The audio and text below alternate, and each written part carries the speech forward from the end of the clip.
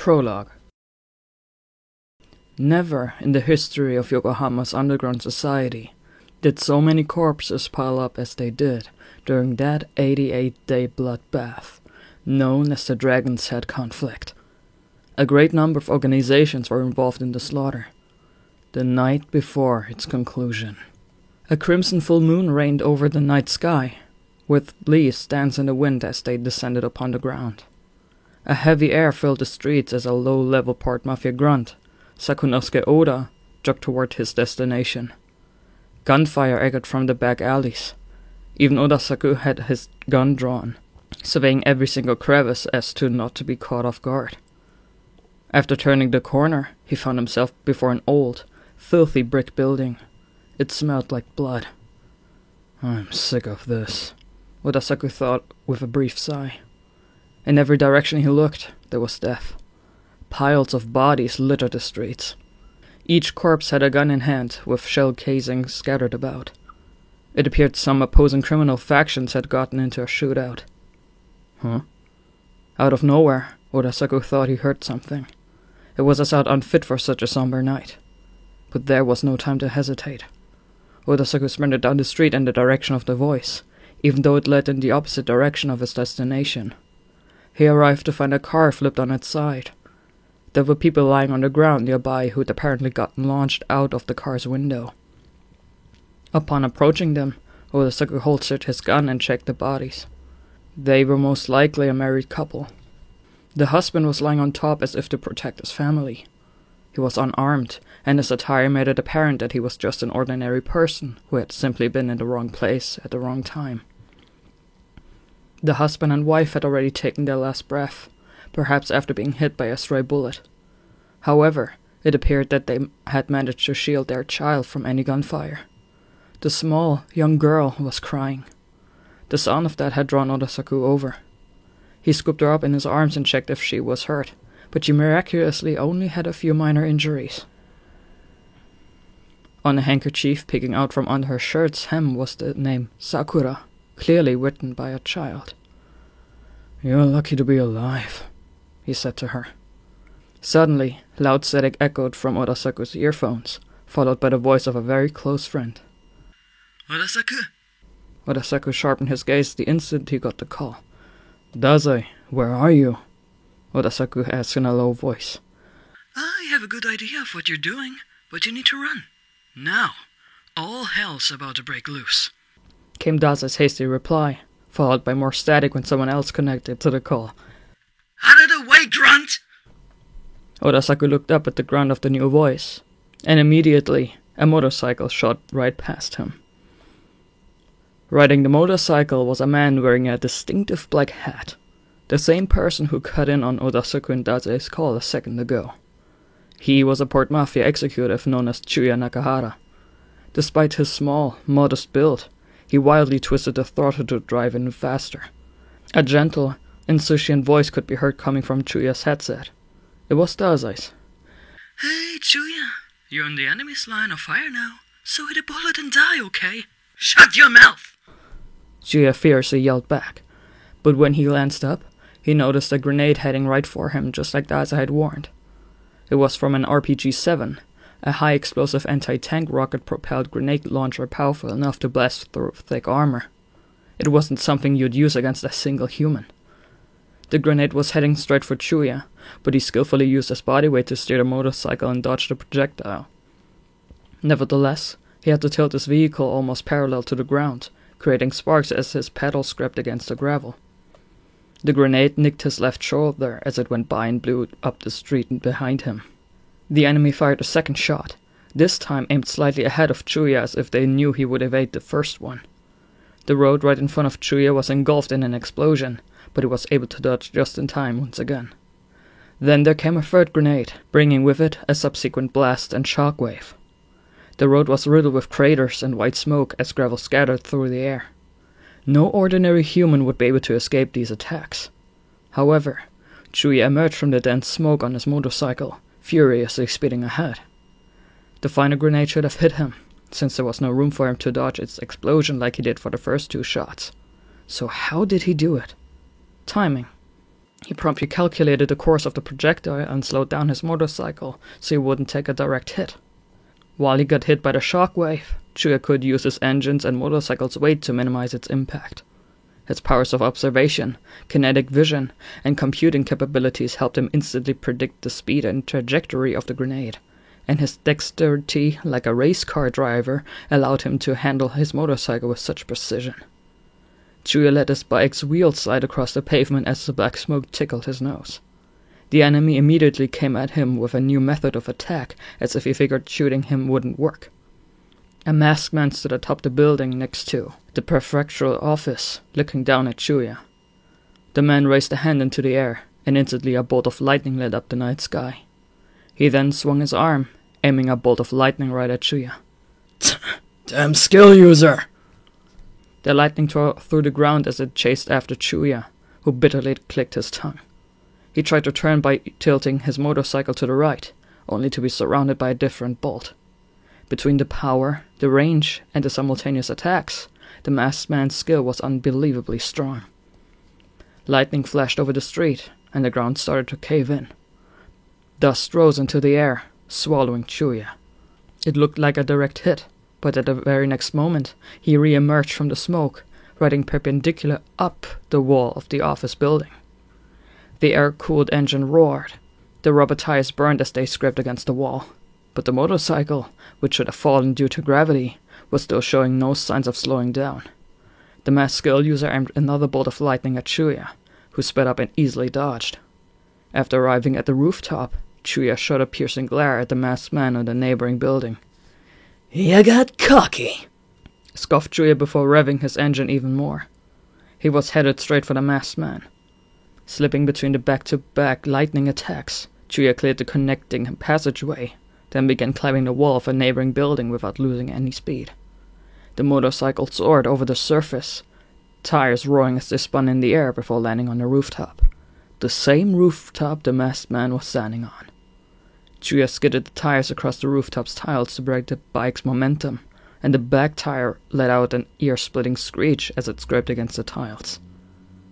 The masked skill user continued to strike as the motorcycle spun, until he hit the engine with a bolt of lightning, causing an explosion. The sound of the violent blast even reached Dazai, who was nearby. In fact, he had been on the same rooftop as the masked man the entire time. He watched as the motorcycle burst into flames. After being captured by the enemy, Dazai had been handcuffed and brought to this very location. His arms were wrapped in bandages, and had a few faint bruises around his bloody mouth where he had been punched. His right eye was wrapped in the same bandages as his arms, making it hard to read his expression. Sensing there was someone behind him keeping watch, Dazai whispered into his hidden microphone. Would have been a lot funnier if you'd been struck by lightning and died. "You want me to kick your ass?" Dazai watched Chuya as he emerged from the wreckage, grumpily blowing the flames off himself. Even though he appeared to have gotten caught in the blast, Chuya didn't even have a scratch on him. Dazai, however, didn't seem the least bit surprised. "You're 5 minutes late," Dazai said before kicking the guard behind him into the air, rendering the man unconscious. "I got punched 3 times, you know," he then joked. Chuya sneered. "How about I kill you with a 4th? "I'm not the one you'll be killing today," Dazai claimed before shedding his handcuffs. He had actually gotten himself captured on purpose. Knocking out the guard and undoing his handcuffs were but simple tasks for Dazai. He and Chuya started to casually walk away when numerous masked men suddenly surrounded them. It appeared there were still enemies lurking in the shadows. "Pathetic garbage wasting my time," Chuya scowled. "Just hurry up and get rid of them," Dazai said with an annoyed tone. "It's not like you didn't see this coming." But right as Chuya was about to retort, he noticed a skill user approaching. A masked man with bolts of lightning coiled on his arms. It was the same person who had been prowling after him. "I almost forgot. I still owe you for earlier." Chuya fixed a murderous glare on the lightning wielder. The building shook from impact, crushed under the force. A dust cloud was forming as bodies, including the masked man's, covered the rooftop. Chuya had used his skill. Riding up the wall on his motorcycle, blowing away the flames from the explosion, All of this was possible because of Chuya's ability. Chuya headed toward the building with Dazai, not even glancing at the piles of the dead he was responsible for. The man they were after was inside. Once the two of them went down the emergency staircase, they discovered the inside of the building was rather run down as well. The hallways were collecting dust, and there were signs of rats in various places. They walked in the direction where they sensed someone's presence until they arrived in a spacious room with office desks and shelves stacked in the corner. The telephone line had been cut, and the fluorescent lights were flickering. Valuable bills and securities had been thrown away with unimportant Michelangelo's documents. In the center of the room was what appeared to be some sort of strange pavilion. The man they were looking for was sitting inside. He was muttering to himself, eyes downcast as he flung several things into a bucket of fire. "It will be mine. It won't be mine. It will be mine. It won't be mine." It was as if he were picking flower petals and trying to tell his fortune. Except instead of flower petals, he was using banknotes and securities. There were even glittering gems in the bucket. "It will be mine. It won't be mine. It will be mine. It won't be mine." The banknotes burned, the securities were ripped to shreds, and the gems were lapped up by the flames. Dazai looked at the stones and muttered, "Those jewels are all real. And that one was worth 50 million. Another large jewel was tossed into the fire with a clink. "It won't be mine," the man sighed. That seemed to have been the last of the gems. Why does fate always mock me? It appears that not even forming a syndicate will get me what I want. The flames illuminated the man's face as he crossed his arms. He had a pale complexion with white hair cascading down to his back. A single braid hung over his shoulders. Of all his attractive features, his lurid red eyes stood out the most. Tatsuhiko Shibusawa. Killing this man would end the Dragon's Head conflict. Chuya took a step forward to get closer to the root of this tragedy. "Give me back my men," he quietly demanded.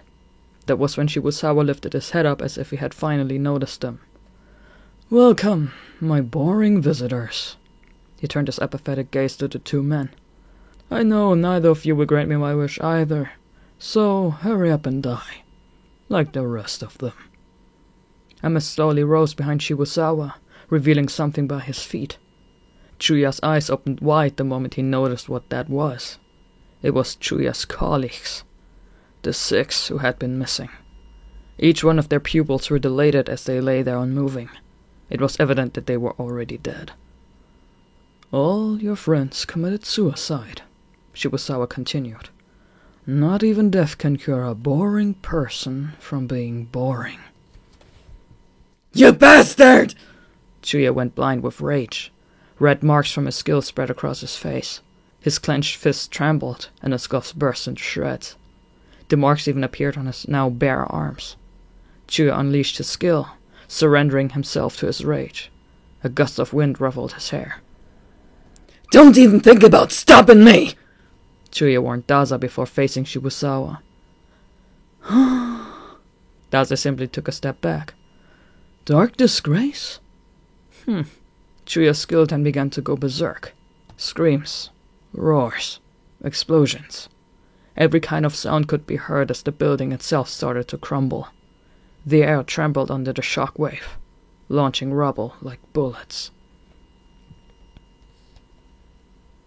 A man was watching the miserable sight from afar.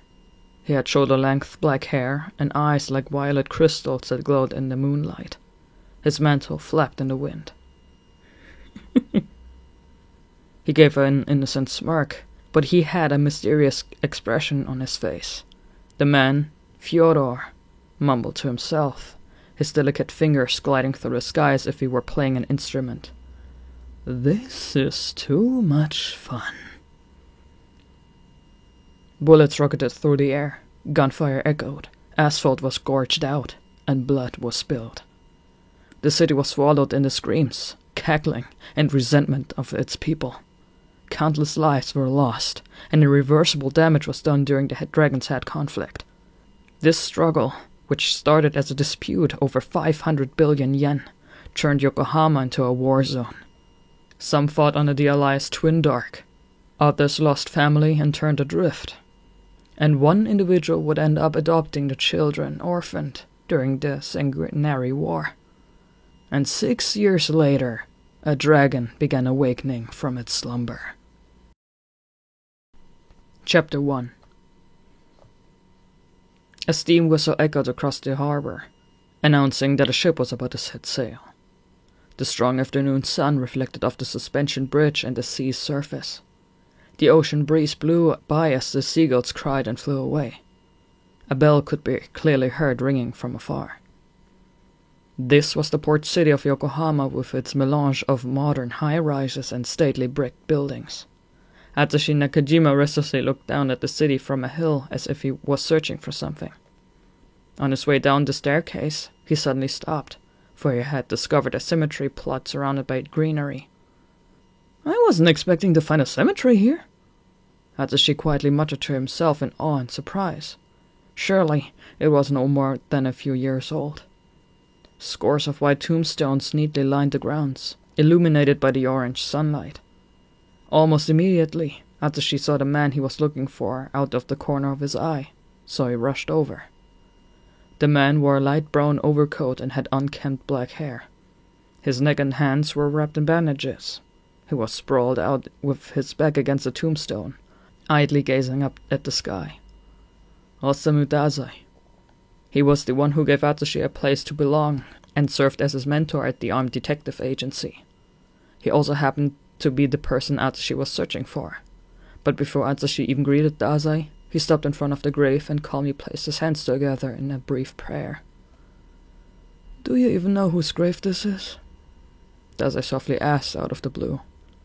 Puzzled, Atsushi replied, "No, but I know there's someone important to you, right?" He glanced at the tombstone and saw the name S. Oda carved into it. Atsushi didn't know who that was, but he did know one thing. They had to be someone extremely meaningful to Dazai. Dazai wore a faint smirk as he asked, "What makes you say that?" "Because I've never seen you visit someone's gravesite before." "Does it look like I'm visiting someone's grave?" joked Dazai. Atsushi, however, simply blinked. What was he talking about? It was a rather unique way to pay one's respects. Most people wouldn't rest their head against a tombstone, but it was clear as day to Atsushi. Dazai was undoubtedly visiting someone's grave. Hence, Atsushi didn't exactly understand Dazai's question, so he nodded and replied in earnest. "Yes, it does, actually." Dazai's eyes slightly widened in wonderment at Atsushi's sincerity until his lips wordlessly curled into a smile. Dazai recalled the events of 4 years ago. Memories of the dilapidated Western-style house's ballroom covered in dust and blood. "Be on the side that saves people. If both sides are the same, then choose to become a good person. Save the weak. Protect the orphaned. You might not see a great difference between right and wrong, but saving others is something just a bit more wonderful." He thought about his friend's last words, then stared at his hands with a blank expression. Atsushi couldn't tell how Dazai was feeling from his profile alone. "So," Atsushi spoke up as Dazai idly daydreamed, "was this someone you used to be in love with, or?" "If this were a woman I loved, I would have died with her." "Yeah, I bet," Atsushi muttered to himself. Dazai then suddenly stood up and faced him. "Did you say something?" he asked. "Oh, no, it's nothing." Atsushi averted his gaze. "He was a friend of mine," Dazai added quietly. He then began slowly walking in Atsushi's direction while seeming somewhat sentimental. He stared into the distance. "He's the reason I quit the Port Mafia and joined the agency. I'd probably still be killing people for the Mafia if it wasn't for him." "Huh?" Atsushi was baffled. He had no idea whether that was true. What did Dazai mean by that? Curious, Atsushi turned around to face Dazai, but all he could see was his back. Nevertheless, before Atsushi could even get another word out. I'm kidding, Dazai assured almost jokingly. The melancholy Atsushi felt from Dazai had disappeared, and Dazai continued to speak in his usual, light-hearted manner. I'm guessing Kunikida asked you to find me, right? Atsushi suddenly remembered what he was here for. Yes, we have an important meeting. He originally came here because Kunikida ordered him to drag Dazai back to the agency. I'll pass. What? Dazai continued to briskly walk ahead with his back still turned to Atsushi. Atsushi shot him an accusatory gaze, but his mentor showed no signs of turning around. I just thought of a new way to kill myself, so I want to test it out. Again? Atsushi muttered in exasperation before sighing as Dazai casually waved goodbye. There was nothing you could do to stop the man once he said he was going to try killing himself. All you could do was sigh. Atsushi simply watched as the sand-colored trench coat gently fluttered in the ocean breeze. A few hours later, Atsushi returned to the Armed Detective Agency, a red brick building near the port. He was heading to the conference room. After slowly opening the heavy door, he walked inside. The room was neither spacious nor cramped, but had just the right amount of space for meetings. A large screen hung from a wall, while a whiteboard stood by another. In the center of the room was a long table, with close to a dozen people huddled around it, all members of an armed organization that oversaw the twilight that existed between the worlds of day and night. The Armed Detective Agency was a group of skill users who handled cases in the port city of Yokohama that the authorities alone couldn't solve, and every policy and decision ever made was done here, in this conference room. A silver-haired man took a seat near the entrance, while he had a clear view of everyone sitting at the table. His aura was very relaxed, just like his elegantly colored kimono, and yet he was dignified with a sharp gaze, making it clear he was no ordinary man. A talented martial artist once known as Ginuro, the Silver Wolf, he was now president of the Armed Detective Agency. His name was Yukichi Fukusawa. An office clerk at the agency, Haruno, stood diagonally behind Fukusawa. She seemed to be something of a secretary. Standing in front of the screen with a red ribbon tied at his neck and his hair pulled back in a long ponytail was Doppo Kunikida. It looked like he was going to be conducting the meeting. Dressed in a collared shirt and vest that perfectly fit his tall frame, he adjusted his glasses with an extremely serious stare. The individual already seated with a bunch of snacks scattered over the table was Ranpo Edogawa. He wore a cape with a loosely fit tie and a flat cap, the kind of ensemble you would find in a Western detective novel. Ranpo was generally childlike and guileless, with innocent almond-shaped eyes that were nearly impossible to read. Nevertheless, he was the heart of the agency, and while he was just an ordinary human, he had an extraordinary brain that allowed him to uncover the truth in the blink of an eye. Sitting across from him was Akiko Yosano, her neatly trimmed hair grazing her shoulders, complemented by a butterfly hairpin. She wore a well-fitted white collared shirt with a black tie, black skirt, and black gloves as if she were in mourning. She sat so quietly that no one would ever doubt her wit and beauty, as long as she kept her mouth shut. Compared to the majestic Yosano, the young man sitting next to her, Junichiro Tanizaki, essentially a sales clerk for the agency, had a face that just screamed helpless. He had light hair and a pale complexion and wore slightly oversized, long-sleeved knit shirt that exposed his delicate-looking collarbone. A troubled expression crossed his face as his beautiful sister, Naomi Tanizaki, was sitting by his side, nestled coquettishly next to him. This was nothing new, but Naomi and Tanizaki were so uncomfortably close that Atsushi had to avert his gaze. However, the boy who sat across from Tanizaki, Kenji Miyazawa, didn't seem fazed in the least as he cheerfully chatted with Ranpo at his side. He was dressed in well-worn overalls and a straw hat. His friendly smile was accented by the freckles on his cheeks. Sitting one seat away from Kenji, as if to distance herself from his cheerfulness, was a kimono-clad girl named Kyoka Izumi, who had just recently joined the Armed Detective Agency. Her long black hair was bunched into two low pigtails with flower hair ties, and she had long, curved eyelashes. Her expression was still. While she seemed somewhat cold, Atsushi already knew that she really wasn't. He was sure the empty seat next to her was for him. In fact, her encouraging gaze prompted Atsushi to take the seat between her and Kenji.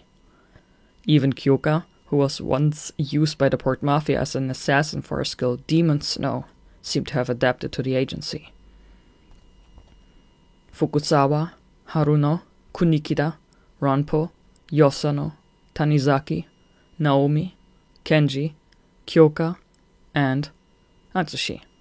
All the agency members were present for the meeting, save for Dazai. Seeing so many gathered here, Atsushi could feel that the topic was going to be serious.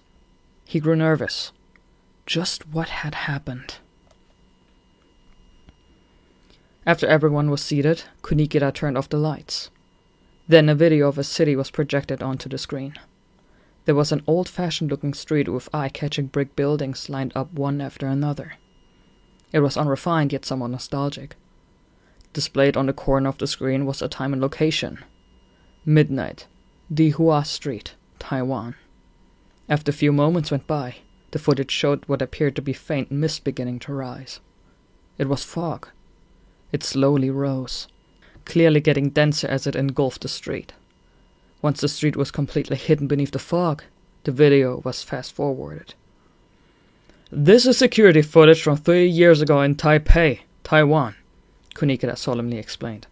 "As you can see, a dense fog appeared within a mere few minutes before vanishing. However, this was not due to unusual weather."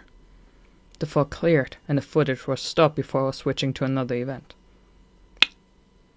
A photo popped up on the screen. It appeared to be the last location as before, but it was a close-up of an alleyway between two brick buildings. A large crowd had gathered around something in the middle of the street. An even more zoomed-in photograph was displayed next, revealing what that something was. Lying face down on the ground. A suspicious body was discovered after the fog cleared. The burned corpse you see here were the charred remains of a human. Whatever did this to the victim was so hot that even the ground was scorched. Obviously, no hair or clothes remained on the corpse, but there were no bones left either. There was no way to make out the victim's face or features, and understandably so.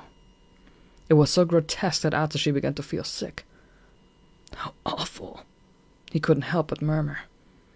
Burning a body until it carbonized wasn't something someone in their right mind would do. That is, if this were done by human hand. Atsushi knit his brow as the others fell silent after witnessing such a horrific sight. Ranpo, however, made an observation as he chomped away at his snacks. "You're a skill user." "Precisely. Impressive as always, Ranpo." Doppo Kunikida complimented his colleague with a firm nod. "Specifically, a fire-wielding skill user well known in the area." Kunikida then pressed a button on the remote and displayed the next photograph. "This is a picture of Singapore, 1 year ago." The screen showed a Merlion statue with its lion head and fish body. However, the focus wasn't on the area of the white statue commonly seen in magazines. The front side that faced the bay, but its back. A man was crucified to it with his arms and legs listlessly hanging. His skin had turned pale, but most surprising of all were the countless red and black playing cards piercing his body. He was very clearly dead. Sure enough, that same thick fog appeared, and immediately after it dissipated, another suspicious body was found. He was a highly skilled assassin with the ability to manipulate playing cards. Kunikida explained with a detached tone before clicking the remote again. The picture of the mutilated body disappeared, replaced with a photograph of a woman impaled by icicles. "This happened half a year ago in Detroit. You get the gist. The body was found after the fog as well." The photo showed a busy street surrounded by high-rise buildings, yet for some reason there were numerous icicles jutting out of the ground. The colossal, crystal-clear spears had pierced a woman high in the air, killing her. Kunikida continued. "As you've probably guessed, she was an ice-wielding skill user." "In other words," began Fukuzawa, "following this mysterious fog, Skill users around the world have died after using their own skills on themselves. Kenji immediately turned to Kunikida. Does that mean is Fuga-sama responsible for what happened to them? He'd phrase it in the form of a question, but it was more of a confirmation. It would be hard to believe that the bizarre deaths of the skill users and the fog covering the city were unrelated. There have been 128 confirmed cases considered to be of the same nature. Over 500 skill users have died as a result, Kunikida replied. He pushed up his glasses with his index finger. The Special Division for Unusual Powers refers to this chain of events as the Serious Skill User Suicide phenomenon. And speaking of suicide, Kunikida suddenly looked up, and a cold chill shot down Atsushi's spine. Oh crap, Atsushi thought. What happened to that idiot Dazai? Kunikida asked. I knew he was gonna ask. Who else besides Dazai would come to mind with the word suicide? Atsushi's shoulders slumped dramatically. Hyoka shot him a quizzical look, but this was no time to be worried about that. Atsushi didn't want to answer Kunikida's question, but he didn't have any other choice. His expression tense, Atsushi replied. He apparently thought of a new way to kill himself. That oxygen-stealing bastard! Kunikida screamed to no one's surprise. I knew this would happen, thought Atsushi. It was understandable, though. There were only so many times Dazai could do this to Kunikida before he lost his temper. It had become such a regular occurrence that Atsushi was actually starting to sympathize with Kunikida, even. Both Kunikida's face and voice were burning with rage. But while Kunikida was furiously giving him an earful of what he should have done, Atsushi suddenly heard Ranpo mutter, I see. Ranpo then began packing his cherished snacks into the office safe as he had just thought of something. Kenji curiously tilted his head to the side. What are you doing? He said. It's a secret. Ranpo smirked as he continued to stuff his snacks into the safe while Kenji sat there, confused. After shooting the two of them a quick glance, Tanizaki knit his brow and asked, So, does every skill user commit suicide when they touch this fog? He was clearly concerned, but a moment later, Naomi threw her arms around him. I would never let that happen to you. I can't have you kill yourself and leave me behind. With an enraptured gaze, Naomi tightened her grip around him, then tightened some more. Naomi? Tanizaki panicked, but Naomi paid him no mind. Her cheeks turned red for some reason as she nearly strangled him in her arms. You're suffocating me! You're suffocating me! Tanizaki yelled while Yosono calmly spoke up. So, what does all of this have to do with us? She asked as she looked at the documents in her hands. I know you're not just asking us to be careful because we're skill users, too. Kunikida nodded solemnly after he'd finished giving Atsushi an earful. We've received an inquiry from the Special Division for Unusual Powers to investigate the incidents, he firmly replied. They learned that the man assumed to be involved in the suicide has made his way to Yokohama, so they have asked us to search for and capture him. Atsushi sat straight up in surprise. It wasn't difficult to imagine how dangerous this was going to be. Click, click. Kunikida clicked the remote. This is our target. On the screen was a picture of a frail young man with long, wavy white hair and a pale complexion reminiscent of snow, with crimson eyes that glowed dimly. The only things known about him were his nationality, name, and age. Every other entry had unknown written next to it. Tatsuhiko Shibusawa, 29 years old. All we know about him is that he is some sort of skill user and goes by the alias The Collector. The Collector? Kenji repeated. Atsushi's shoulders trembled slightly. The Collector. Tatsuhiko Shibusawa. Atsushi gazed at the man's picture as if his name was drawing him in.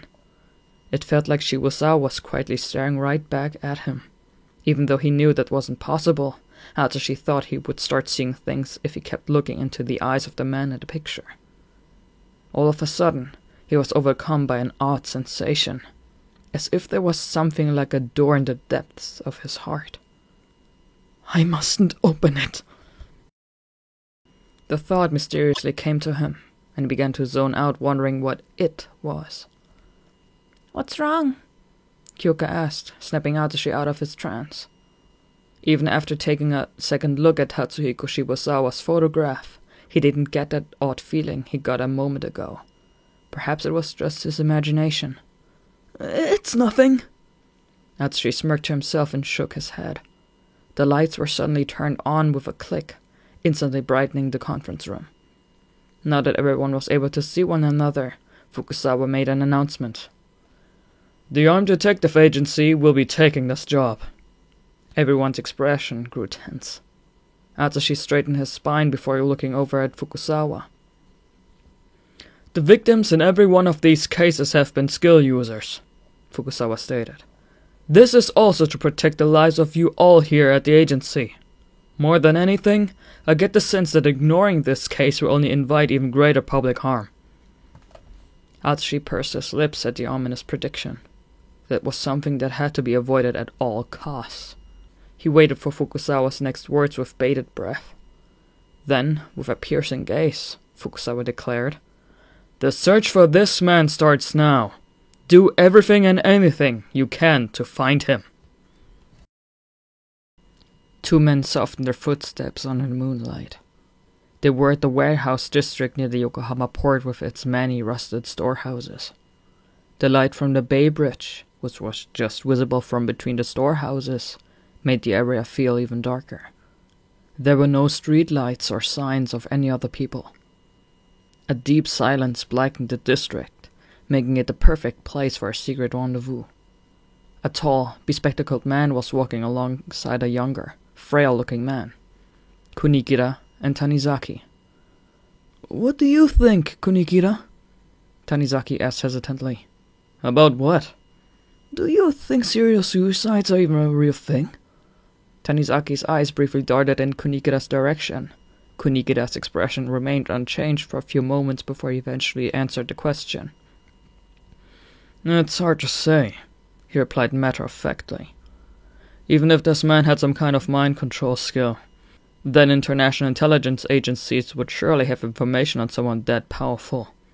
And yet, their client, the Special Division for Unusual Powers, had absolutely no information on him. Tanizaki lowered his gaze despondently after finally grasping the reality of the situation. Well, I really hope the division agent we're about to meet has some new intel on the guy, he said with a sigh as he continued to walk by Kunikira's side. The area was so quiet they could hear each other breathing. The moon was extraordinarily large at night. A full moon, perhaps, and shone down on them. They were close to the rendezvous point, and it wasn't long before they stopped in their tracks in front of an alleyway between two storehouses. Kunikira rolled up his sleeves to check his watch. It was 7:59:45 p.m., 15 seconds before the meeting time. Kunikira made absolutely sure to set his watch to the time signal broadcast every morning, so there was no doubting it. He nodded confidently. They were perfectly on schedule. However, He's not here yet, muttered Kunikira. This should be the place. Kunikira! Tanizaki shrieked after surveying their surroundings. Kunikira immediately looked up before following Tanizaki's nervous gaze. He didn't have so much as a moment to reply before he saw someone collapse in the alleyway. It was a man in an unblemished business suit and slightly scuffed shoes. His limbs were completely limp. A pool of blood slowly crept out from underneath his body, its vivid crimson hue clear as day as the pale moonlight reflected off it. Kunikira and Tanizaki reacted the moment they noticed the motionless, silent body. Kunikira promptly drew his gun tucked behind his belt before lowering his posture and running toward the body. Tanizaki simultaneously drew his own gun that he was concealing and got into his stance. They held their weapons at the ready while standing back to back by the body while surveying the area. It didn't even take more than a few seconds for them to prepare for battle after discovering the collapsed man. They listened closely, looking for any signs of the enemy. Kunikira then placed 2 fingers on the man's neck, his carotid artery. The man was warm, but there was no pulse. Not much time had gone by. He must have been killed minutes before they arrived. Nevertheless, there were no signs of anyone else around. Had the attacker already escaped? Kunikida? Tanizaki called out, wondering what happened. Kunikida then tucked away his pistol and said, "It's a division agent. He's dead." Tanizaki jumped, then turned his head and looked back as if he couldn't believe what he had heard. Kunikida crouched down by the body where he had suddenly noticed something on the ground. He took a handkerchief out of his breast pocket and used it to pick that something up so he wouldn't get his fingerprints on it. Tanizaki, who was still holding his gun at the ready, couldn't see what it was, though. "What's wrong?" Tanizaki anxiously asked. However, Kunikida didn't respond. He simply stood up with that something in his hand. It was unnatural. Extremely unnatural. Clearly, this object hadn't just fallen there by chance. If anything, it felt like it was some sort of message to Kunikida. He furrowed his brow slightly and whispered, "Did the criminal leave this behind?" Wondering what Kunikida was talking about, Tanizaki lowered his gun and turned around. That was when he finally saw what Kunikida was holding. It was an apple as red as the blood it was found next to. The moonlight gleamed off its smooth surface. This wasn't a prop or a bomb of any sort. It was, without a doubt, a simple fruit. For the fact that there was a knife sticking out of it as if to condemn the taste of sin. A blade had been driven into the symbol of original sin. A dreary, ominous aura oozed from the ripe fruit like venom. "What's that?" asked Tanizaki, but Kunikida shook his head. This wasn't enough information to go by. All that was clear was that this was left by the murderer. The criminal might have used the knife to kill the agent as well. "Why an apple?" Tanizaki quietly muttered. "Hell if I know," Kunikida spat in frustration. Juice from the apple dripped down the knife and onto the ground, leaving a tiny puddle. The starting bell was already ringing. Interlude 1. Classic jazz was playing softly in the background. This windowless basement pub had a mellow atmosphere to it. The dingy pale orange lightning illuminated the empty bottles lined up against the wall.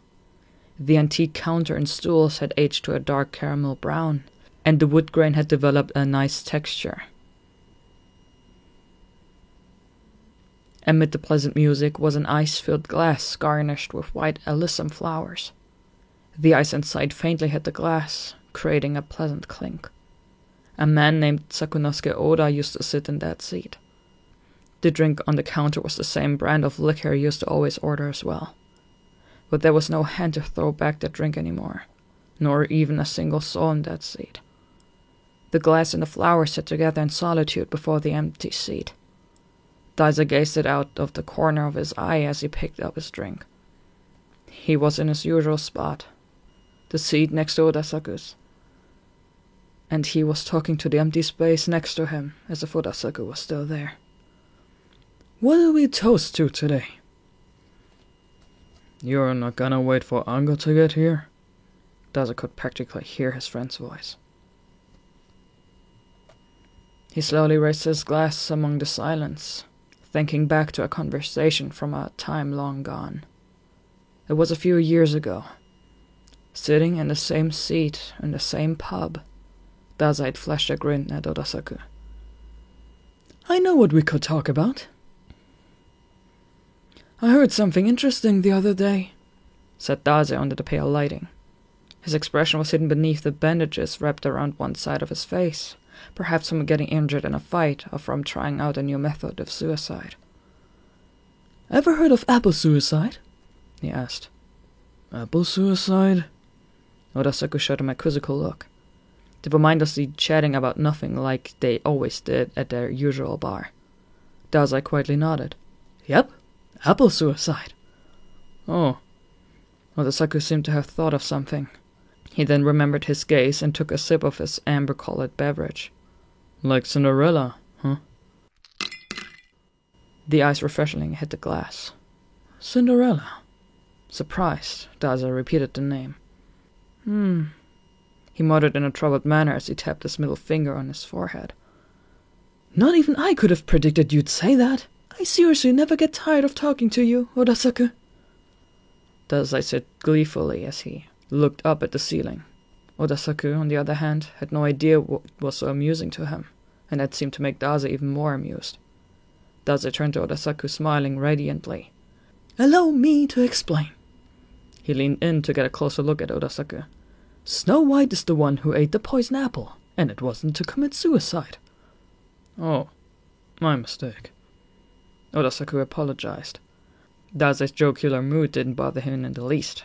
However, Hold on. Dazai placed a thumb in his chin and suddenly got lost in thought. Curious, Odasaku looked over at him. When? Maybe Snow White did kill herself, Dazai murmured softly. Maybe she took a bite of the poisoned apple, knowing it was poisoned. Why would she do that? Odasaku stared at his friend, unsure of what he meant. Despair, Dazai replied with a face-chest grin. She had lost all hope when her own mother gave her that poisoned apple. No. He paused, then idly gazed up at the ceiling as if he was giving this more than a passing thought. In a crystal-clear voice, he then said, Perhaps it was a more nebulous form of despair. Perhaps she had lost all hope in the world itself. It was an alarming sight. Dazai sounded like he was in a trance. It was as if he was ignoring all this world had to offer while in pursuit of something else. Odasaku silently stared at his friend, who longed for something beyond his reach. Then Dazai briefly chuckled. Wouldn't that be something? He said. Still laughing, he continued. I met an interesting skill user recently. He slowly lowered his gaze, and his lips curled in amusement. Perhaps he was thinking about this person or their skill. His lips distorted into a crooked smile. He can make people commit suicide, said Dazai.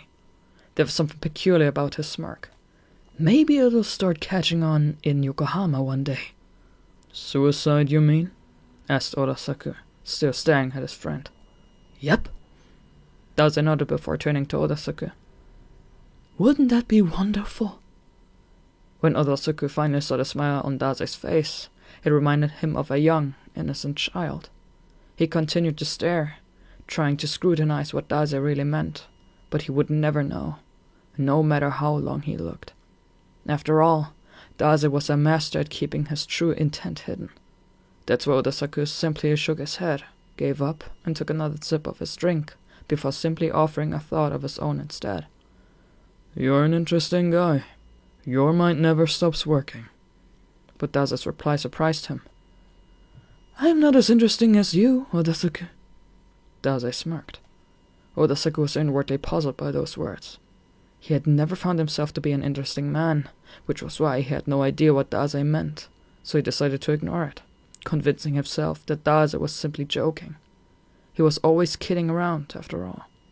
He was no longer in a trance like earlier, and he wasn't acting odd anymore either. So Odasaku looked over at the bar's doorway and casually mentioned that Ango sure is late today, just like he always did. That used to be a routine, but it was now all in the past, never to return. Ango isn't coming, Dazai replied to Odasaku's casual remark from years ago. So many things had changed since then. Odasaku was no longer by his side, and Ango didn't come to this pub anymore. Dazai now sat at the counter alone. He was waiting for no one. He simply gazed at the amber liquid in his glass. The ice clinked in the liquor glass garnished with white alyssum flowers, as if Odasaku had replied. Dazai then quietly whispered, You were right, Odasaku. And he picked up his glass. It's certainly wonderful to be on the side that saves others. Next to the glass was a white and red pill. If you plan on living, that is, he added.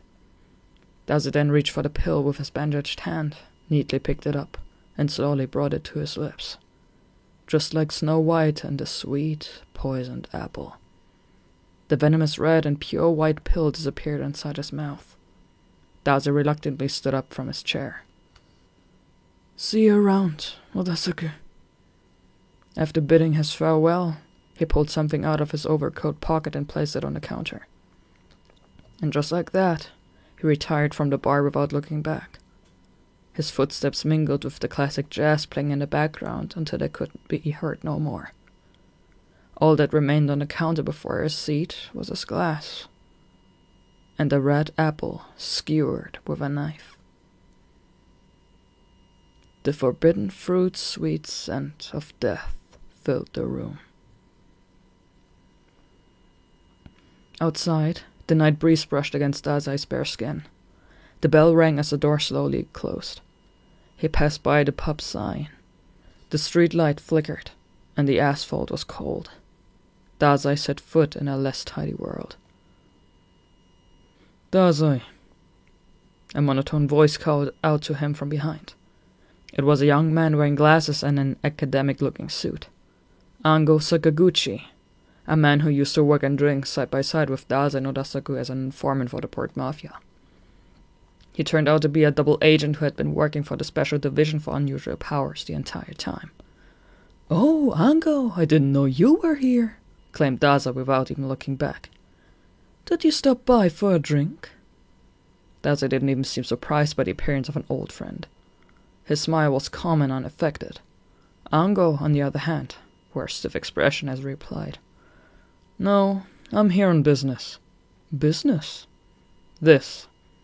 Immediately, over a dozen Special Forces soldiers in black wordlessly appeared and emptied the silenced submachine guns right at Dazai's chest.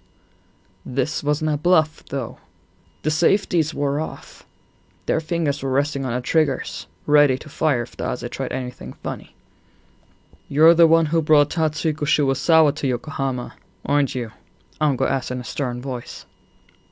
Dazai reacted to the accusation by slowly turning the face to Ango and fixing him with an icy glare. He was extremely calm despite having nowhere to run. It was almost unnatural. He regarded Ango like one would look at rubbish. Nevertheless, Ango nervously asked, "Do you plan to start a mass suicide of skill users here in Yokohama?" What Ango didn't realize, though, was that there was a shadow slowly approaching him from behind. The Special Division agents didn't notice either as they surrounded Dazai. Dazai's lips twisted into a smirk as if this were all merely child's play to him. The next moment, Dazai seemed like a completely different person. "Do you really think you could catch me?" he asked. A chill shot down Ango's spine from an absolute terror that he couldn't put his finger on. It was malice presented by a beautiful face. It was the feeling that there was a monster nearby. It was the depth of a darkness and an overbearing, intimidating air. Ango felt as if he saw a glimpse of something that shouldn't exist in this world. The cold-blooded smirk was like nothing he had ever seen. He didn't know this Dazai. He seemed far too cruel. But by the time Ango realized this, it was already too late. An ominous white fog had slowly crept up behind Ango. Chapter 2. "Get out, you parasite!" A tall building stretched up toward the heavens. It was a beautiful white church decorated with vividly colored stained glass and detailed sculptures. In the center was Atsushi, trembling. His body wouldn't move, overcome with fear. It took everything he had to simply crawl on the frigid stone flooring. How? Why? He had so many questions, but he couldn't think clearly. Cold sweat dripped down his pale face. Atsushi knew where this was. It was the orphanage he grew up in, a place he left long ago. So why was he here now? The trauma of days gone resurfaced. His breathing grew shallow. There were footsteps. He looked up with a gasp to find familiar faces staring down at him. They had worked at the orphanage. "Your kind isn't welcome here!" The verbal abuse made Atsushi realize what was happening. This was a memory, a scene from his distant past. Days of loneliness and humiliation he didn't wish to remember. "Is it that I don't want to remember? Or that I can't remember?" The scenery before him was suddenly distorted, and a door appeared behind the orphanage workers. It was a sturdy-looking white door, majestic and divine. Atsushi's eyes were drawn to it, but he felt that shouldn't be disturbed. It was a forbidden gate that must absolutely never be opened. I mustn't open it. I mustn't open it. I mustn't open it. Atsushi kept repeating those words to himself. His body froze with fear, and he couldn't stop trembling. Not even Atsushi himself knew why, though. The fear wreaked havoc on his mind and almost instinctively shackled him to the ground. I mustn't open it. I mustn't open it. I mustn't open it. That door mustn't be open at all costs. Society would be better off if you just died. You don't belong in this world. The vitriol echoed throughout the church. Fog slowly began to creep out from behind the door as if it were reacting to the orphanage's director's voice. Atsushi wondered what was going on, but his curiosity was short-lived. The orphanage workers were gone before he even realized it, and the fog was racing toward him. His eyes opened wide with fear. Fog. Fog. Fog. All he could see was the pure white fog as it swallowed his body. He wanted to scream, but he couldn't. The mist forced its way into his mouth, and he felt as though he were being controlled. It hurt to breathe. He couldn't breathe. He was being eaten alive by the fog. He was going to be consumed and die. That was when he woke up. Atsushi opened his eyes and sat up with a gasp. There was only darkness. He panted, confused as to where he was. His entire body was drenched in sweat, and a light blanket clung to his skin. Atsushi finally realized where he was as his eyes slowly adjusted to the darkness. He was in his room in the company dormitory. Inside the closet, to be exact. That was just a dream? He was still gasping for air, but he felt a little more at ease knowing he'd dreamed it all. Everything's okay. I'm not the same person I was when I lived at the orphanage. I have friends. I have a place where I belong. At the Armed Detective Agency. Things are different now. Suddenly, someone called out to Atsushi from the other side of the sliding door while he was taking a few deep breaths. Can I come in? It was Kyoka. Oh, sure. A pale light peeked into the closet as she slid open the door. It was still nighttime. She must have turned on the lights. She was still wearing her pajamas as she closely examined Atsushi's face. Are you okay? Huh? Why do you ask? You sounded like you were having a bad dream. Kyoka lowered her gaze in a worried manner. Atsushi and Kyoka were currently living together in the agency dormitory. Of course, Atsushi wouldn't dream of sleeping in the same room as her, so he decided to take the closet. Be that as it may, it was still a closet. The sliding door was thin, and it was far, far from being soundproof. On top of that, Kyoka was a former assassin, and a highly skilled one at that. She would easily be able to sense anything out of sorts, which was why she woke up to the sound of Atsushi's voice and started to worry. When Atsushi looked over her shoulder, he noticed her futon was already been made. It must have been a little while since she'd noticed he was moaning in his sleep. He started to feel guilty and decided to tell her the truth despite his embarrassment. Yeah, it's just a bit of a nightmare. Kyoka immediately leaned forward and brought her face closer to his. Wait, Kyoka? Atsushi panicked. He wasn't used to seeing her so close up, and in her pajamas at that. But what she said next sent a chill down his spine. Kyoka stared at him intently and asked, Did you see any fog in your dream? What? His face tensed, for he became bizarrely sure of something. He immediately raced out of the closet and opened the window. All he could see was white fog. Fog. Fog. Fog. Just like in his dream, the area was thick with fog. It was as if the night scenery of Yokohama, which he was so used to seeing from the window, had been engulfed by the mist. Atsushi stared vacantly at the sight. Is this... he muttered. A moment later, he heard Kyoka behind him flip open her phone. I'm not getting any signal, she announced abruptly. Atsushi started searching for his own phone in a panic. He vaguely remembered leaving it near his futon, so he rushed over to the closet and grabbed it. He pressed the call button. No signal. The situation was dire. Atsushi was so flustered that he bumped his head on the divider in the closet. A dull, throbbing pain ran through his skull. Nevertheless, there was no time to roll around in agony, so he simply rubbed his head while showing Kyoka his phone. Me either. A white fog and disconnected phones. Atashi's gut was telling him that something was wrong. Is this the fog that's been making skill users kill themselves? He muttered after sluggishly crawling out of the closet. Kyoka, who was looking out the window, turned her gaze to him. Let's go to the agency. Huh? Now? Like, right now? Atashi was taken aback by her sudden, blunt proposal. His eyes wandered as sweat beaded on his cheek. Don't you think we should wait until morning? Kyoka, however, looked dead serious. It was clear that she had already made up her mind. Nevertheless, Atashi didn't back down yet. With a trembling voice, he squeaked, Maybe the fog will clear up, but he never got the chance to finish that sentence. Towering, high-rise buildings, a giant red brick warehouse, a historic city hall building, the Bay Bridge stretching into the distance. The city was eerily silent under the fog. Not a soul in sight. Although it was far past midnight, it seemed odd that there was not a single person in the shopping arcade, on the Ferris wheel in the amusement park, or even in the park by the sea. There was just white fog.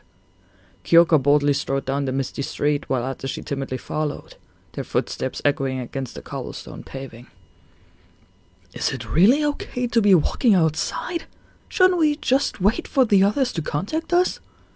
Atashi couldn't help but wonder, even though he knew there was no way they could have contacted the agency.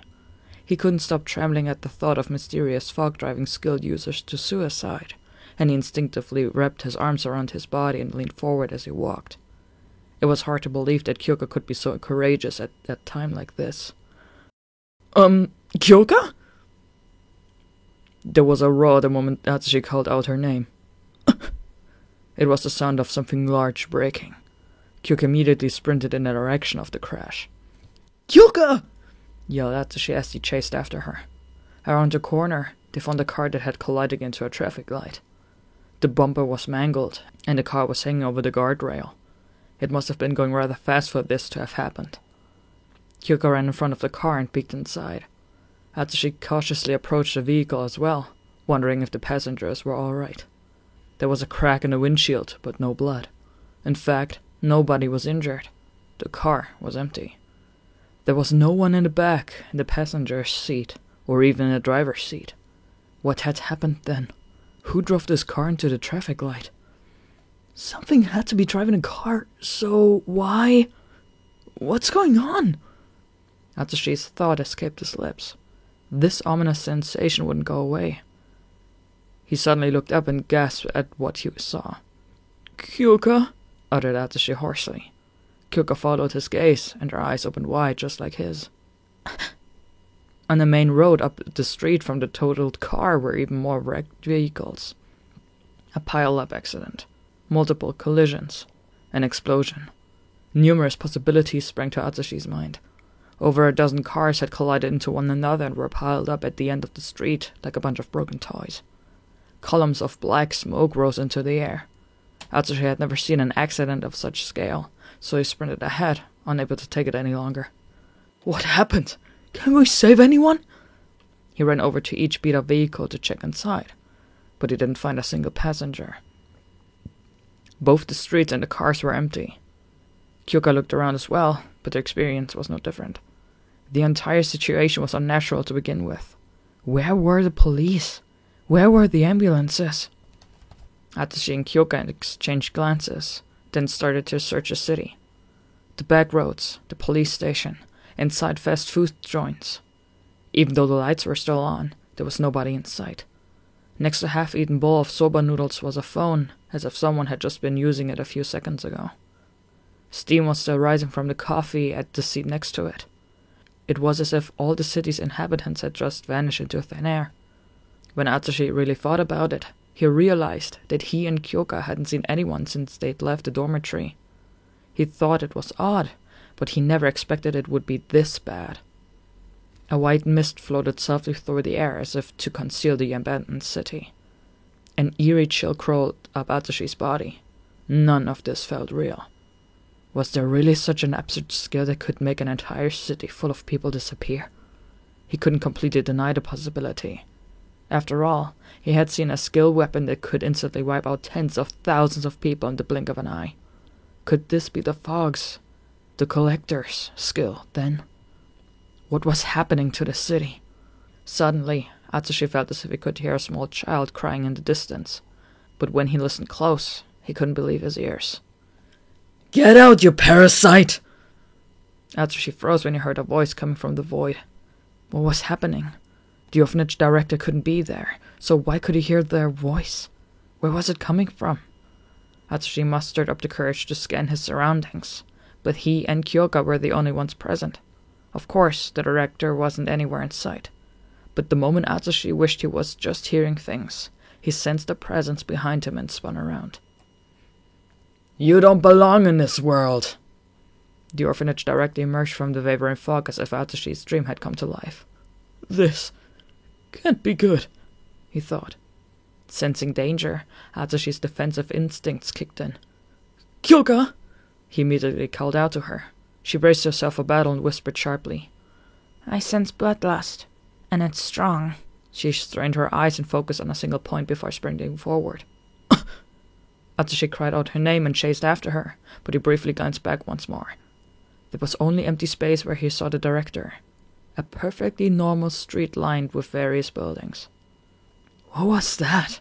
He wondered, but thinking would get Atsushi nowhere, so he continued to chase after Kyoka, hoping to clear his head. There was a car flipped over on its side in the middle of the road with blood splattered across its underside, its wheels, and the pavement beneath where the blood trickled into the gutter. The crimson trail continued down the road into the deep fog as if something had been dragged in that direction. This was where Kyoka's senses led her. Blood. Atsushi grimaced at the pungent stench.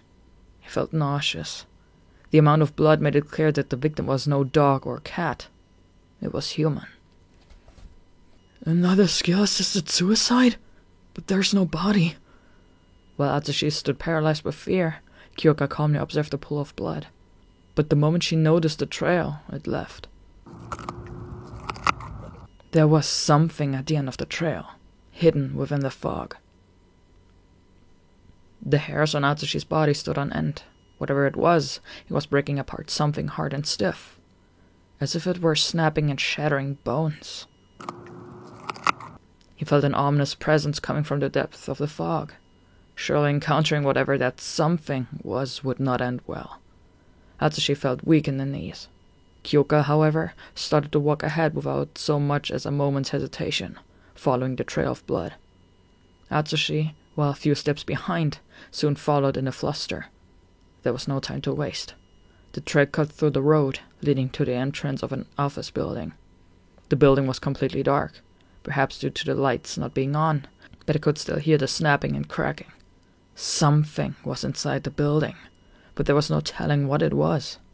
If this thing was responsible for all the blood like the two of them imagined, if it was still feasting on the victim's bones, then whatever this something was had to be considerably powerful. The remains of the Violet Massacre were further proof that they had to be careful. Was this a skill user? Or was it something different completely? Although nervous, Atsushi tailed Kyoka as she boldly pushed forward. Atsushi was well aware that he had been keeping behind Kyoka ever since they left the dormitory.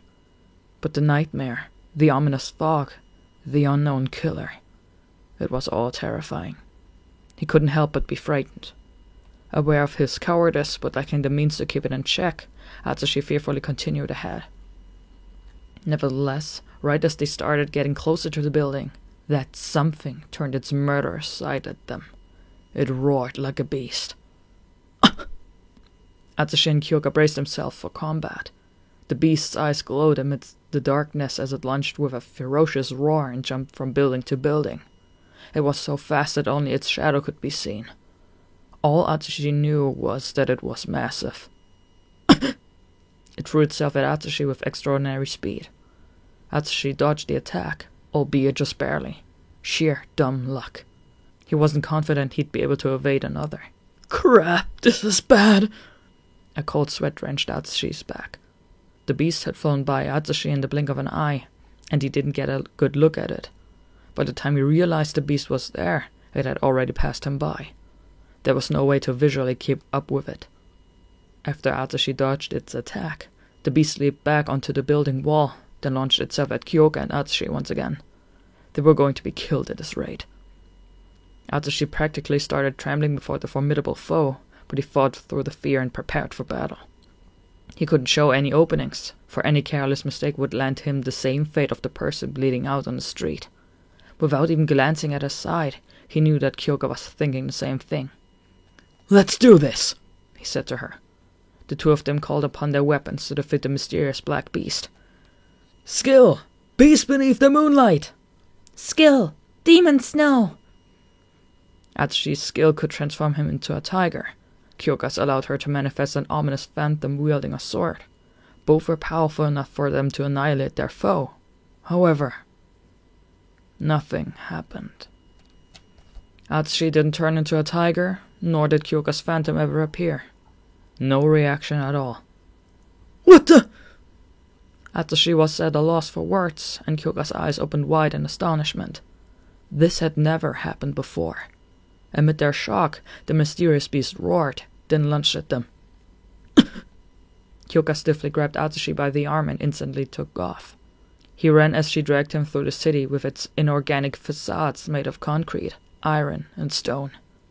It was as if Yokohama had been frozen in time. Explosions could be heard in the background as white smoke billowed up into the sky. It was obvious that the beast was barreling through cars or whatever got into its way as it chased them. Each impact smashed in the asphalt, sending dust storms into the air. They could feel small pieces of gravel pelt their backs as they fled. Using cars as barricades, sprinting through narrow alleys, or even suddenly changing directions made little difference. The beast simply knocked the cars out of the way, blew down the buildings, and swiftly kept up with them before cutting them off. Vehicles soared through the air before crashing and burning while buildings collapsed, leaving clouds of dust. No matter where they ran, the beast didn't give up. It relentlessly chased them, but it had no means of dealing with its overpowering strength and speed, for neither of them could use their skill.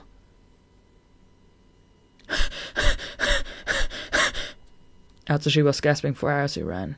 He couldn't let the beast catch him if he wanted to live. Even if it hurt to breathe, even if his heart and lungs felt like they were going to explode, even if his leg muscles felt like they were going to rupture, he didn't stop. Atsushi wasn't getting enough oxygen to his brain. He thought he was going to faint. How much farther would he have to run? He felt as if he could hear the beast breathing right down his neck, and a cold sweat trickled down his skin. Like the footsteps of the Grim Reaper, the sounds of destruction seemed to be rapidly approaching. He was scared. He was afraid to die. Afraid to be killed. Sheer terror gripped Atsushi's entire being. The beast roared, and the force of its breath alone whipped their hair around. They had to be quicker. They had to run faster. But when Atsushi raced around the corner, he tripped over something. His foolish scream echoed across the intersection. Atsushi looked at whatever he tripped over, and his eyes opened wide. "Kunikida?" A tall, bespectacled man was crouched at the intersection, perhaps from being knocked over when Atsushi smacked into him. His ponytail shook as he grimaced. There was no doubt about it. It was Kunikida. Atsushi and Kyoka had finally met someone in this empty city, and it was their dependable senior agent, to boot. "Atsushi," Kunikida painfully muttered. His clothes were stained with blood, and his right arm and left side were injured. The wound seemed especially severe on his left side, where his clothes were darkened with blood. He clutched his ribs as if in pain. "You're hurt!" Atsushi rushed over and knelt down next to Kunikida the moment he saw he was injured. "Were you shot?" "The bullets passed through me. I'm fine. More importantly," Kunikida wore a serious expression and continued, "I figured out the mystery behind the serious suicides." Atsushi's eyes widened. He sensed Kyoka's body tense up as well. But before he could even question Kunikida about it, there was an explosion close by. The mysterious beast had already caught up with them. With a powerful thud, the beast landed on the hood of a nearby car. But it was hidden within the fog, and only its silhouette could be seen. It was nimble despite its massive frame, and its 4 sturdy legs and arched tail were prominently visible even behind the curtain of mist. Kunikida grimaced as if he had been backed into a corner. He seemed to somehow have known that Atsushi and Kyoka were being chased by the beast. His eyes fixed on the thing in front of them, Kunikida observed the creature atop the car's hood. The broken traffic light next to it had short-circuited, sparking intermittently. Kunikida promptly drew his pistol and pulled the trigger. 3 bullets fired, piercing the car's gas tank to leak gasoline onto the road. Gasoline has a flash point of approximately -40 degrees Celsius. Even a spark from static electricity can easily cause it to catch fire. Furthermore, volatilized gasoline vapor has a broad combustion range. Even a weak concentration will burn. If the vapor and sparks are so much as a foot apart, the former's weight will cause it to sink, thus bringing it into contact with the sparks. And inevitably, this leads to a rapid combustion within the vapor's range. In other words, an explosion. Right as Atsushi realized what Kunikida was doing, a spark from the traffic light ignited the gasoline, causing a massive blast. The deafening roar was instantly followed by a bright orange light and fiery winds. The orange flames and white smoke began spreading. "Run!" demanded Kunikida as he dashed off with Kyoka and Tao. Recoiling from the blast, Atsushi quickly followed them. A grimy duck curled up the wall and over their heads in a narrow alleyway. The dusty air was stagnant, and there was hardly any light. It was a very gloomy, unwelcoming place. They noisily dashed across the metal floor in order to reach the side door in the back of the alley. Kunikida had Kyoka and Atsushi go first while he kept guard. "Kunikida, hurry!" urged Atsushi. After all 3 of them made it inside, they began lowering the steel bar gate. The passageway was far too narrow for the beast to fit, and the gate's metal bars were too strong for any human to break through. Surely, the beast wouldn't be able to catch up with them easily now. Atsushi, probably relieved after hearing the gate click closed, suddenly noticed that Kunikida, who was running behind him, had lost his balance. "Kunikida!" He was probably in so much pain that it was hard to even stand. Atsushi immediately ran over and crouched down to meet his eye. Kyoka, however, ran ahead without saying a word. She appeared to have noticed something. "Kyoka?" Atsushi couldn't fathom why she would go on ahead alone, nor did he have any idea what she was thinking. He considered going after her, but he heard Kunikida painfully moan and stopped. She knew what she was doing. Besides, Atsushi trusted her. He knew she would be okay. He was more worried about Kunikida right now. "Are you okay? What happened?" It was bizarre to see Kunikida, one of the most gifted members in the agency, injured so severely. Exhausted, Kunikida looked up at Atsushi. "My skill got me." "What?" Atsushi's eyes bulged. He couldn't immediately process what he just heard. "Your skill did that to you?" he whispered, his voice cracking. All of a sudden, the sealed door behind Kunikida burst to pieces. When Atsushi saw the gleam of a blade, he realized a sword had sliced through the gate. "Kunikida!" gasped Atsushi, not because of what happened to the metal door, which they thought would protect them from any intruder, but because he saw a familiar face on the other side. Demon Snow. It was the masked swordswoman with black hair and dressed in a white kimono. Kyoka's skill was attacking them, and on its forehead was a strange red jewel. Atsushi didn't even have time to scream. Right as Demon Snow appeared, he heard a car slamming on the brakes. When Atsushi looked over, he noticed the last gate up ahead was already open, and there was a car on the other side. A young girl was in the driver's seat, and the door to the passage side was open. "Get in!" yelled Kyoka from the driver's seat. "Atsushi, run!" screamed Kunikida. There wasn't going to be a second chance. Atsushi reflexively sprinted forward. Kunikida then fired a few more shots at Demon Snow to cover him. Bullets echoed through the alley along with the sound of Demon Snow cutting them down. There were so many things to worry about, but Atsushi focused everything he had on running, and he jumped into the car with Kunikida. The instant they shut the car door, Kyoka took off. And just like that, they sped into the fog at the mercy of the engine. After they disappeared into the distance, Demon Snow merely stared silently in their direction as the red crystal on their forehead glowed eerily. A single car sped wildly down the streets that night in the empty city, frozen in time. Every time they turned a corner, the car would let out an ear-piercing screech and violently shake. Maybe it was because they were pushing the car's speed to the limit. Be it that as it may, Kyoga didn't slow down for even a second. Sitting in a passenger seat was Kunikida, applying pressure to the wound on his left side. Kunikida? Started Atsushi from the back seat. You said you figured out the mystery behind these serial suicides, right? Those skill users didn't commit suicide, answered Kunikida with a suppressed tone. They were killed by their own skills. Killed by their own skills. It was so hard to believe that it left Atsushi and Kyoka speechless, but they couldn't deny it. After all, they had just seen Demon Snow a few moments ago. Not only that, the large, ferocious beast that attacked them earlier. Atsushi decided not to think about it, wanting to believe it wasn't possible. Was that the tiger?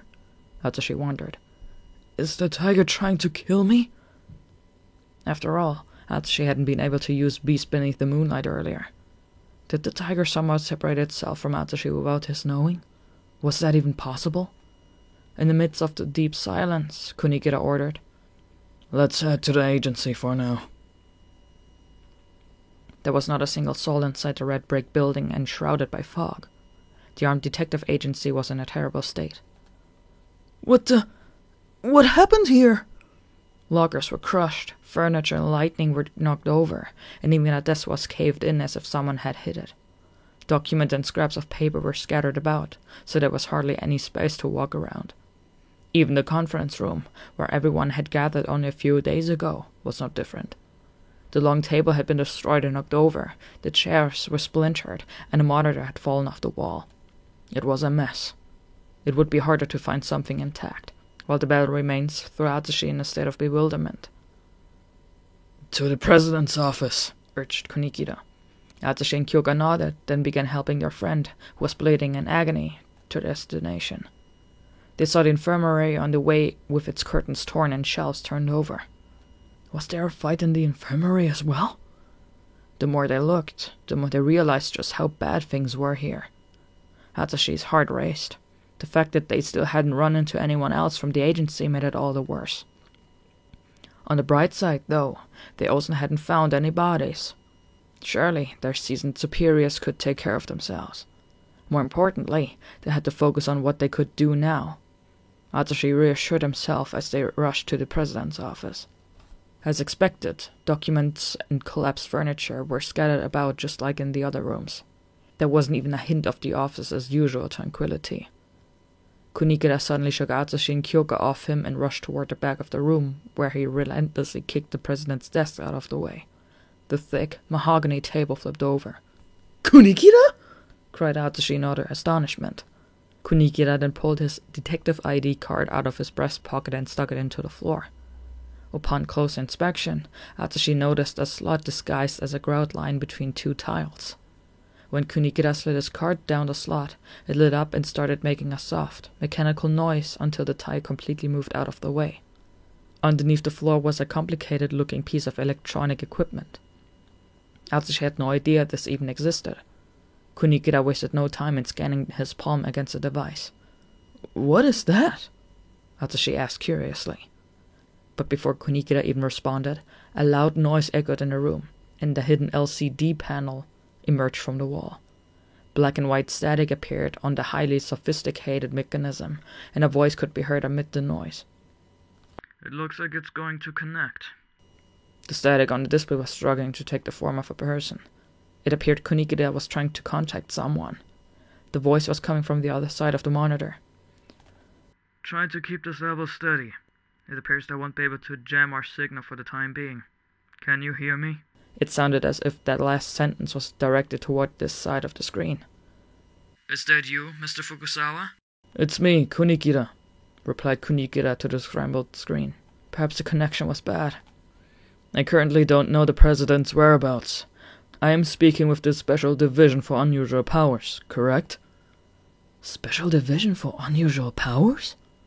Atsushi stared at the screen, surprised by what he heard Kunikida say.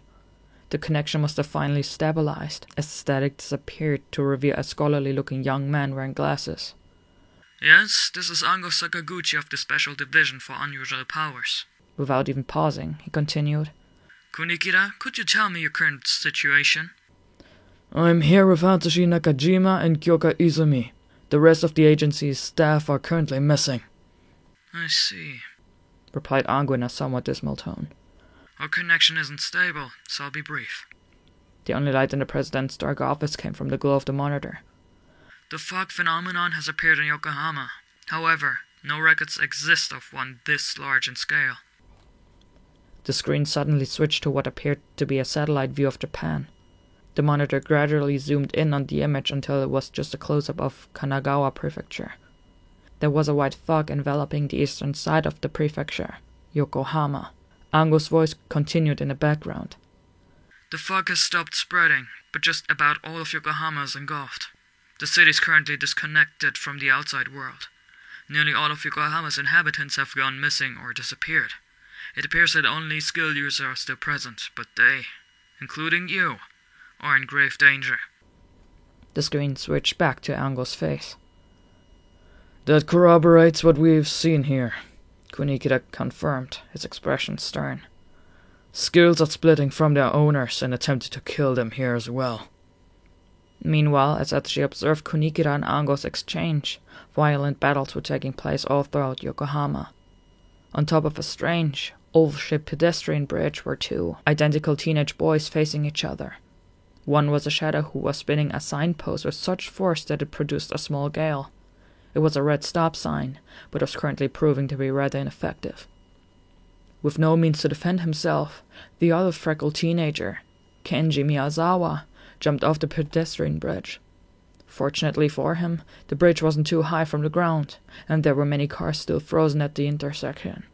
He landed on top of a car roof, then glared at a shadowy figure who looked just like him as it easily twirled a signpost that weighed several 100 pounds. It was Kenji's skill, undefeated by the rain, having split from his body. The skill faced its master with the intent to kill. A red crystal twinkled on its forehead. Meanwhile, a white mist blocked Junichiro Tanizaki's vision. He cautiously observed his surroundings, but while he was distracted by the illusion, 10 delicate fingers wrapped themselves around his neck. The illusion disappeared, revealing a lush green plaza with a fountain and monument. Tanizaki's face twisted in pain as his body was slowly lifted off the ground. The shadowy figure strangling him from behind shared his face. It was his skill, light snow, with a red crystal on its forehead. Light snow could produce snowfall and project illusions on said snow, which Tanizaki's opponent used perfectly. Crossing blades over the stone pavement in the plaza were Yukichi Fukusawa and his skill. All men are equal, a peculiar ability that allowed him to suppress and control subordinate skill. Therefore, it did not have any special powers like Kunikida's, Kenji's, or Tanizaki's. Nevertheless, the separated skill was still a mirror image of its owner. In other words, it possessed the same skill set as the man once known as the Silver Wolf. The two of them engaged in fierce clash under the backdrop of a beautiful symmetrical granite colonnade, shaking the row of ginkgo trees and scraping the stone pavement with every blow they exchanged. The skill, which shared Fukusawa's form, quickly glided over the ground to create some distance between them.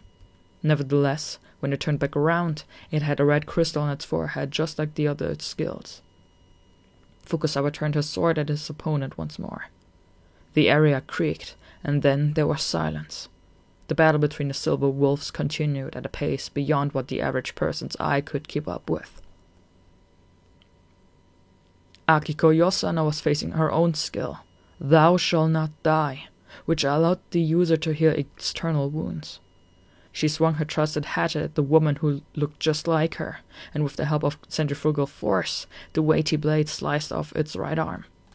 The appendage flew into the air before dropping to the ground, but the female figure with a glowing red crystal on its forehead didn't panic. It swiftly leaped back, picked up its arm, and pressed it against its severed limb. There was a bright flash of light as its right arm reconnected to its body. The skill had managed all this in a mere few seconds. The shadowy figure then taunted Yosana with its newly attached arm, causing Yosana's lips to curl into a sneer. Yup, this is gonna be tricky, she quietly muttered. The battle seemed like it would never end. Defeat the skill and win, or simply be killed. or wait until the cause had been dealt with. Fortunately, we've located the skill user behind this phenomenon. Ango spoke concisely from the other side of the screen on the armed detective agency's wall. The screen then cut to the same satellite photograph of Yokohama from a few moments ago. A red dot was glowing in the center of the fog. He's in an abandoned high-rise building known as Skull Fortress, located in the middle of the Yokohama settlement. An eerie jet-black tower appeared on the screen as Ango continued. Something about its numerous intricately carved spires was extremely sinister. With no other tall buildings in its vicinity, it stood alone as if it had scared them all away. Staring at the screen, Kunikida asked, "So is Tatsuhiko Shibusawa really the one behind this?" Tatsuhiko Shibusawa. Atsushi subtly reacted to the name he remembered hearing during their earlier meeting. What? The name weighed heavily on Atsushi's mind for reasons that even he did not understand. He suddenly visualized a door that he had seen somewhere before. It was a sturdy-looking white door, majestic and divine. But that door must never be opened. I must never remember what happened. Atsushi stopped thinking about it and focused on Ango's voice, oblivious to the fact that Kyoka was looking at him with concern. Ango continued, "I have an important task for your agency." The screen was no longer showing the fortress, but Ango himself. I need you to eliminate Tatsuhiko Shibusawa, the man behind this, by any means necessary. Kyoka narrowed her eyes. She then nodded with a sharp gaze as if she had just figured something out. Additionally, continued Ango indifferently, Dazai appears to be with him. Dazai's in the fortress? Said Kunikida. His eyebrow twitched, perhaps out of fear that something bad had happened. The light of the monitor glinted off his glasses. Curious as to why Dazai was in the fortress, Atsushi suddenly chimed in. Do you mean he was captured? This was Dazai after all. It was hard to imagine the enemy got the better of him, but the situation was still worrying. Panic crossed Ango's face for the first time when he heard Atsushi's question. His reply was impatient. Yokohama will be done for at this rate. You are our only hope. Ango's voice was cut off and followed by loud static. The screen had returned to a jumbled sandstorm of black and white. Right as Atsushi began to lean forward, an explosion suddenly echoed, and the building shook. It's here. Kunikida knit his brow. What he experienced in the last hour made it immediately clear to him what was happening. The noise and shaking were caused by a grenade hitting the armed detective agency. The enemy was most likely a tall man wearing glasses with red crystal on its forehead and holding a notebook that possessed the power to materialize whatever was written on it. It was Kunikida's skill, the matchless poet. This was the same enemy who had injured Kunikida before he ran into Kyoka and Atsushi. He had a good idea how his skill was going to attack, seeing as it was part of him once. He also knew that, unlike his notebook, the Phantom's notebook had the word compromise written on the cover. A copy of himself that didn't follow ideals but made compromises was an abomination to Kunikida. That was why he suggested, You two go on ahead. I'll take care of him. But Kunikida! Atsushi followed after Kunikida as he walked away. There's no way you can win against your own skill. It's not a matter of winning. Kunikida paused. What matters is whether you should fight. Atsushi stopped in his tracks and lowered his gaze. Kunikida then firmly stated, I will prevail against myself, just like I always have. And with that declaration, he knocked on the wall next to Fukusawa's hanging scroll that had, Heaven does not create one man above another, written on it. The scroll then shook before a hidden shelf swiftly descended from the ceiling. Lying on the shelves were several firearms. What are these? Muttered Atsushi in bewilderment as he looked at the weapons. We are an armed detective agency, you know, Kunikida replied confidently. After picking up a handgun and a machine gun, he skillfully loaded them. There was a hard, metallic clink. Take these. He handed Atsushi and Kyoka each a gun, but Kyoka insisted right away that she didn't need it, leaving only Atsushi with a firearm. He couldn't hide his reluctance about holding the cold, heavy weapon. While rummaging for a weapon of his own, Kunikida revealed, My skill can't create a weapon bigger than its notebook. He grabbed the weapon as if he had made up his mind. Use the back door to escape while I'll distract it. Kunikida had chosen a Remington M870 pump-action shotgun, which was over 3 feet long. He loaded it up, then pulled back on the fore end so he would be ready to shoot at any given moment. The shotgun gave an imposing click. Hurry! Atsushi and Kyoka sprinted out of the room, urged on by Kunikida's shout. Around the time Atsushi and Kyoka were escaping the armed detective agency, Ango Sakaguchi was clenching his fist. The room was dark. Numerous people wearing suits faced the countless ever-changing monitors and worked at their desks. Hurried voices mixed with the sound of busy keyboards. This was the special division for unusual powers. Ango stood up from the command chair. The signal had just cut off during his conversation with Doppo Kunikida at the armed detective agency. There was no chance they would be able to reconnect the call, so he gave up and asked one of his agents, "Have you pinpointed skill user A5158's location yet?" "I have," they replied. "Then could you give him a message? What would you like me to tell him?"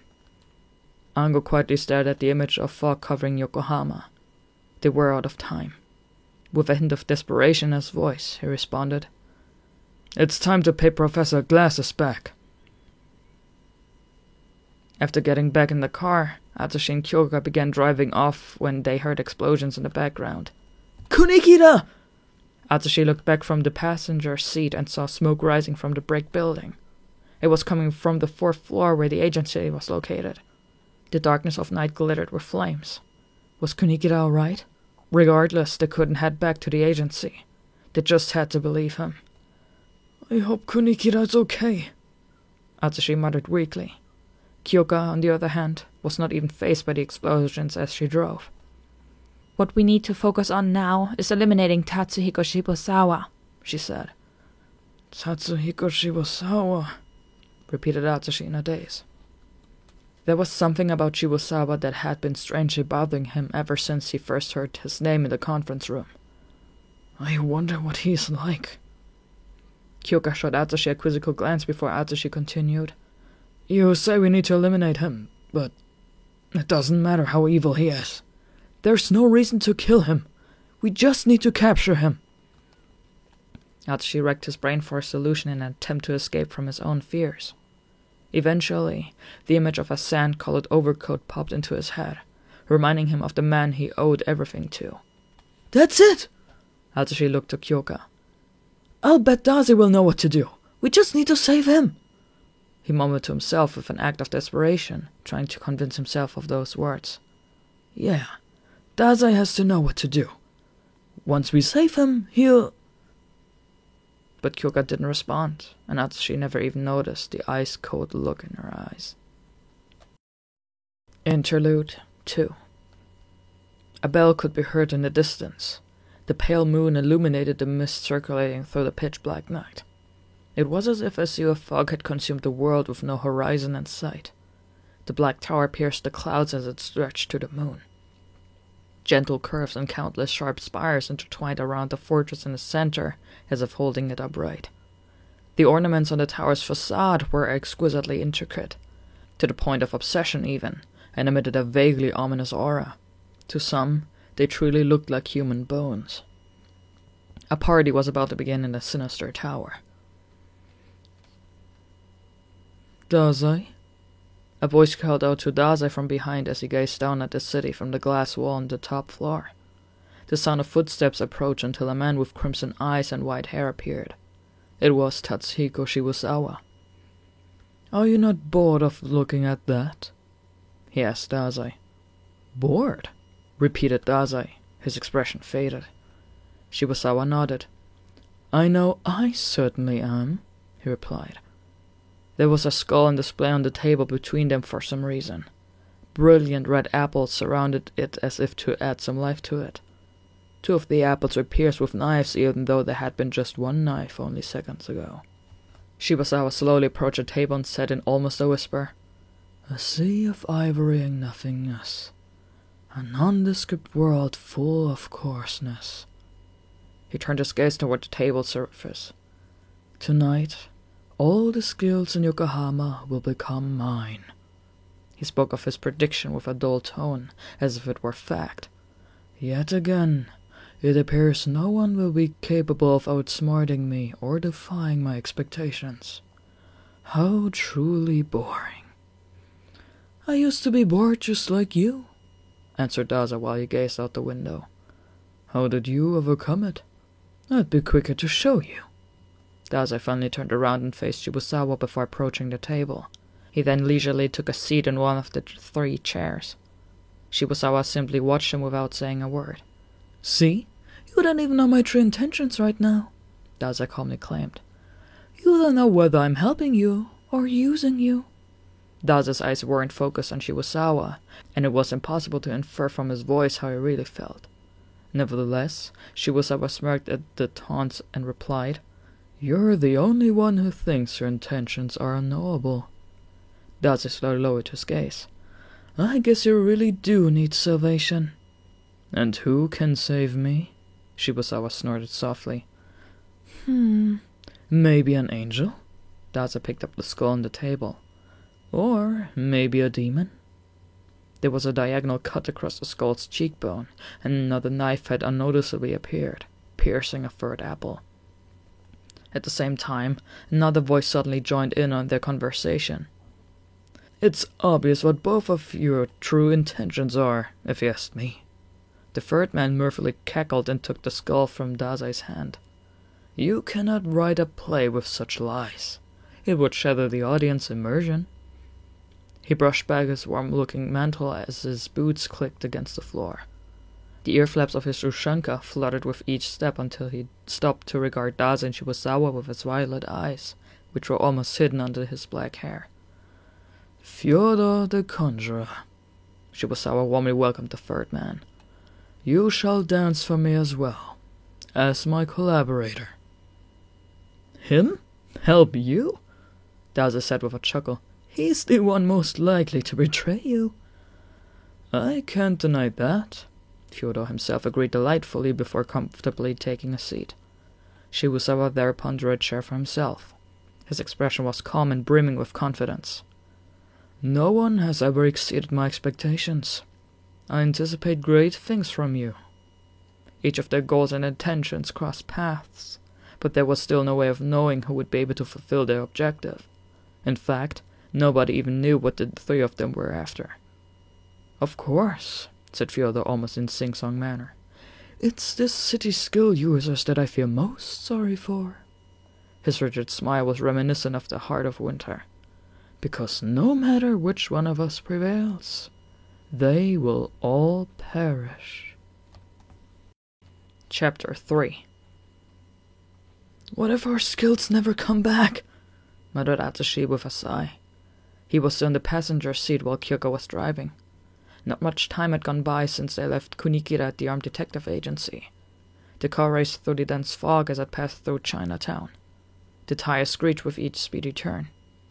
Are you sure it's okay to drive so fast in this fog? Asked Atsushi, slightly nervous. I know Yokohama like the back of my hand, Kyoka calmly replied. That has nothing to do with my skills as an assassin or with my ability. I plan on getting as far away as I can before Demon Snow catches up. I know she's trying to tell me that she's still perfectly smart and capable, even without her ability, but I made her talk about something she doesn't want to. Kyoka hates the assassin she used to be. Atsushi painfully lowered his gaze, feeling guilty about what he asked. When he looked down, though, he couldn't think of anything positive. He was simply reminded of the present situation and what has become of his skill, so he let out an inward sigh. When I first learned that my skill turned me into a tiger and made me lose control, I wish I'd never had such a power, he muttered in a self-deprecating manner. But I never imagined that tiger would come for me. He idly gazed at Kyoka until she looked straight ahead, her eyes indicating she was ready for whatever happened. Unlike Atsushi, she wasn't bothered. Demon Snow killed my parents. I've never considered her an ally, Kyoka replied firmly. If she's going to attack me, then I'm simply going to dispose of her. Out of nowhere, they heard a thud on the car's roof, and Atsushi began to tremble. She's here. When Kyoka quietly looked up, A sword immediately pierced through the roof. What? Atsushi managed to dodge the blade before it sank into his seat. It was a familiar sword. It clearly belonged to Demon Snow. The skill must have jumped onto the car's roof. Kyoka aggressively turned the steering wheel in an attempt to throw Demon Snow off, but the skilled sword punctured the roof once more. It was after Kyoka now. Kyoka dodged the blade as it impaled the driver's seat. Thankfully, although only for a brief moment, Demon Snow needed some time to pull out her sword, which Kyoka promptly took advantage of. She grabbed Atsushi by the collar and jumped out of the car. Atsushi yelped as he was tossed out onto the street, and his body slammed against the pavement. Now driverless, the car spun out of control and crashed into an electric pole before immediately exploding. The whipping winds conjured a dust cloud. Atsushi curled into a ball to protect himself from the impact and blast wave. Kyoka, however, nimbly landed before swiftly pulling out her dagger. She fixed her gaze up ahead where Demon Snow dispersed a cloud of dust, only using its sword. The explosion didn't seem to have left so much as a scratch on the disembodied skill. Demon Snow raced toward Kyoka, but Kyoka deflected the attack with her dagger. They went back and forth, attacking and defending each other's strikes. Atsushi took out the gun that Kunikida gave him and pointed it at the skill with a trembling hand, but he misfired. There was a click as if something had gotten stuck. Oh, the safety, muttered Atsushi as he fiddled with the gun in a panic. The safety was off. That was why the gun hadn't fired. Atsushi was at a loss. He wasn't used to handling a gun. I have to hurry, he thought, when all of a sudden, "Go!" yelled Kyoka at Atsushi as she was locking blades with Demon Snow. "Now!" But when Atsushi looked up, it appeared Kyoka was being pushed back. It was only a matter of time before she would get hurt. I have to do something! Ah! Atsushi let out a powerful cry and charged forward. All he could think about was saving Kyoka. I have to do something or... But right as Atsushi raised his gun once more, a black shadow shot across his field of vision and rammed into Demon Snow. What the? Atsushi was bewildered. The shadow collapsed onto the ground. Since Demon Snow was knocked back, Kyoka had a moment to get out of the way and regain her footing. The black shadow had saved her. But was that intentional? To Atsushi, it merely looked like something had launched the black shadow in this direction, and it just happened to slam into Demon Snow. I still can't let my guard down. Atsushi aimed the barrel of his gun at the black shadow and held his breath. The shadow, a short individual wrapped in a black overcoat, stirred. Don't tell me that's... Atsushi's eyes opened wide. He couldn't believe what he was seeing. Here? Now? Like this? He couldn't believe it was him. It was hard to believe this was reality. The lump of black fabric turned his piercing gaze to Atsushi. You! Akutagawa! Atsushi said his name almost in a daze. The Devil of Darkness. The Hunting Dog. Port Mafia's Hellhound. Akutagawa. He was Atsushi's enemy, someone who regarded him with even more hostility. You too? Akutagawa, covered in dirt, resentfully clicked his tongue and glared at them. It doesn't matter why he's here. I just need to be the first to strike. Atsushi removed the safety this time and pointed his gun at Akutagawa, but the Hellhound appeared unbothered as he got back to his feet. A flimsy weapon, but... Akutagawa looked in the direction he came. A pea shooter like that isn't going to work against that. That? Atsushi dubiously followed Akutagawa's gaze to where he saw a shadowy figure, entirely wrapped in what appeared to be black bandages, walking through the fog. The bandages faintly wriggled as if they were alive. Just like the one on Demon Snow's forehead, a glimmering red crystal on its stomach peeked out from between two bandages. Atsushi instinctively knew what that was the moment he saw it. It was Akutagawa's skill, Rashomon. Even Akutagawa's being attacked by a separated skill. That must have been what knocked him into Demon Snow. Atsushi suddenly heard a roar from behind. It was a beast with beautiful white fur and a limber body. The tiger. As expected, there was a red crystal on its forehead as well, gleaming with hostility. The approaching tiger was Atsushi's skill, Beast Beneath the Moonlight. So the strange creature that attacked us really was the tiger. Atsushi painfully regarded the beast. Demon Snow, Rashomon, the tiger. A cold sweat dripped down Atsushi's body as he found himself surrounded by 3 skills that were exceptionally powerful. This isn't good. Atsushi gripped his gun. Rashomon's movement was unnatural despite its humanoid form. As it leaped into the air, the black fabric stretched into a blade. Akutagawa braced himself. However, Rashomon didn't attack Akutagawa, but the tiger. The tiger bared its fangs and threw itself at Rashomon as well. Rashomon's black fabric and the tiger's claws clashed. They engaged in a fierce battle as if they had just come across their sworn enemy. It appears that they didn't get along even as disembodied skills. Interesting. Akutagawa's lips curled with great amusement. Want to see which is stronger? This is no time for jokes! Atsushi couldn't stop himself from shouting. There was no way an ordinary human could take on Rashomon and the tiger, given their speed, strength, and power. Demon Snow was still there as well. They were backed into a corner. To make matters worse, Demon Snow began to dash right for them while Rashomon and the tiger were fighting. What should we do? While Atsushi hesitated, Kyoka intercepted Demon Snow's sword. Locking blades, she calmly said to Akutagawa, "There should be a secret passage nearby that only the top-ranking members of the Port Mafia can use." Akutagawa knit his brow reluctantly, then barked at Atsushi. This way. Come, man-tiger. The Mafia secret passage? Atsushi was hesitant. Akutagawa, however, swiftly turned around and began to walk away. Does he want me to follow him? But Kyoka's still fighting. Hey! Atsushi yelled at Akutagawa. Kyoka seemed to have realized that Atsushi was trying to stop him, so she sternly demanded. Go! Atsushi and Kyoka locked eyes. I'll be there soon, I promise. Her eyes were the epitome of serious, and it wouldn't take no for an answer. She was being genuine when she said she was planning on catching up with them later. All right. Although hesitant, Atsushi decided to believe in Kyoka, and he rushed after Akutagawa. Akutagawa ended up entering some run-of-the-mill Chinese restaurant, the kind found throughout the city.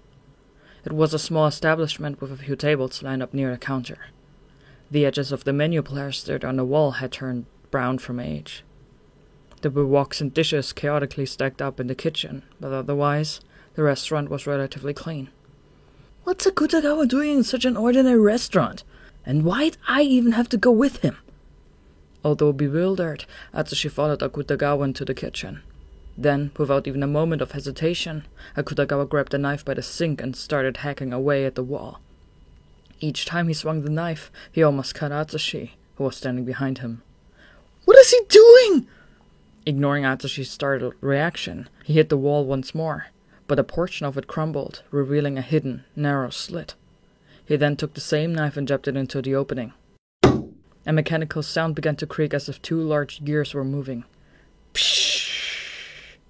The wall before Akutagawa opened. A hidden door? Atsushi thought while staring at the knife in the wall and the uncovered passage. So this was the Mafia's hidden passage that Kyoka was talking about. It really was cleverly hidden. Atsushi would have never found it on its own. But in the midst of his surprise, he suddenly heard an ear-piercing crash at the entranceway behind him. When he turned around, Kyoka had kicked in the door and was rushing inside. Kyoka! Behind her was Demon Snow. Kyoka leaped over the counter and sprinted toward Atsushi and Akutagawa. Atsushi then ran to the other side of the wall with Akutagawa, and they waited for her. Demon Snow, however, immediately flew into the restaurant, swinging her sword.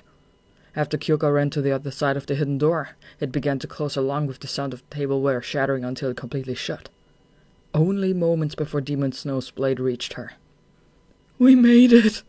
When Atsushi let out a sigh of relief, the room instantly started to move. The room on the other side of the hidden door was actually an elevator. It was as spacious as a service elevator and far drearier. The wires visible under the metal mesh floor made it clear that they were slowly heading underground. The orange lightning reflected off the metal walls, and the mechanical operation noises continued to roar. This is an emergency passage in case a powerful skill user attacks, said Akutagawa. The fog will not be able to reach us here. Atsushi glanced at Akutagawa. Just what is that fog? The breath of the dragon. Dragon? Atsushi furrowed his brow, caught off guard by the reply. What does that even mean? A dragon?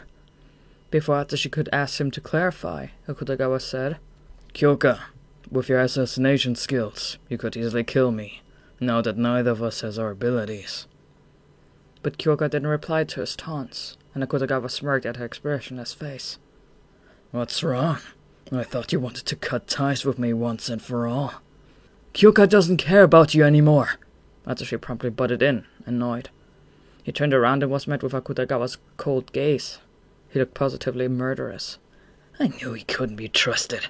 He's still our enemy, Atsushi thought while glaring at Akutagawa. Akutagawa regarded Atsushi as if he were the most foolish creature on earth. Are you sure you want to settle things now while we don't have our skills? It was as if he was implying that they should wait until they got their skills back. Wait, does he know?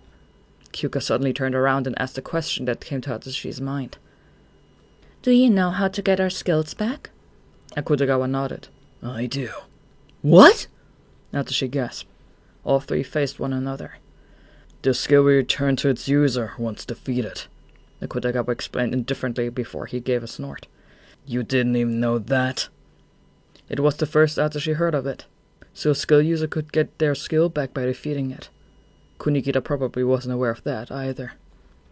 He may have said this simply to make fools of Atsushi and Kyoka, but Akutagawa had easily offered this bit of information. Atsushi braced himself, preparing for whatever Akutagawa was plotting. What's your goal here? He demanded of Akutagawa. It's probably the same as ours, Kyoka said softly. No way! After glancing in Kyoka's direction, Atsushi turned his gaze back toward Akutagawa. You're after Shibusawa? I plan on pulling out his entrails and ending his life, answered Akutagawa. Is there any other way to save Yokohama? We're not going to kill him, Atsushi replied promptly. That's not what the agency does. He didn't want to be anything like Akutagawa. Akutagawa scoffed. Absurd. You're naive, man-tiger. Kyoka, tell him. What are you talking about? Atsushi furrowed his brow as Akutagawa cynically smirked. Akutagawa then pointed at Kyoka with his chin with even greater amusement. Kyoka knows what this mission entails. She used to be in the Port Mafia, after all. What's that supposed to mean? Atsushi quietly stared at Kyoka, who was glaring at Akutagawa with a dark scowl. I left the darkness for the light, she stated. I quit the Port Mafia to join the detective agency, she continued with a firm, determined tone. The agency and the Mafia don't kill in the same way. Huh? Thought Atsushi. Kill? Is Kyoka planning on killing Shibusawa? But why? Since when? That's... Atsushi was unable to put his thoughts into words. Kyoka? He squeaked. Then it was as if Akutagawa's cruel voice echoed inside of Atsushi's befuddled mind. Had all this happened before Dazai joined the enemy, he probably could have used his own skill to stop the fog without having to kill anyone. Joined the enemy? Dazai? Atsushi couldn't hide his confusion. He couldn't believe it. It had to be some kind of misunderstanding. That just wasn't possible. But Akutagawa's expression didn't change. Indeed. Akutagawa turned his gaze toward Atsushi. He voluntarily joined their side. Dazai would never do such a thing! Atsushi yelled instinctively. This is the same man who once betrayed the Port Mafia, Akutagawa replied calmly.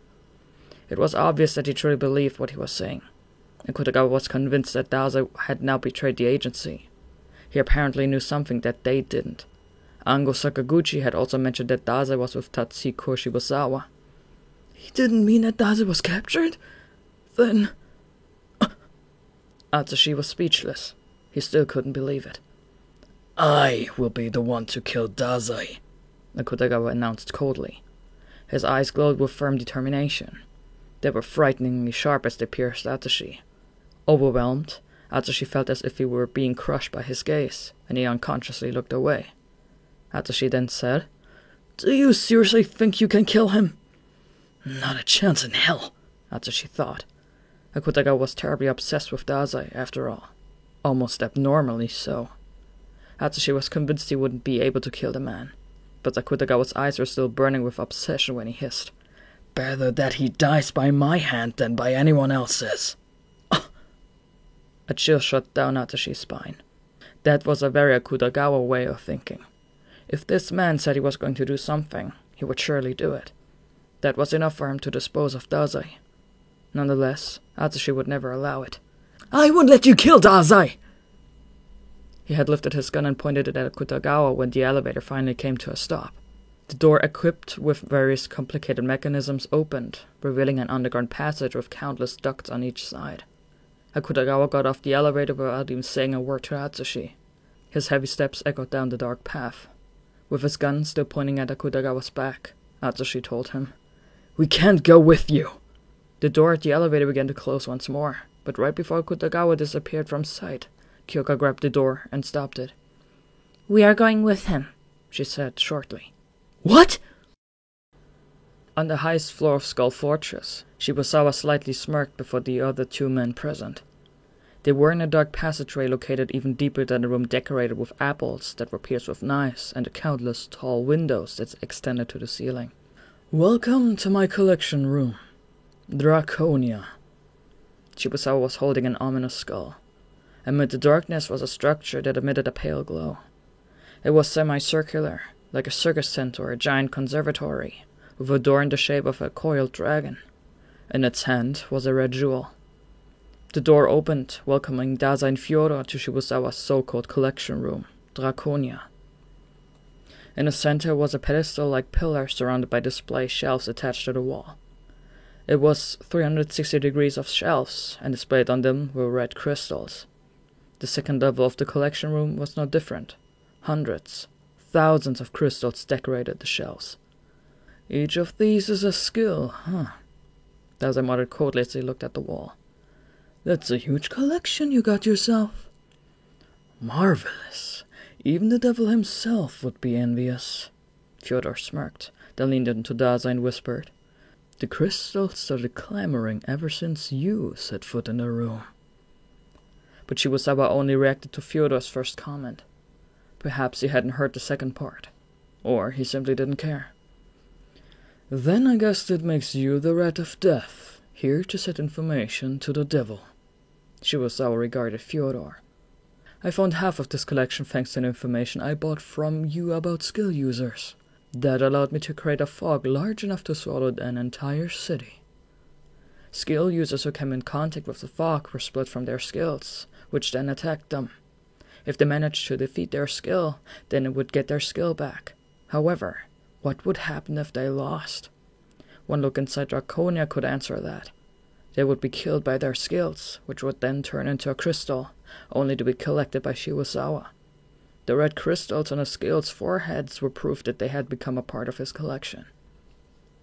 Little did Atsushi and the others know that the fire-wielding skill user in Taipei, who was burned to death, the card-wielding assassin crucified in Singapore, and the ice-wielding skewered in Detroit were all people who Shibusawa robbed skills from. Their skills had surely turned into crystals and added to the collection just like the rest. Shibusawa was only able to subjugate all of Yokohama because he had gathered so many skills in the form of crystals. So he was thankful to an extent to Fyodor, who had supplied him with information. However, as if he was testing Fyodor, Shibusawa asked, "How were you able to gather so much information? This city is full of rats." After Fyodor shrugged and dodged the question, Dazai muttered a tedious, "Meow." An empty space on the shelf behind him suddenly illuminated. The light grew stronger and more condensed until it eventually transformed into a red crystal that spun as it filled the void. "We have a new arrival." Shibusawa took notice of the new crystal. "Someone in Yokohama, another skill user, has died. However," there was no warmth in Shibusawa's indifferent tone. He barely glanced at the new crystal before immediately returning his gaze to the pedestal in the center of the room. "This is all pointless without that one skill that fits right here." Shibusawa placed a hand on top of the empty pedestal and whispered, "It doesn't matter how many I collect, unless..." His voice was slowly swallowed by the void until it could be heard no more.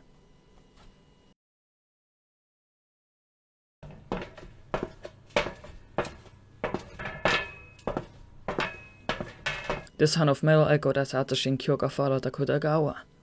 Kyoka had managed to coerce Atsushi into cooperating with his sworn enemy. At the end of the underground passage was a large, open space. All the ducts they had seen along the passageway led to a room filled with various containers and machinery. It appeared to be some sort of underground factory. Kyoka, groaned Atsushi while walking. Why are we following him? Because he has information, and we can use the Port Mafia's secret passage, replied Kyoka in a matter-of-fact tone. And most importantly, he'll be a powerful asset in battle once he gets his skill back. Our goal is the same. Eliminate Shibusawa. She made a sound argument. It was evident for her logical tone and unchanging expression that she had rationally evaluated the situation. That didn't mean Atsushi was happy about it. But he instinctively began to dispute it, but he didn't have any convincing counter-arguments that could change Kyoka's mind. Atsushi simply lowered his gaze, unable to find the right words. Kyoka, Akutagawa, who was walking ahead of the others alone, spoke up. I see you still cherish that cell phone to remember your mother. He had his eye on an old cell phone dangling from her neck like a piece of jewelry. However, there was something about his comment that particularly stood out to Atsushi. Your mother? That was the first he'd ever heard of it. Surprised, Atsushi came to a halt. That cell phone Kyoka always carries around with her is a memento? But why does Akutagawa know that? Atsushi's mind was full of questions. He couldn't even look at Kyoka. Akutagawa stopped. You didn't even know that? He mockingly asked. No, Atsushi quietly replied. As if to change the subject, Kyoka suddenly asked Akutagawa. What's the quickest route? 0505. He answered immediately. It must have been some sort of secret code that only the Port Mafia knew, and naturally, Atsushi had no idea what it was. While Kyoka probably didn't mean anything by it. Atsushi felt left out of the conversation. Left out in general. Atsushi silently pressed forward, feeling almost as though he didn't belong. After stepping into the sewer from the narrow passageway, the three of them kept their mouths shut tight while intruding through the vile sewage and water until eventually reaching a manhole leading to the surface. A few rats gathered as Akutagawa removed the manhole cover. When he stepped outside, he could just make out a colossal building covered in countless thick pipes and metal with various chimneys blowing out white smoke. It appeared to be some sort of iron mill. Kyoka and Akutagawa cautiously surveyed the area while Atsushi was crawling out of the manhole as well. All of a sudden, Akutagawa stared fixedly at the factory as if it had noticed something. It appears to be waiting for me. I suppose it's only natural that it can sense my presence, Akutagawa muttered to himself. Wondering what he meant, Atsushi followed his gaze, when he noticed as well. Rashomon. Akutagawa's skill looked down at them, its black fabric wriggling. Or more accurately, he was looking down at Akutagawa. So this is what he was talking about, thought Atsushi. Seems like skills can sense where their owners are. There's no other explanation for why it's already here. While Atsushi was pondering this, Kyoka told Akutagawa, We'll help. Even though the circumstances were dire, it was still surprising to hear Kyoka offer him help. Nevertheless, Akutagawa barked back. I don't need your help. I see. Kyoka seemed to be more indifferent to the situation than Atsushi thought. Akutagawa then began to walk toward Rashomon without them. Atsushi could hear him mutter to himself. I've wandered countless nights and slaughtered countless foes to prove my might, but I was blind.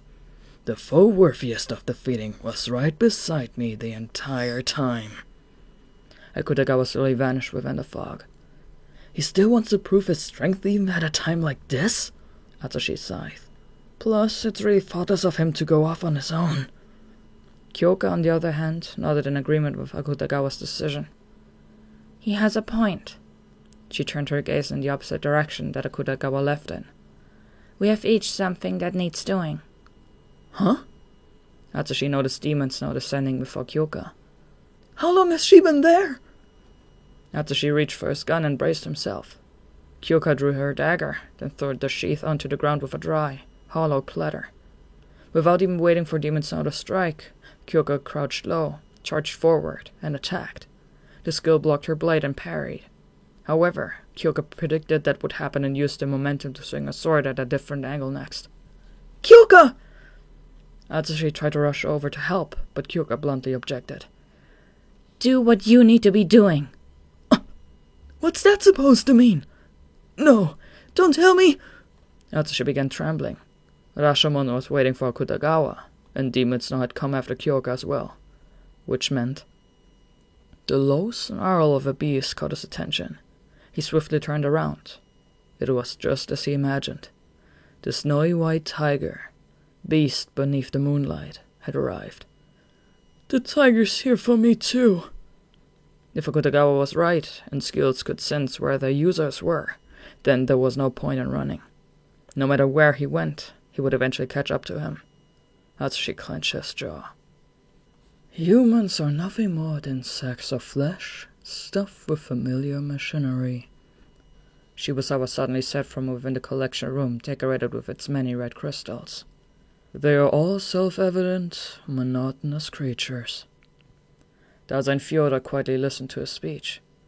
But there's one person even I fail to understand. Shibusawa suddenly stopped strolling around the room as if he were scrutinizing his collection. Myself, he claimed with a straight face. Even I cannot decipher my own thoughts.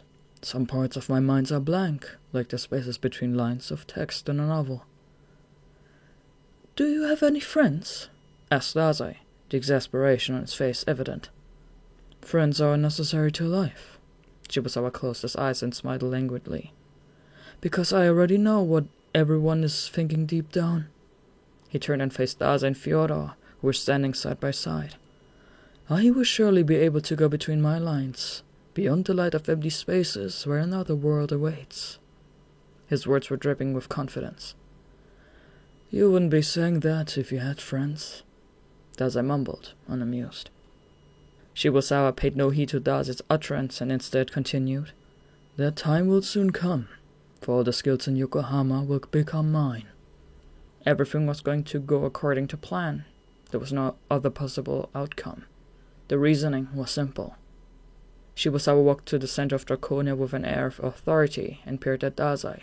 Smirking contemptuously, he whispered, Do you truly think there's even a single person who can conquer their own skill? The burning flames roared. Melted iron glowed orange, and the air around it wavered in the heat. Inside the blast furnace deep within the factory, Atsushi previously saw was a colossal crane hanging over 4 bridge-like paths connected like a grid. Rashomon leisurely strolled down the path supported by sturdy pillars over the vat of molten iron. Waiting for his skill to get closer, Akutagawa said, Rashomon attacks by turning its fabric into blades and swinging them at an opponent. Therefore, as long as I stay out of reach, I will not get hit. There was no way Akutagawa would mistake how far Rashomon's range was. After all, he had been restlessly honing his skill ever since he could only create tiny blades with it. The reason it was as powerful and had such a range as it did now was because of his efforts, so he was confident he knew exactly what Rashomon was capable of. He watched Rashomon approach with a hand on a pillar switchboard until the time was just right. Akutagawa immediately pushed a button, causing a pulley attached to the ceiling to rotate as something loudly echoed. The pulley began quickly spinning as a block of iron rapidly dropped toward Rashomon's head. The powerful impact sent dust flying into the air, making it impossible to see Rashomon. For a moment. Ugh! Akutagawa gasped as Rashomon attacked from above. Right before the crane hit him, Rashomon used its fabric to launch itself out of the way to safety. It had even used a cloud of dust as a smokescreen to approach Akutagawa, who scowled bitterly, knowing just how dangerous it was to get close to Rashomon. He dodged, and immediately a black blade quickly shot through where he was standing. He began to run as the fabric swiftly carved through the thick pillar. There was no hesitation or mercy behind the attack, and the blade would only need to lightly touch him to be fatal. It was no different from how Akutagawa always fought. Akutagawa sprinted, and Rashomon chased after him. It was going to be over soon. The panic on Akutagawa's expression was evident. It wasn't long before Rashomon swiftly caught up with him, using its black fabric. Akutagawa had nowhere left to run, except for one of the bridges over the vat of molten iron. His shoes sharply clinked of the metal with each step as he ran. Rashomon's black fabric soared through the air before slicing through the bridge's handrails. It immediately turned and went for Akutagawa next, but he managed to dodge, albeit barely. Or so he thought. He suddenly lost balance and promptly grabbed for the handrail for support, but it had already been destroyed by Rashomon. There was nothing to grab onto. The skill was trying to make Akutagawa fall into the molten iron. It had destroyed the handrails and brandished its blade in order to corner Akutagawa and kill him even if he dodged. "Shit!" Akutagawa blurted out. His small figure was tossed into the pit of molten iron. While Akutagawa was dealing with Rashomon, Atsushi was battling with his own skill. Atsushi ran down the narrow passageway with its numerous ducts on each side until he came to a sudden stop, then turned around and fired his gun. The sound of gunshots echoed as the bullet ricocheted off the wall. "Looks like the tiger dodged it." Atsushi glared at the beast in frustration, and it raised its tail with an intimidating roar. Figuring the tiger wouldn't be able to dodge from this close, Atsushi pulled the trigger once more. The bullet spun out of the barrel while heading straight for the tiger, but its white fur deflected each bullet sent its way. The tiger then leaned back before lunging at Atsushi. Slash. Its claw grazed Atsushi's left arm. Should I complain that I got hurt even though I dodged, or should I be thankful that it's only a scratch? Definitely the latter. After thinking about it, Atsushi couldn't remember a time where a bullet hurt him while he was in his tiger form. In other words, bullets weren't going to work. How do I beat this thing? Atsushi racked his brain as he watched the tiger nimbly land on its feet. That's when the red crystal glittering on the beast's forehead caught his attention. Do I just need to get rid of that? While unclear if it would actually work, it was the only absolution he could think of. He didn't have any other options. Atsushi steeled himself as he stared fixedly at the beast. But how would I even hit it? Atsushi pointed the muzzle at the tiger's forehead as it bared its fangs. The first shot missed. He went for a second, third, and fourth shot as well. Nothing happened. He was out of bullets. Damn it! Atsushi didn't have any other weapons. I should have brought more guns with me from the agency. But it was too late for regrets. Atsushi threw the gun at the tiger in desperation, but it simply slid down the path after a few light bounces, never to reach the beast. What am I supposed to do? Blood trickled down Atsushi's left arm where the claws had sliced his flesh. The pain had him drenched in cold sweat, and the tiger was waiting in front of him with its mouth open. Feeble words sluggishly left Atsushi's throat. There's no way I can defeat my skill. All over Yokohama, people were slowly being backed into a corner by their skills. On a street littered with driverless cars, Kenji Miyazawa was being toyed with by his skill. The skill used its overwhelming strength to launch vehicles at him. All Kenji could do was dodge one after another as they threatened to crush him. He waited for his moment, then immediately dashed for his skill when he saw an opening. Kenji's expression was stern. His usual cheerful, smiling eyes were instead filled with panic and tension. Yosano was no different as she thought within the fog. No matter how she attacked, "Thou shalt not die" would purposely allow itself to be mortality wounded before immediately healing its injuries. Swinging her hatchet and bathing in blood only led to exhaustion for Yosano. Her skill, on the other hand, showed no signs of fatigue, and it kept repeatedly healing itself between its attacks. Yosano was sent flying after a kick from her skill and let out a moan. All she got in return for her depleting stamina were more wounds. As for Tanizaki, Light Snow was making a complete fool of him. Tanizaki couldn't even see his skill thanks to the illusion. A fist would suddenly appear from time to time, while at other times it was a kick, knocking him down. His body was riddled with cuts and bruises. Tanizaki staggered to his feet, barely able to even stand, when he was hit on the head and slammed face first into the ground. A sharp pain ran through his body. He could feel Light Snow's foot on his head. Slowly, little by little, Tanizaki began losing all feeling in his limbs. On the rooftop of the Armed Detective Agency's building was Kunikida in the middle of battle. An explosion roared, and the door of the rooftop was blown off the hinges. The matchless poet was coming after him. Despite being blown back by the blast wave, Kunikida managed to right himself and make a safe landing. In his hand was a shotgun. Nevertheless, he was covered in dirt and bleeding all over. His face had a ghastly pallor to it as well. But even then, Kunikida loaded his firearm like a soldier and never gave up. The shotgun unleashed a final death knell. Outside the factory around the same time, Kyoka was fighting Demon Snow along a pathway surrounded by thick pipes. Spark flew each time they crossed blades. They clashed, parried, and retreated, only to strike again. While equal in swordsmanship, Kyoka was at a disadvantage in terms of stamina and range.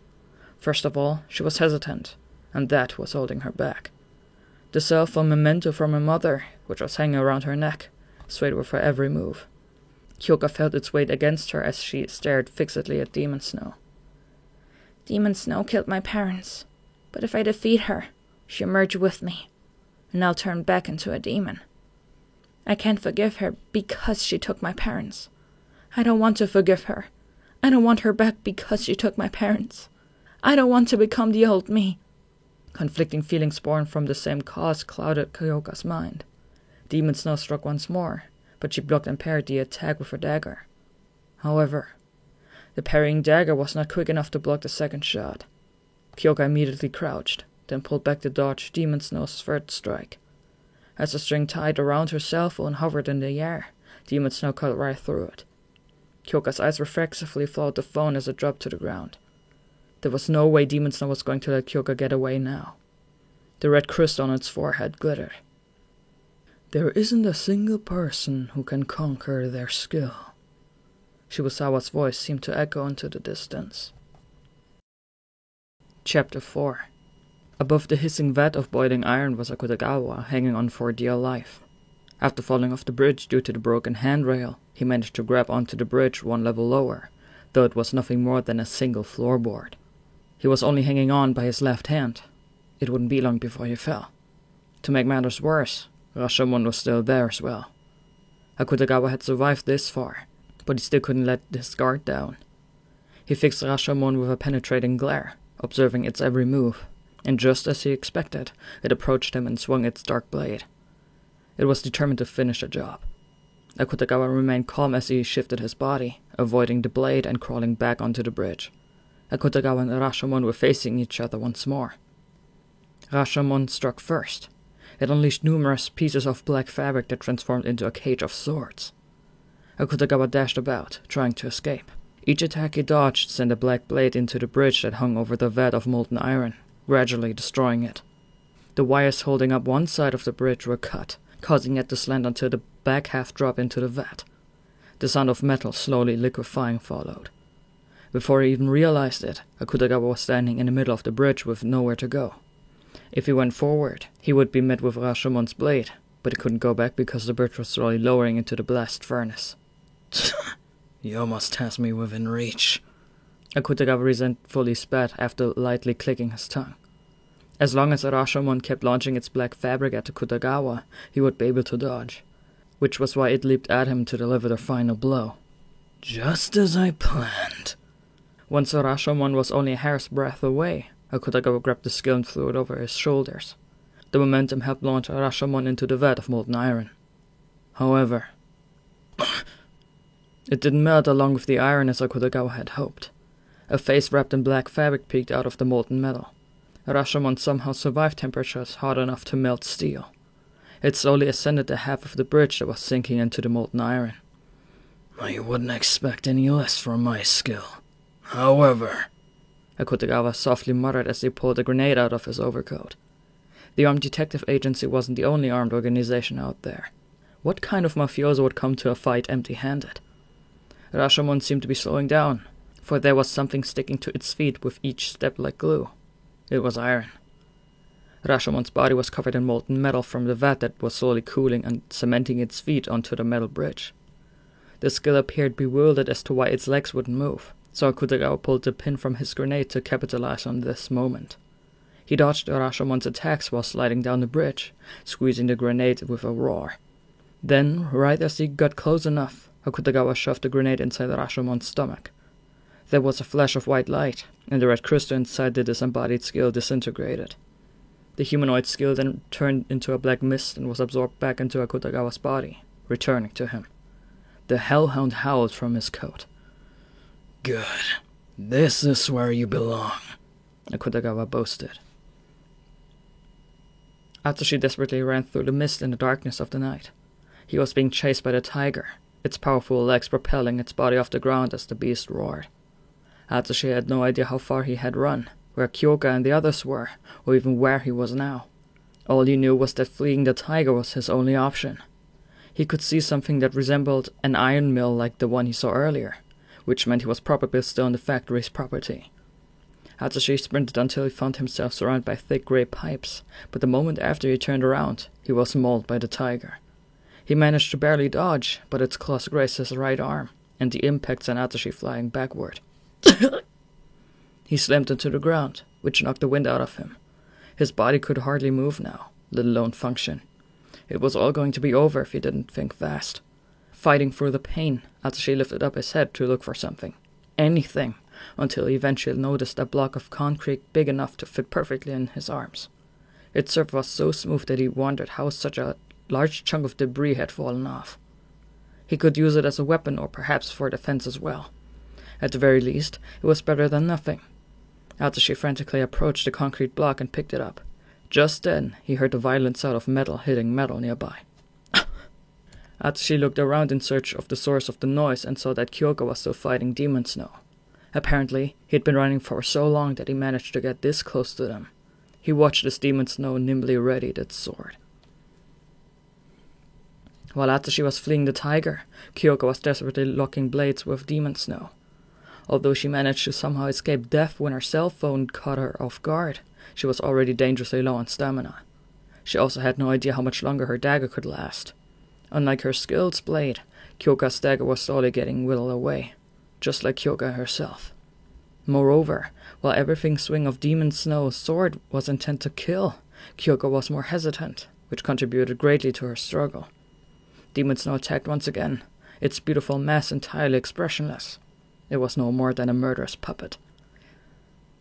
This demon is the embodiment of slaughter. Kyoka deflected Demon Snow's blade with her dagger. Various emotions raged inside Kyoka's heart. Demon Snow swung its sword on instinct. It hurt and killed others as if it were only natural. However... And yet, Kyoka's dagger finally broke as she was locking blades with Demon Snow. Kyoka gasped. The tip of Demon Snow's sword rapidly approached. Her vision began to waver, and she felt as if she could hear a phone ring. And yet, you wish to use that power to protect everyone, don't you? Kyoka stopped breathing for a moment. She saw the gentle smile of a kind woman flash in the back of her mind. Kyoka. She could almost hear the woman affectionately say her name. Mom. Her voice didn't reach the woman. She couldn't talk to her, but even then, she could take those warm words along with the sweet smile and etch them into her heart. She could even make a vow. Kyoka felt something warm trickling down her cheeks. The illusion she saw was over in a split second, but by the time she snapped out of it, Demon Snow's sword was already mere moments away from her neck. She's going to slit my throat and kill me. But the instant she thought that, a voice called out to her. Kyoka! She jumped. It was different from her mother's voice, but still just as warm. A tear rolled down her cheek. Kyoka! By the time Atsushi found her, Kyoka was only moments from being killed. The tip of Demon Snow's sword quickly closed in on Kyoka's throat, but Atsushi sprinted in between them while calling out her name and blocked the attack with a hunk of concrete he was carrying. He was still on the receiving end of the impact, but he didn't care. After all, he was at least able to protect Kyoka. While still blocking the blade, Atsushi whispered to the astonished Kyoka to aim for the red crystal. Demon Snow's sword was deeply embedded in the block of concrete, meaning it would have trouble maneuvering as long as Atsushi held it on the block. Now! Kyoka promptly responded to Atsushi's signal. She launched herself off the ground and threw herself at Demon Snow. In her hand was her kimono's cord, which was usually wrapped around her right shoulder. Kyoka wrapped the cord around her skilled's neck as she landed, pressing her back against Demon's nose in order to use her weight to strangle it. This was an assassination technique used to silently sneak up on the target and dispose of them before they could even say a word. Kyoka then took the hilt of her broken dagger and smashed the red crystal on Demon's Nose's forehead. The shards glittered as they dispersed before a light swallowed the skill. Not long after, Demon's Nose disappeared along with the light. Did Kyoka get your skill back? Atsushi tried to check when, all of a sudden, the tiger, who had been watching, attacked him once more. I let my guard down! The tiger charged straight at him and bit down on his right leg. Just as Atsushi thought he was done for, the tiger picked him up and ran off, concrete block and all. He could see Kyoka start to panic and scramble after them, but the tiger was simply too fast. With Atsushi in its mouth, the beast moved with such speed that it appeared to fly through the grey backdrop. Atsushi was in so much pain that he started to lose consciousness. The tiger suddenly came to a stop in an area surrounded by pipes, likely a dead end, then tossed Atsushi like a bag of bricks. An excruciating sharp pain shot through his shoulder when he slammed into the ground, and his entire body creaked. But even then, Atsushi forced his wounded body to sit up. The tiger suddenly jumped for Atsushi's head. Its jaw opened as if to swallow him whole. The tiger's fangs were fatal, and death was approaching Atsushi. The hairs on Atsushi's body stood up on end, and his natural circuits raced to relay all this incoming information. Faced with impending death, Atsushi snapped. Enough! Like hell I'm going to die here! The will to live consumed him. He feverishly slammed the block of concrete into the tiger's chin. A shout, a cry, a roar shook the air around it. There was no way of telling whether the beastly howl came from Atsushi or the tiger. Nevertheless, an impact followed, and the tiger uttered a shriek. But Atsushi still felt it was enough and kicked the block of concrete forward into the tiger's mouth, sending Demon's Nose's sword, which was still embedded in the concrete, right through the beast's upper jaw. The white blade pierced the red crystal. The crystal was reduced to dust, and along with a radiant light, the tiger eventually disappeared. Did I win? The block of concrete collapsed to the ground. Silence returned to the pipe-walled pathways, and there was no signs of the tiger returning. I did it. Atsushi, overcome with relief and exhaustion, felt his legs give out and he dropped to the ground. Kyoka, who had been chasing after him, rushed over and crouched by Atsushi's side. "You're hurt!" She checked the wounds on Atsushi's arm with a worried gaze. I'm fine. Once my powers come back, those will all get better on their own with my tiger's healing ability. After Atsushi assured her he was alright, Kyoka let out a sigh of relief. But she immediately looked up, apparently having noticed something. Curious, Atsushi followed her gaze until he saw a jet-black tower standing in the mist. The bizarrely shaped structure seemed to subjugate the moon and rule over the night. It was the perfect home for a demon lord. Skull Fortress. That was where the man behind this fog, Tatsuhiko Shibusawa, should be. After defeating their skills and getting their powers back, all they had left to do was take care of Shibusawa. They just needed to go to Skull Fortress. More importantly, that was where Dazai was. Atsushi had no idea why he was there, but he was sure of at least one thing. Dazai will know what to do once we find him. Atsushi had felt Kyoka's glance in his direction when he'd muttered those words. All of a sudden, someone held an old cell phone out between Atsushi and Kyoka. It was Kyoka's phone that had fallen on the ground earlier. The one trying to hand it to her was none other than Demon Snow. No longer was there a red crystal on its masked forehead. It didn't seem hostile either. Kyoka stood up and gently took the phone from its hands, as if she were handling something precious. Demon Snow then softly glowed before being absorbed back into Kyoka. This is it? You got your skill back, huh? Asked Atsushi. Kyoka faintly nodded, then tied the cell phone strings together and hung it around her neck. Atsushi was relieved to see her like that, but there was still one problem. His own skill. Atsushi looked down at his body and furrowed his brow. My tiger's healing powers haven't come back yet. He was still riddled with wounds and in immense pain. I defeated the tiger, so why? Why did only your skill return and not mine? But Atsushi's question was only met with a few heavy coughs in the distance. Approaching them was Akutagawa, who seemed to be having trouble breathing. His fight had apparently been rough, but while his body was covered with scars, his eyes were brimming with confidence. His dignified stance made it clear who the victor was. "Did you get your skill back too?" Atsushi asked Akutagawa, who now stood right in front of him. Both Kyoka and Akutagawa fought their skill and won, just as Atsushi had. "So why am I the only one who hasn't?" He clenched his fists out of frustration. "You fool," spewed Akutagawa. "Have you seriously not figured it out yet?" Atsushi tensed, taken aback by the sudden insults. The first thing that popped into his head was the memory of the director at the orphanage insulting him in the same manner, along with that majestic white door. The images ran through Atsushi's mind over and over again, but he had no idea what the door meant. "What?" muttered Atsushi absent-mindedly. "I want to know the answer, but my brain won't let me think. My head hurts so bad. It feels like it's about to split open. But why? Why?" he cried.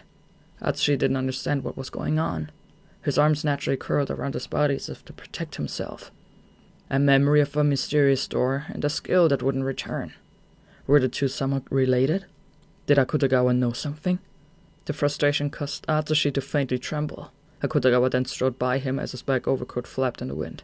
"Akutagawa!" Atsushi screamed in spite of himself. "What's that supposed to mean? Answer me!" But Akutagawa didn't look back. He simply disappeared into the fog as he headed toward the fortress. "Why? Why? Why am I the only one who doesn't get it?" An indescribable fear crept up Atsushi's body. Kyoka, who had kept quiet until now, tightly pursed her lips and instructed. "You're hurt badly. Stay here and rest." "Huh?" Atsushi stared vacantly at her, his mouth agape. He couldn't process what she had just said. Kyoka turned her back to him. "Kyoka?" He called out to her, his voice wavering. "I'm sorry for not telling you. I didn't want you to know." "Know what?" After a brief moment of hesitation, she answered. "That I control Demon Snow with my cell phone." Kyoka glanced back at Atsushi. "And that I actually didn't want to hate her." "I had no idea she felt this way." Atsushi was overcome with shock and guilt that he didn't know. That he didn't even know this. "I'll carry out the mission," promised Kyoka with a calm, determined expression. She then began to walk up ahead into the fog where Akutagawa disappeared as well. She was heading to the fortress. "Kyoka, wait!" Atsushi tried to chase after her, but his wounded body could hardly move. He tried to stand up, only to immediately fall back down. Atsushi couldn't drag himself off the jagged ground. "Kyoka!" He screamed, feeling as if his vocal cords were going to shred. But no matter how many times he called her name, his voice didn't reach her. The fog began to grow thicker until Kyoka was no longer visible.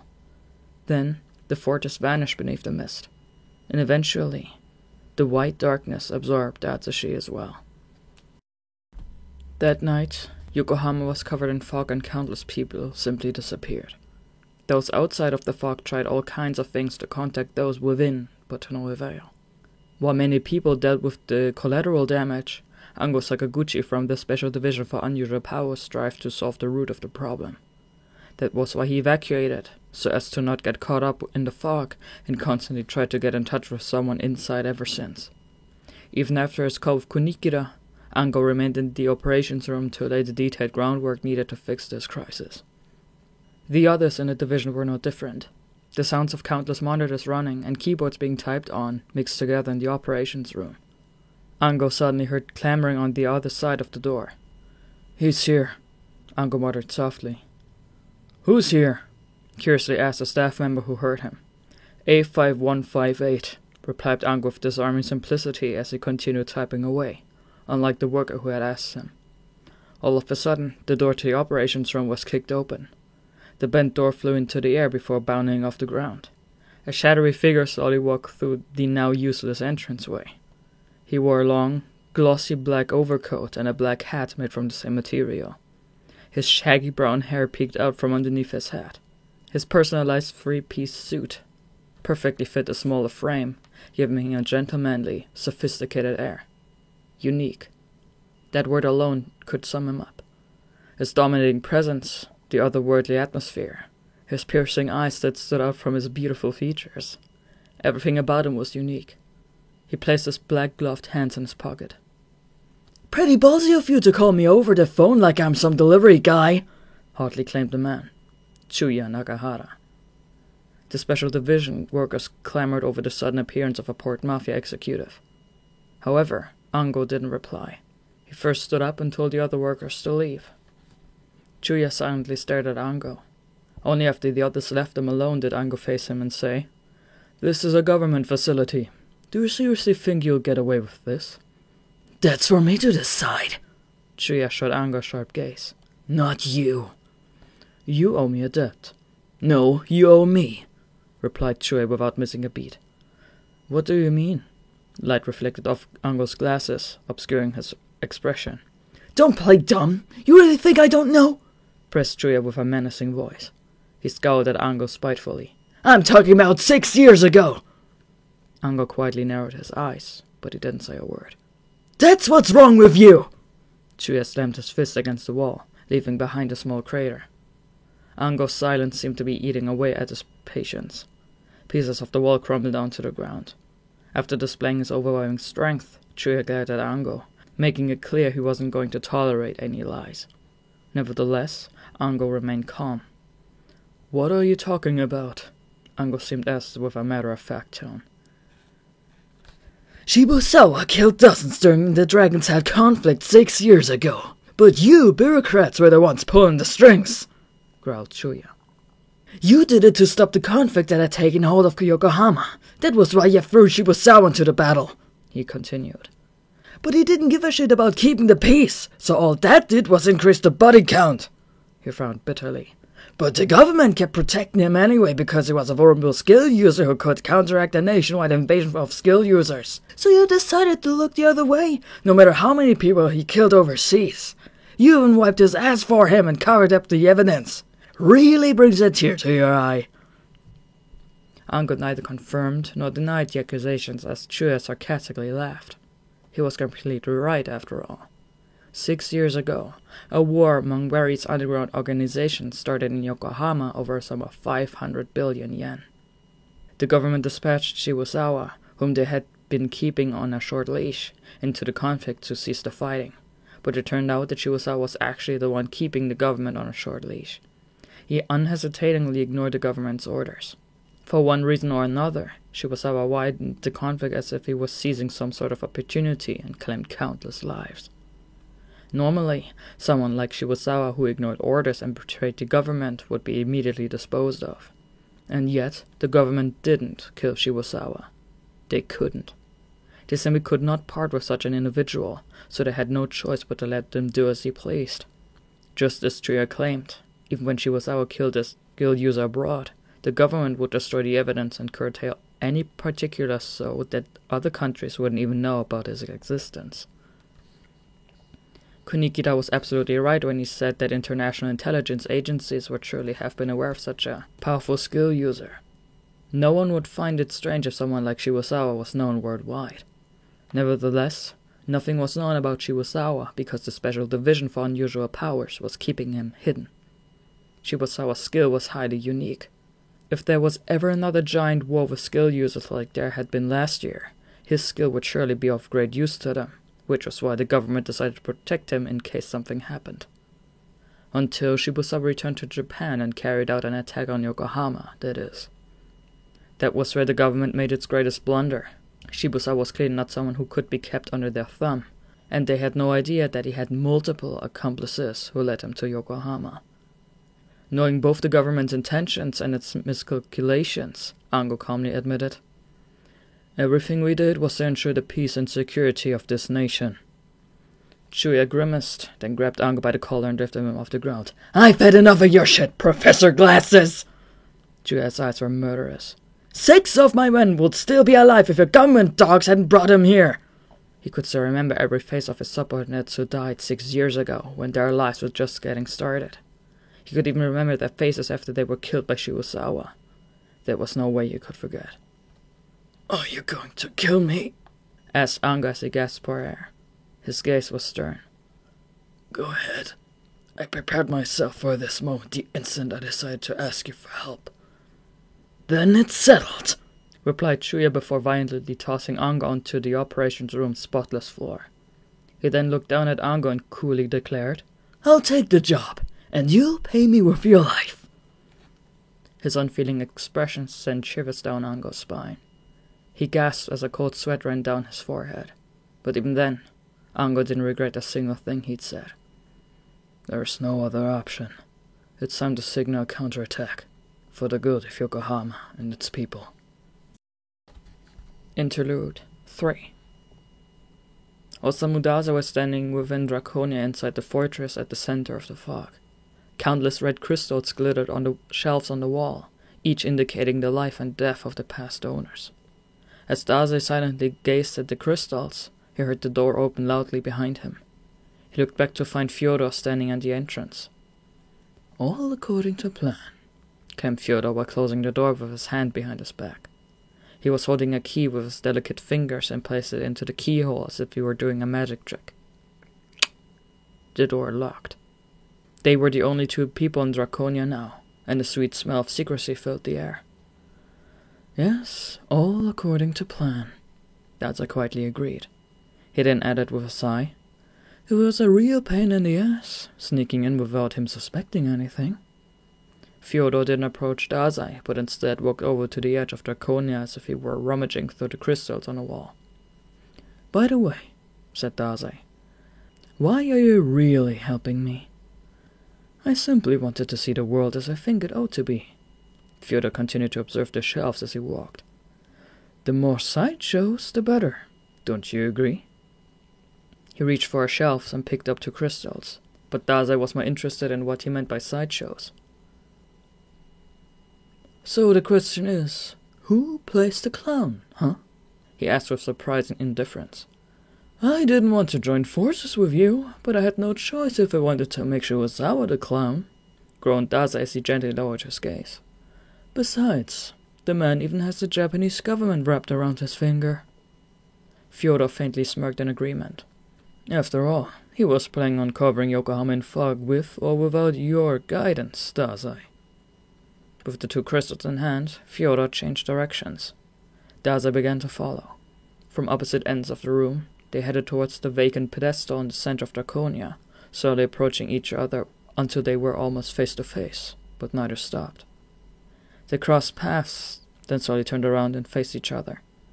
Here, Fyodor held up both crystals. Out of all these skill crystals, these 2 make the best pair. The crystals floated above his hands and began to rotate as red light reflected off them like chandeliers.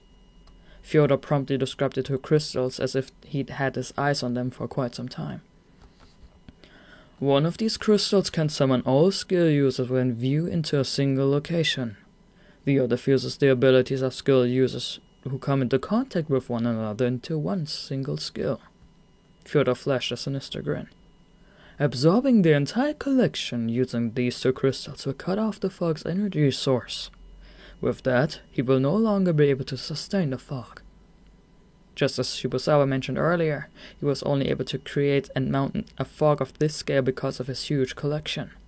Therefore, one could easily get rid of the fog if they were to gather all the crystals in Draconia and simultaneously nullify them, which was something that Dazai could do with the 2 skills Fyodor selected.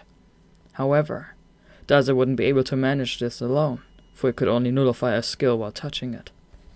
Although Dazai himself could nullify the fog, he couldn't nullify it so that it wouldn't affect others, much less do anything about the fog that covered the entire city of Yokohama.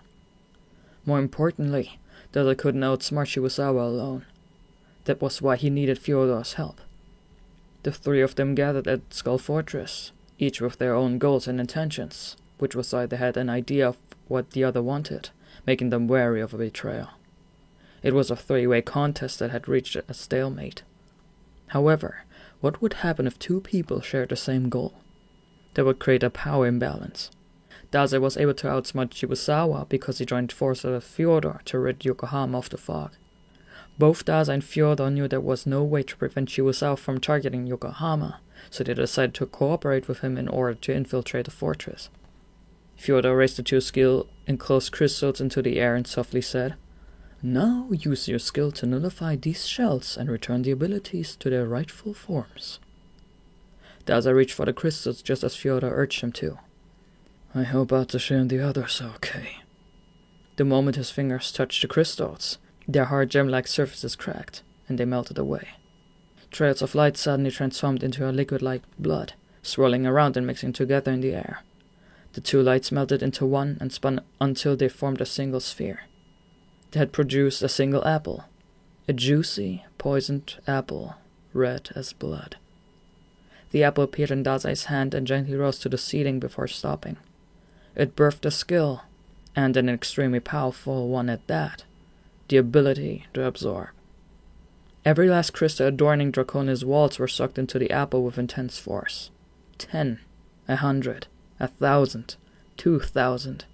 Every last one was greedily devoured by the apple, and the light turned into a storm that ravaged Draconia. The light was so blinding that neither Dazai nor Fyodor could even keep their eyes open. The apple swelled as it absorbed the numerous crystals until the red light became hotter than the surface of hell. The intense power within overwhelmed the collection room, but even then, Dazai dauntlessly regarded the sphere of red light he created and muttered, "It'll be all over once I touch it." His dignified visage was rife with determination and duty. Right as Dazai reached for the massive photosphere, something struck him in the back. His eyes opened wide. He could feel burning pain shoot through his chest. "Didn't I tell you?" a man said to Dazai from behind. His white hair fluttered and his crimson eyes narrowed in amusement. "No one will ever exceed my expectations." Standing behind Dazai was Tatsuko Shibusawa, who supposedly had no way of even entering Draconia. In his hand was a knife that glowed dully as it pierced Dazai's back. He smiled while slowly twisting the blade even deeper. It was followed by the unsettling sound of flesh rending. Shibusawa, who had been in Draconia for who knew how long, let go of the knife. "Letting your guard down the moment your plan was about to succeed. I thought you were better than that," admitted Shibusawa with a mix of disappointment and ridicule. The walls and floor behind him became transparent, even a wide view of a vast collection of skill crystals. The ones that Dazai had absorbed were merely a small section of it. Struggling to remain standing, Dazai clenched his chest and moaned. "The door was locked." He turned his gaze toward the door, then at Fyodor, who had locked it. Fyodor was smiling. He looked delighted, like he was enjoying watching Dazai get stabbed. That was all it took for Dazai to understand what happened. "I see," he groaned. He could feel lukewarm blood slowly begin to stain his sand-colored overcoat. "So this is where you betray me." "I told you, right? The more sideshows, the better." Fyodor faced Dazai with a frigid smirk. "You're the sideshow." He was never on Dazai's side. The plan was to lure Dazai into Draconia and have Shibusawa stab him. This 2-versus-1 struggle wasn't against Shibusawa. It was against Dazai. Fyodor pretended to be on his side so he could bring him to the collection room and merely pretend to lock the door, allowing Shibusawa to come and go as he pleased. "So," Dazai said between labored breaths, shooting Shibusawa an incendiary look. "What's your next move?" Dazai then collapsed. "There's no next one. I already found the skill I was searching for." Shibusawa lightly gestured to him with an open hand. "Yours." Shibusawa's eyes gleefully lit up as he gazed down at Dazai on the floor. "From the very start, you were the only one I was after." Those were the eyes of a child who had just found the insect he had been eagerly waiting to pin to his collection. Dazai sighed in exasperation. "I thought a paring knife would only hurt so much, but..." He glanced in Shibusawa's direction. "Poison, huh?" "A lethal anesthetic." Shibusawa's lips masochistically curled at Dazai, who couldn't even lift a finger. "Enjoy," he said with a saccharine note in his voice. "It's what you always wanted. Death." "How could you do such a thing?" Dazai muttered feebly while maintaining his sarcastic expression. His vision blurred as his limbs lost all sensation. The world he knew slowly began to melt away, and in its place, eternal peace approached as a way of salvation. A calm, endless world of darkness. Dazai's body was wrapped in the gentle touch of death. It feels so good. He faintly smirked and closed his eyes. His shallow breaths came to a halt. Dazai's muscles relaxed, and his messy hair drowned in the pool of blood. That was the final moment of Osamu Dazai's life. Tatsuko Shibusawa expressed no interest in the abrupt demise of the man who was always seeking death. He was more focused on Dazai's body. Before long, a crystal emerged from it. Fyodor grinned as he cast an admiring look at the clear white light of the crystal. With the host dead, the skill has begun separating itself from its owner. Shibusawa's fog had the power to separate skill from their owners. Up until now, Dazai's skill had been nullifying its effect, but it stopped working the moment he died. In other words, Shibusawa was finally able to obtain Dazai's skill through killing him. He traveled in the light while reaching for the skill crystal. I've never felt such a thrill. To Shibusawa, this was the skill he had always dreamed of. That was why he had left the pedestrian descent of Draconia empty. He wanted to display his longed-for crystal. He reached forward to touch the glittering skill, but all of a sudden, it began to change. The crystal gradually turned red. Their encroachment didn't stop until the white crystal went from a venomous red to crimson. The white crystal that was born from Dazai's body was no more. Shibusawa's eyes opened wide. No. Is this not it? Trembling, Shibusawa took a step back. This wasn't supposed to happen. He didn't even notice Fyodor's hideous twisted smirk. The crimson crystal gradually grew brighter until the massive red sphere of light near the ceiling began reacting to it. The two lights were drawn to each other. The red light from the collection of skill crystals Dazai and Fyodor made together, and the crimson light from Dazai's crystallized skill. A crimson sphere of light possessing an enormous amount of energy was coming to life. The confidence vanished from Shibusawa's expression, for this wasn't something he could ever predicted. He looked up at the rampantly swelling sphere of light with sunken eyes. What? Just what on earth is this thing? But Shibusawa was suddenly knocked back by the growing orb before he could get his answer. Chapter 5. Hatsushi was all alone outside the iron mill covered in fog. Both Akutagawa and Kyoka had left him behind. Akutagawa had pelted him with insults while Kyoka expressed her concern, but regardless, they both went on ahead without him. Only Atsushi remained stagnant. Unlike the other two, there were no signs of his skill returning. The wounds left by the tiger still stung as blood trickled down his arms. What is it that I'm missing? A strong wind suddenly gusted by the moment Atsushi lowered his head, but when he curiously looked up to see what it was, he gasped. There, amid the fog, stood a familiar white door, sturdy, majestic, divine. The wind was coming from that door, which was eating away at Atsushi deep down. Do not open that door! Atsushi heard a familiar reprimanding voice from behind and jumped. He timidly turned around to find the orphanage director hotly looking down at him. Perhaps Atsushi was dreaming again. Perhaps it was an illusion. Regardless, just seeing the man made Atsushi's heart heavy with despair. How hurt the director's malicious words made him. How lonely they made him feel. How many hardships he had faced because of him. Atsushi couldn't contain his resentment. If it wasn't for him, he thought. The director's commanding voice was exactly as it was when Atsushi was in the orphanage, and it bore a hole in his mind. But no matter. You don't have the power to open it now even if you wanted to. You still lack determination. You don't know a single thing about me! Atsushi wanted to scream. He used to be terrified about standing up for himself, but he wasn't the same boy from the orphanage anymore. The child starving for a place to belong no longer existed. The wind grew stronger, sapping Atsushi's strength as if to prevent him from so much as standing. Even the director was seemingly trying to hold him back as well. You have finally lost the tiger's power.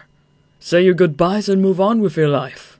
Oh, don't worry. Nobody expects anything from you. He's probably right. After all, neither Kutagawa nor Kyoka had asked him to go with them. To tell the truth, Atsushi was dead weight. He was terribly injured, and he couldn't even use his skill. But, Atsushi thought, he wasn't about to let the director tell him what to do anymore. I won't listen to you. He turned his hate into anger, and his anger into strength, then took a step forward. Even though he felt as though the gale was going to blow him away, even though his wound still hurt, Atsushi didn't stop. He was going to crawl to the door if he had to. Every step he took brought him farther out of the director's control. I'm not afraid of him anymore. Atsushi planted a hand on the door with unwavering determination. He heard the director's grating voice call out to him. There's no going back once you learn the truth. Atsushi was suddenly overcome with fear. His legs almost gave out while his hand still rested on the door. Why? Is it because the door must never be opened? Atsushi didn't even understand himself, but his body cowered in fear. His eyes couldn't focus. His fingers trembled as they reached for the door. What's wrong? He could hear the director ridicule him in his head. It isn't locked, you know. Sweat dripped down his body as he struggled to steady his breathing. His hand on the door twitched. Skull Fortress pierced the skies of Yokohama, the city of demons. The owner of the tower, Shibusawa, was defenselessly opening his eyes wide on the top floor in Draconia. There was nothing left of his ruler-like behavior as he helplessly watched what was happening in mute dread. A hellish red light radiated as a violent wind gusted from the giant sphere. This wasn't part of Shibusawa's plan. He shuddered. That was when Fyodor began to speak up as if he were reciting a fairy tale. The ability to fuse and the ability to nullify. Two conflicting skills have become one, creating a singularity. Shibusawa looked over at Fyodor, who sounded like he'd expected this to happen. Or perhaps this was the outline of Fyodor's story. Shibusawa was dumbfounded in mute amazement as Fyodor pulled out a skull. His heels clicked against the ground as he approached the collector. Even Dazai skill isn't going to give you what you truly seek. Your lost memories won't return. How do you know about that? Shibusawa turned pale, and he instinctively stood back up as Fyodor flashed him a sweet smile. Not to worry. Fyodor's eyes glowed cruelly. I will find those lost memories for you. There wasn't even a moment for Shibusawa to question him, for the smiling conjurer pulled out a paring knife he'd been keeping hidden and slit Shibusawa's throat with its silver blade. Shibusawa's eyes rolled back into his head. All he could see was the red blood spraying out of his neck, like countless skill crystals shattering, like a beautiful flower blooming. The blood fell like rain. He went into shock due to the intense pain to the point that his nerves couldn't feel a thing. The scenery before him gradually began to change. With death. Shibusawa could see Fyodor smiling on the other side of the blood. Do you remember anything? Fyodor asked. Shibusawa heard a powerful wind roaring in his head. I see. It finally made sense to him. As his body fell to the ground, he thought. I know. This feeling. The end of his life was also its brightest moment. It was an uninterrupted combination of hope and despair. This was death. The white light of death flooded his vision. The memories of a distant past sprang to life with his demise. Tatsuko Shibusawa saw an illusion in the white light. It was a vision of what really happened 6 years ago. He was forced to watch these lost memories replay before his eyes. He could hear the old Shibusawa in the vision speak in a soft voice. The director appears to misunderstand your skill.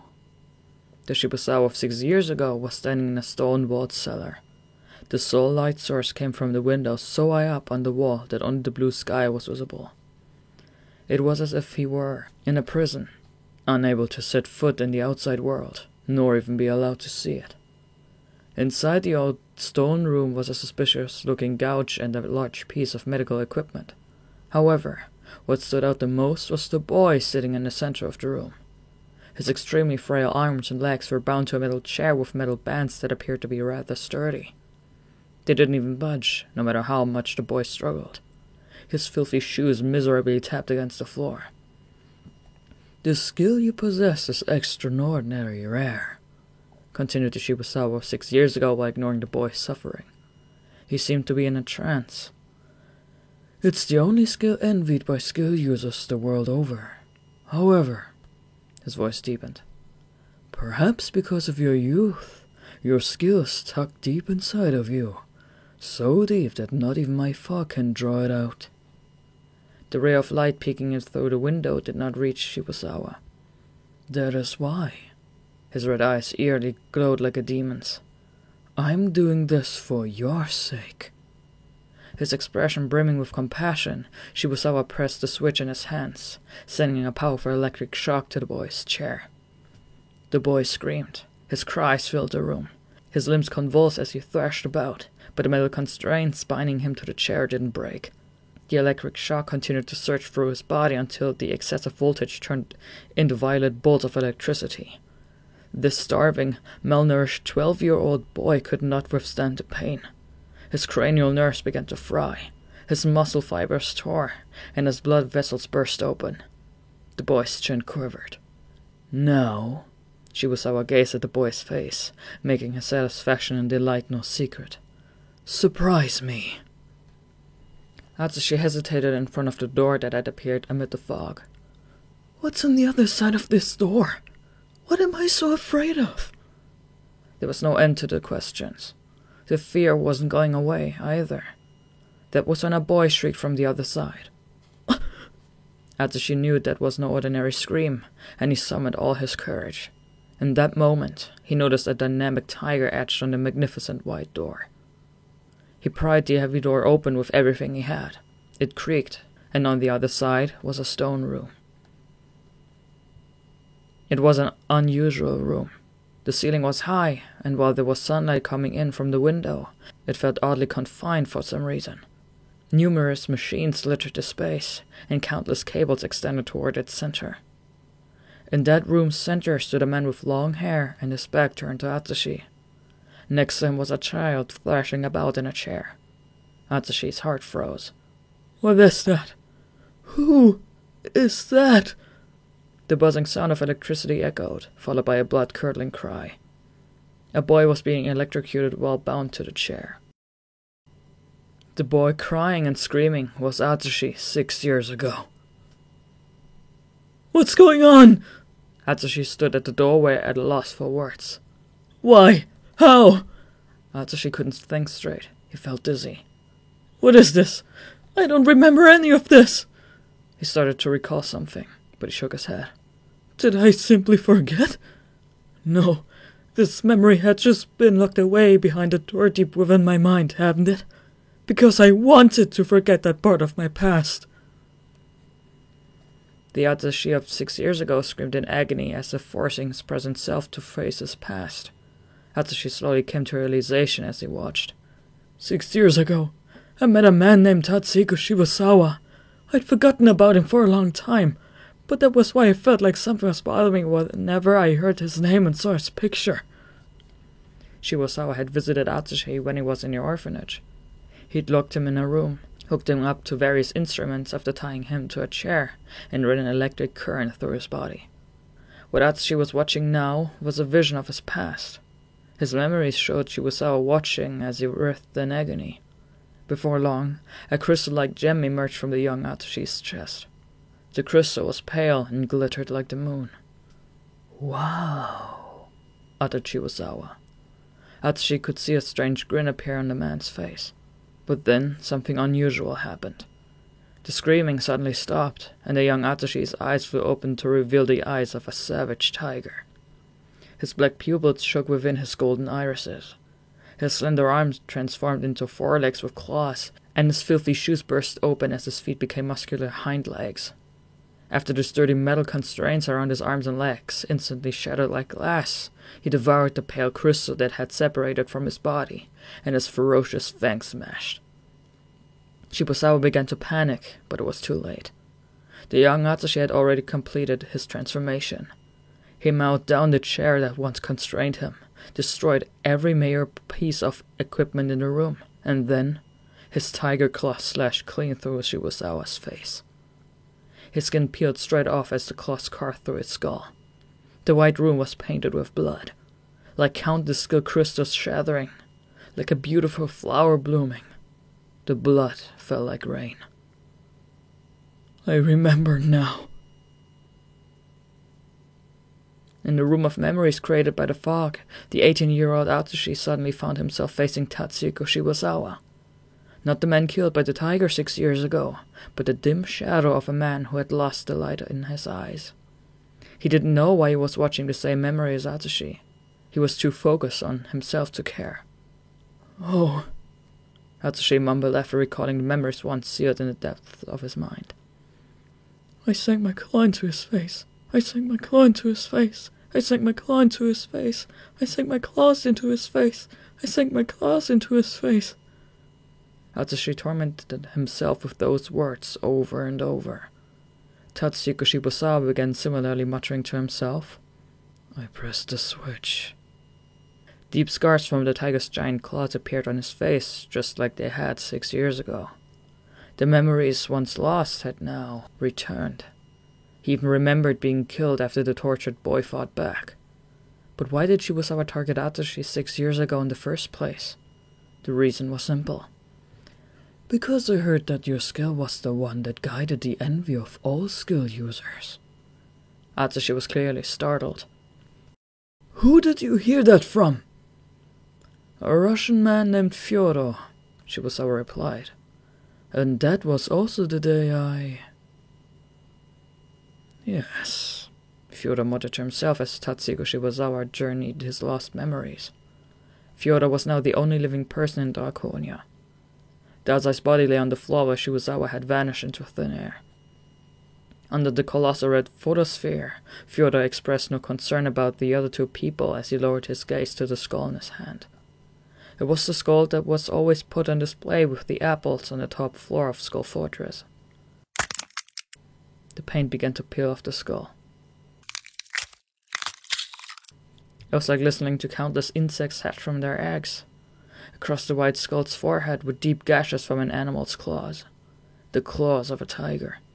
The skull, which had been on display on the fortress all this time, belonged to Shibusawa. That was the day you died, whispered Fyodor to Shibusawa's skull as if he took pity on him. And the one who inherited your collection was... He cast a glance at the spot where Tatsuhiko Shibusawa had been standing moments ago. Your skill itself, after it separated from your corpse. There must have been a red crystal somewhere in Shibusawa's body, for in the end, he was nothing more than a puppet who believed he was human. He was a real-life Coppelia. Fyodor raised the skull into the air. Countless red trails of light soared through Draconia, revealing a hidden room under the floor where myriads of other crystals were stored. The red sphere of light would grow exponentially if it absorbed these, for there were far more hidden crystals than all the ones on display. Fyodor sinisterly grinned as he stared into space. You had forgotten your own death and became a crystal. A crystal managed the collection that he himself was part of. The tiger's claw sank into your skull and killed you. I sank my claws into his face. I sank my claws into his face. I sank my claws into his face. I sank my claws into his face. I sank my claws into his face. Atsushi continued to blame himself as if time had stopped 6 years ago in that stone room. I thought my skill had finally awakened after it got away from the orphanage and was left for dead in the street. But I was wrong. Atsushi's skill had actually awakened long before that. He'd wielded the tiger's power once prior. And it all started when he killed Shibusawa. The guilt suffocated him, and he continued to torment himself. Tatsuhiko Shibusawa, or rather, the skill who looked identical to him, grumbled. Yes, you killed me that day. Shibusawa's accusatory tone rubbed Atsushi the wrong way. It stoked his swelling, almost overflowing, feelings of guilt until his emotions burst out of him. This is my fault! No, that can't be right! He didn't want to believe it. Atsushi turned on Shibusawa and screamed in spite of himself. Of course I did it! The cries of his heart turned into a roar. I didn't do anything wrong! I just wanted to live! He yelled with every fiber of his being. He thought he would break down if he didn't. Atsushi had always fought to protect himself. He would turn anything into a weapon to do so. What's wrong with an insatiable hunger for survival? A boy will always use his claws in order to live! He felt a heavy deadbolt snap on the white door. Countless red spirals flashed in the collection room as the red sphere of light glistened with greater intensity. It was as if the Draconia itself had come to life and was wielding its overflowing power. Hundreds, thousands of skills were devoured by the ever-growing light until it started to even suck in Osamu Dase's corpse. His body floated into the air before being slowly swallowed by the light. Fyodor, who had been mirthfully observing the impinging orb, expressed some surprise. You're a greedy man, Dazai. He squinted as he saw Dazai emerge with the light. Even in death, you still plan to see this city's demise. Dazai's body melted to the red photosphere. Immediately, the light expanded throughout the room like an explosion, shattering the glass windows. Fyodor watched as a whirlpool of light headed toward the other world, then said to the skull in his hand, Allow me to enlighten you, since I'm your first friend ever. Did you ever stop to consider why my skill doesn't separate from me within this fog? Skills would separate from their users and try to kill them, if they ever came into contact with the fog. Nothing could change that. That was why the Detective Agency was forced to battle against their own skills, and why Dase's skill finally separated from him when he died. Nevertheless, Fyodor wasn't killed by his skill. But why? Fyodor's footsteps echoed throughout Draconia while he slowly walked across the room as if that were his answer. He stopped to pick up an apple, but when he reached for it, there was a glittering red crystal on his hand, and a man who looked identical to Fyodor. He picked up the apple while Fyodor held the skull. They raised their spherical objects into the air with their backs to each other and whispered, I am crime. I am punishment. Their identical voices shook Draconia. It was as if the cold, rigid echoes ridiculed and toyed with the entire situation. Did you know? Said Fyodor with a laugh as he held the skull aloft. Crime and punishment are very close friends. Continued the other Fyodor, smiling as he held the apple. They faced opposite directions but felt the same thing. They could sense the red light surrounding Skull Fortress. They recited their lines alternatingly. The boundaries will vanish. The room will awaken. The red light swelled before their eyes, and they enticed it with their honeyed words. Incarnation of death, Lord of the skill-consuming fog. Ravage, devour, and unleash your fury as your instinct and heart desire. Their violet eyes creased as their lips curled into a smile. A light thereupon shot out of the fortress as if it were following their commands. The boundless glow began swallowing the world in a red fog that grew exponentially by the sound until it eventually took the form of a giant beast.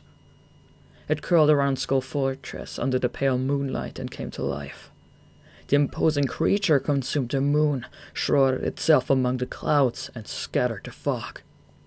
Even Skull Fortress appeared to be nothing more than a child's son in the presence of the dignified beast. Its serpentine body was covered in glittering scales and a long, majestic mane. It could surely crush a building with its reptilian-like hands. Each one of its sadistic fangs was much larger than any human.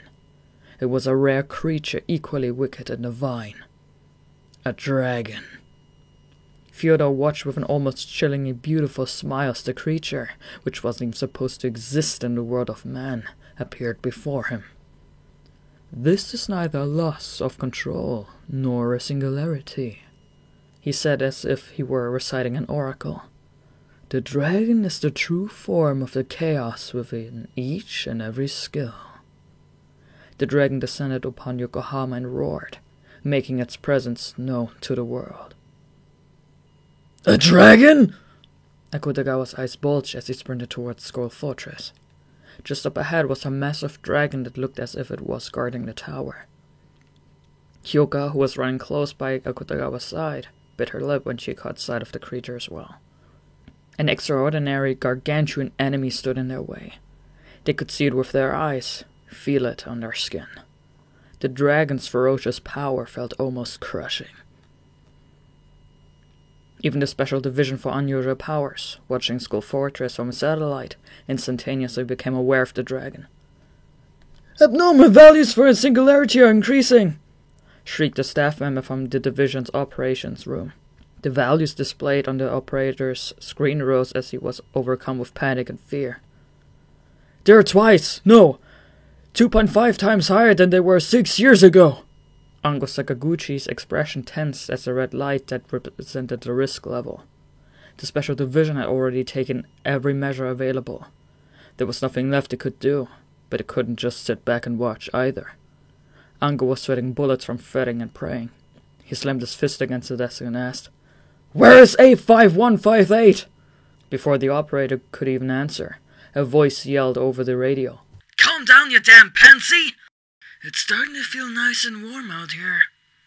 Codename A5158. Chuya Nakahara, the man who had just yelled at Ango over the radio, smiled with evident satisfaction. Hovering in the sky over the fog and clouds of Yokohama was the Swan, the aircraft used by the Special Division for Unusual Powers for sensitive operations. Its rotary wings clicked upwind as they roared. The room shook, and the hatch slowly opened. The round moon came into Chuya's sight along with the chilly nighttime air. The moon was especially beautiful as it hung in the cloudless sky. Its brilliant shine illuminated the fog-covered Yokohama and the colossal dragon that looked like it could consume the city in the blink of an eye. It was like something out of a dream, and yet, both the fog and the dragon were real, and there was no denying that both brought destruction. Chuya, came Ango's subdued voice over the radio while Chuya squinted and looked down at Yokohama. Dazai's most likely been disposed of by now. Do you understand what I'm getting at? Chuya removed his glasses and replied, "I don't care." Are you sure? asked Ango. I won't be able to accept your reward. You won't be able to take my life if... Don't get cocky, jeered Chuya, cutting Ango off. Nobody could see Chuya's expression as he prepared to jump from the aircraft over Yokohama. Only his calm voice reached Ango. You were nobody 6 years ago. A low-level undercover agent, continued Chuya as if he understood it all. Not a single soul lent you an ear even when you opposed getting Shibusawa involved. Am I wrong? Ango felt silent. I'm probably just talking out of my ass here, but... Chuya muttered, almost to himself. I'm willing to bet that idiot Dazai's in there. He was watching the dragon wreaking havoc in Yokohama, and his gut was telling him that Dazai was inside the creature. And I'm not gonna be satisfied until I punch him in his stupid face, he declared before briefly adding, later, and promptly hanging up. I'm counting on you. Ango reflected on the fact that he was powerless, and all he had was the bitter grief in his heart. He didn't know whether his words, his prayer, reached Chuya. Regardless, Chuya had made his choice for himself and was now standing at the rear hatch of the Swan, gazing down at the world below. We'll be reaching the destination shortly, came a voice.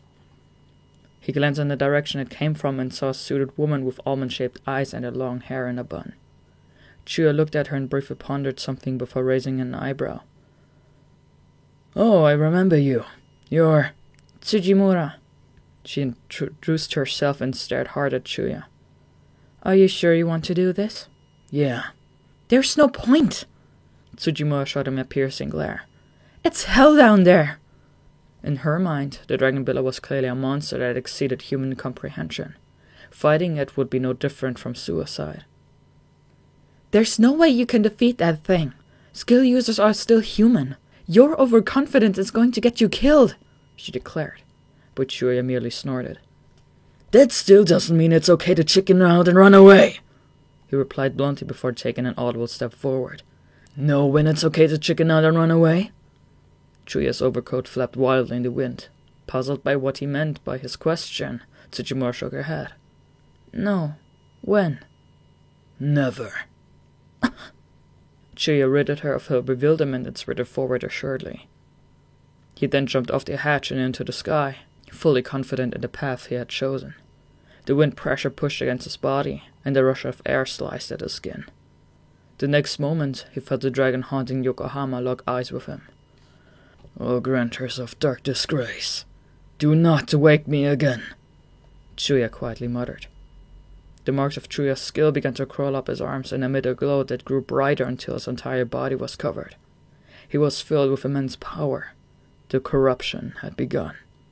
Not even Chuya himself could stop it now.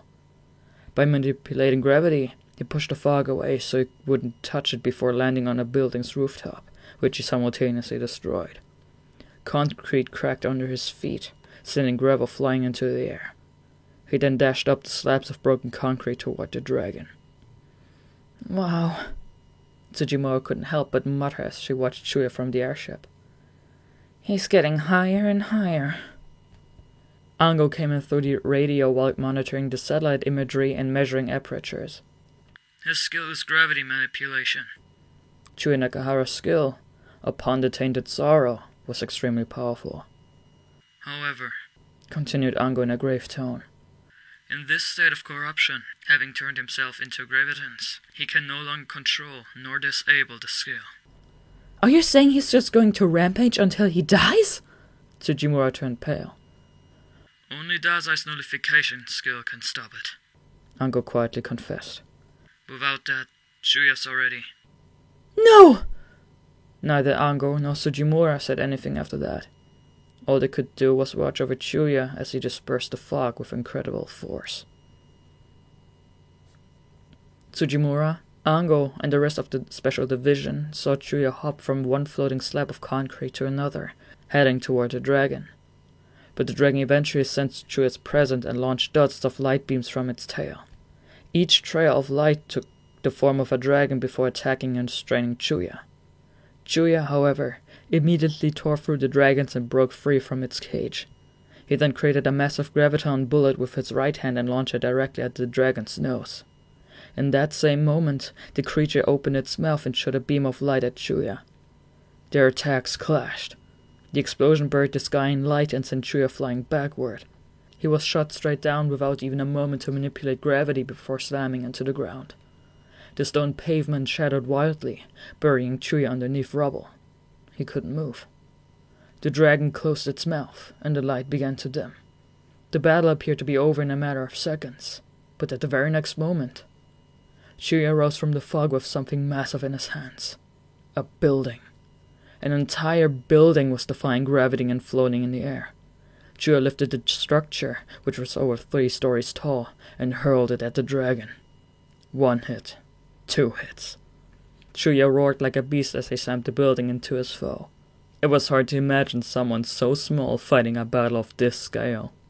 After taking a few blows from the enormous building, the dragon opened his mouth once more to unleash another beam of light.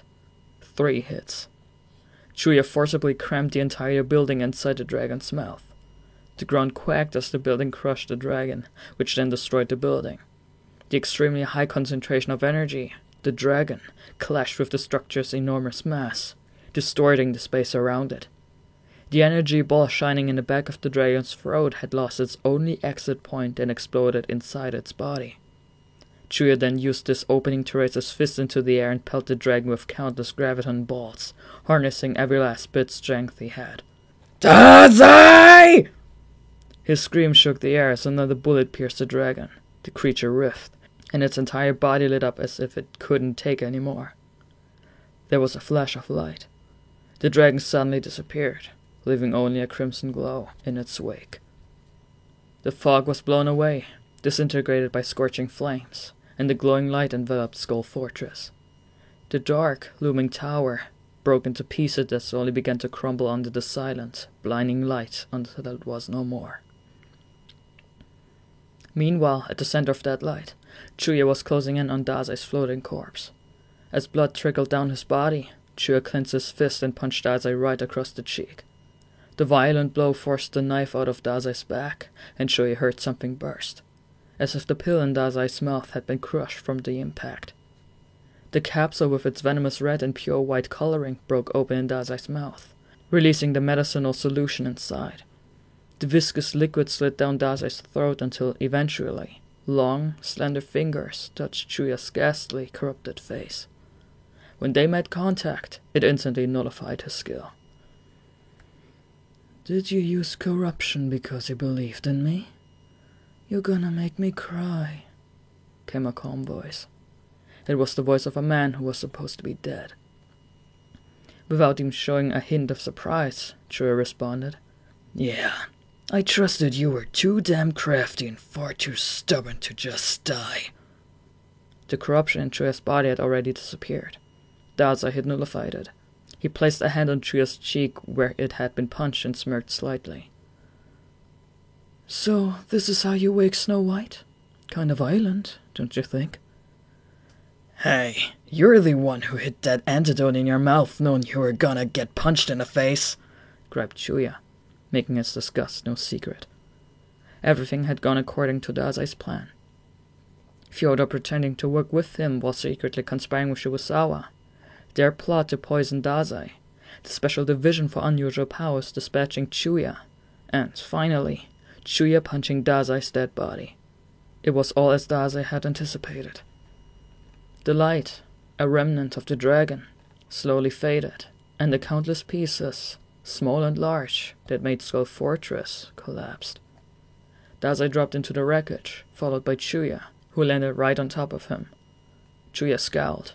He desperately tried to get up, but he could hardly move a muscle. "Get off me!" he demanded, but Dazai kept him still. "Don't move." "The hell?" Chuya grimaced as Dazai held his head down.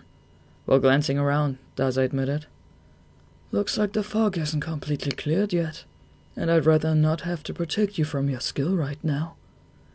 Chuya's eyes twitched. "It's still not over?" "It's probably just getting started," replied Dazai with a serious expression. "Damn it," groaned Chuya in frustration as he tried to sit up, but he couldn't manage to do that much, especially with Dazai holding him down. "I can't even move my fingers." His every last drop of energy sapped, Chuya immediately fainted. Dazai glanced at him, then turned his gaze at the wreckage of Skull Fortress.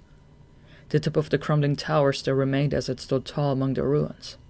Dazai stared at the fortress as if he were focusing on someone inside, then mumbled, "This much I expected, but the rest is in their hands."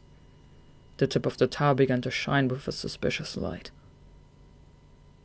The night was still young, and the party had only begun. The dragon quietly changed form. "You act as though you know everything, yet you actually know nothing." A serene voice echoed within the partially destroyed hall. Standing in the center of the room, which was once the highest floor of Skull Fortress, was Fyodor. He was still holding Tatsuhiko Shibusawa's skull, unfazed by neither the dragon nor the destruction. He gently let go of the skull, but it continued to float in the air. Fyodor smiled as he appeared to talk to the hovering cranium. "There's no stopping the fog now," he whispered.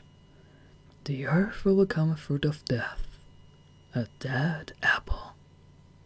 He then implanted a crystal fragment into the skull's forehead.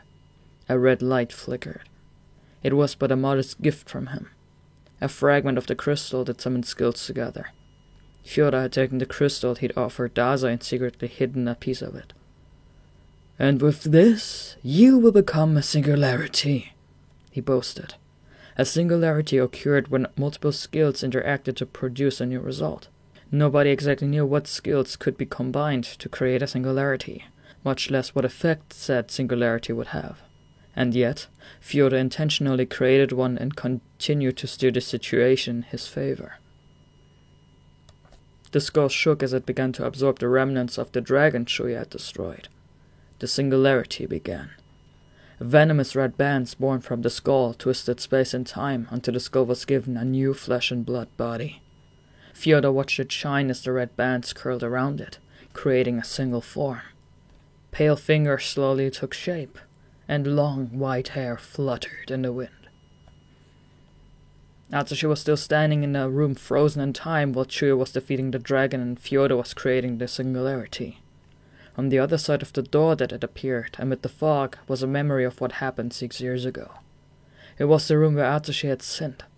The victim, Tatsuko Shibusawa, suddenly declared, "I remember everything now." Shibusawa clearly recalled the events from 6 years ago. Fyodor had enticed him to go to the orphanage where he tortured a young Atsushi, until Atsushi fought back and killed him. Everything made sense to him now. Shibusawa had always been searching for something.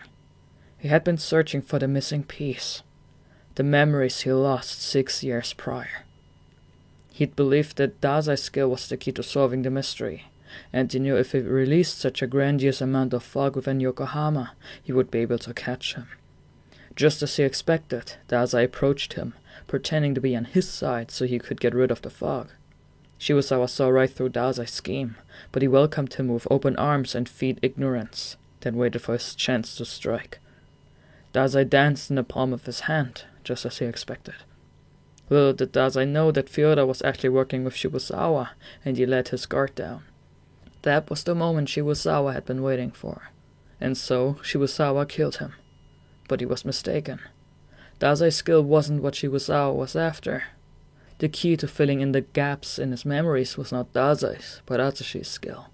And most importantly, what I was really after all this time was not skills, but the spark of life that resists one's own skill and prevails over one's own fate.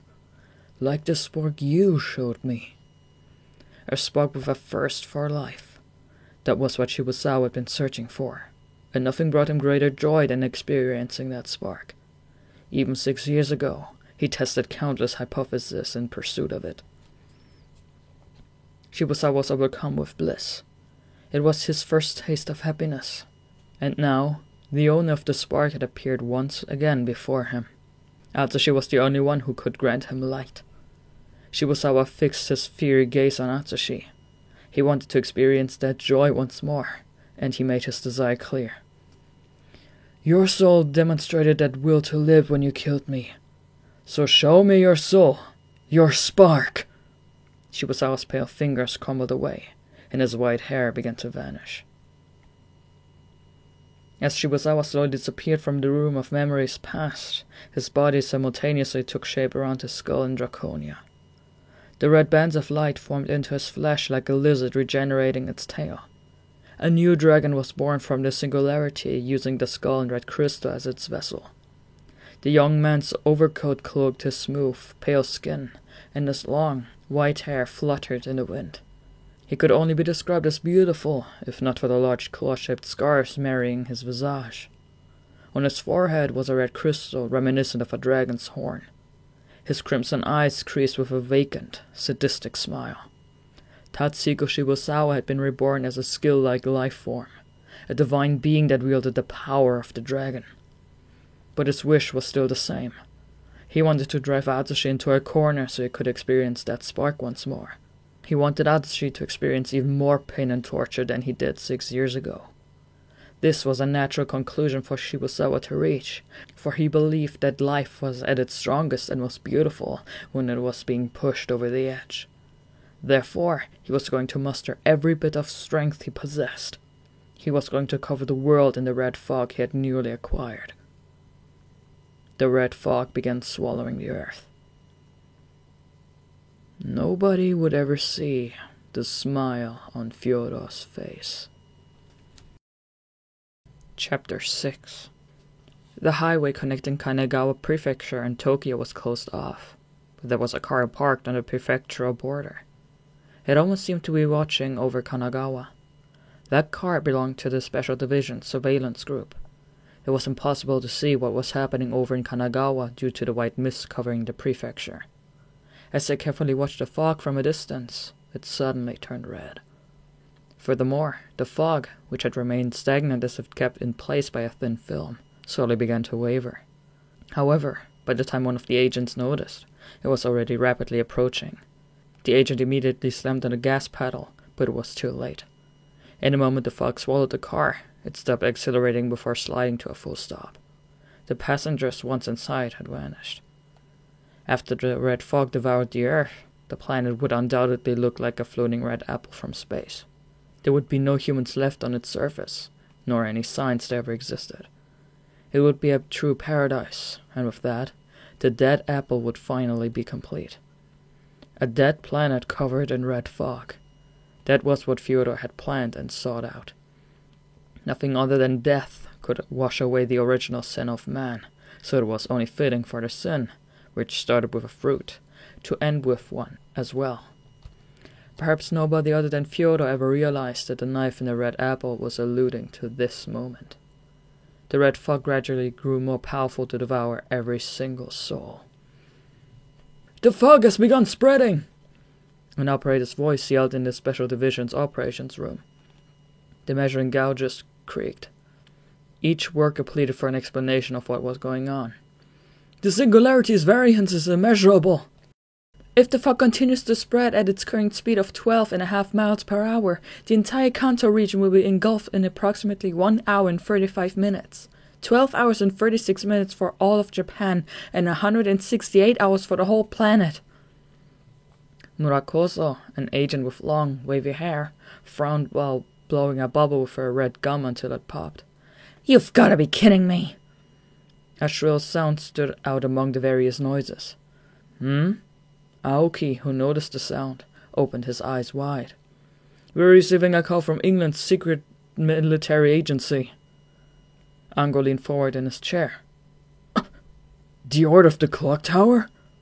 He immediately connected to the call. Sound only appeared on the LCD screen when an alluring voice greeted them.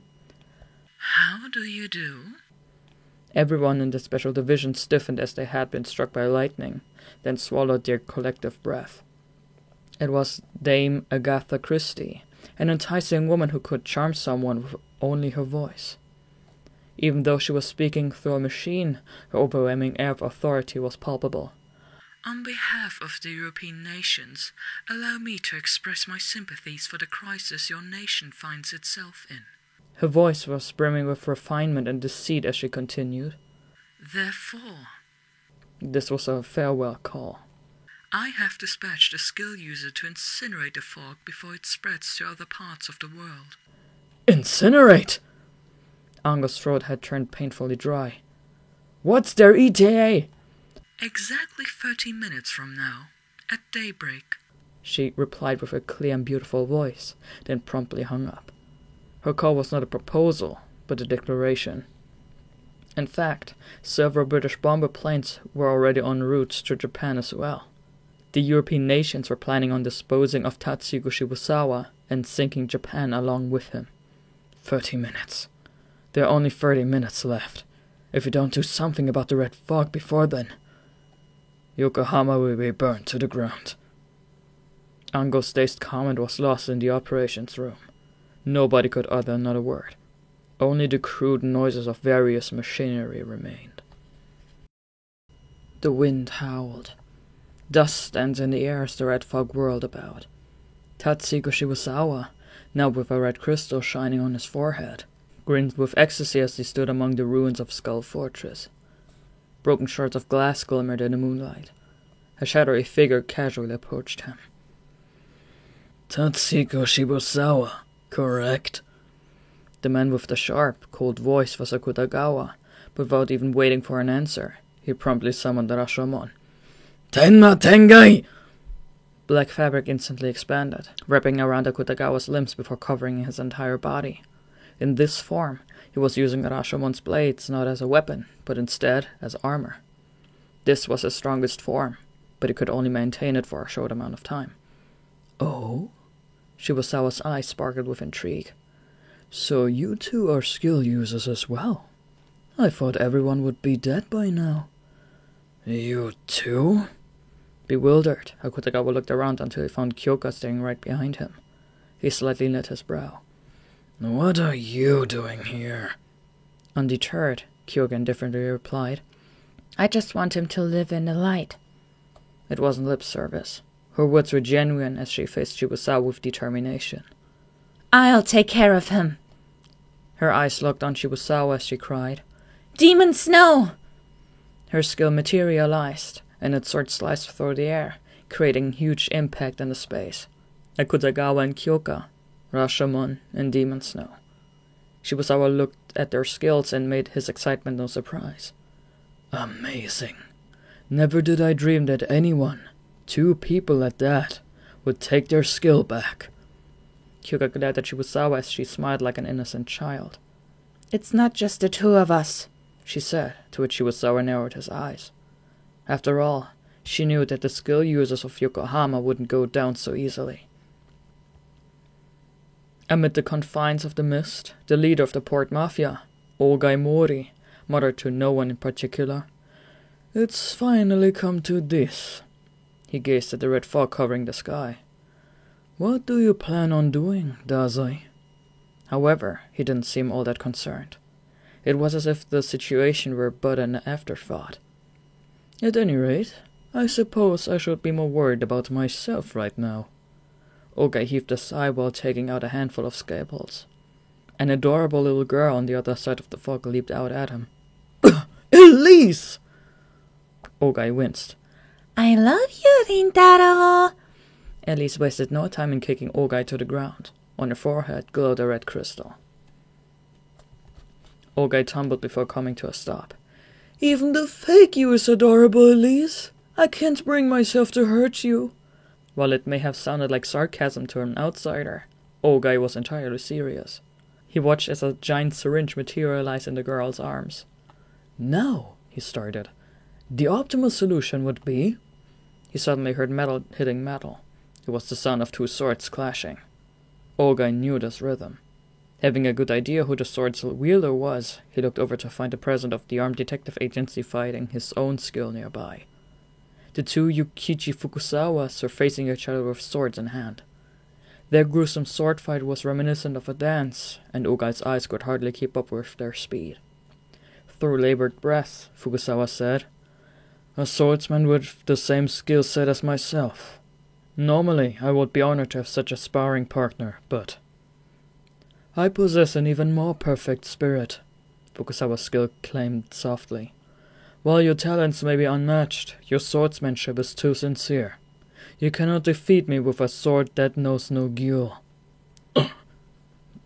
Fukusawa narrowed his eyes and scowled as his own skill brazenly lectured him.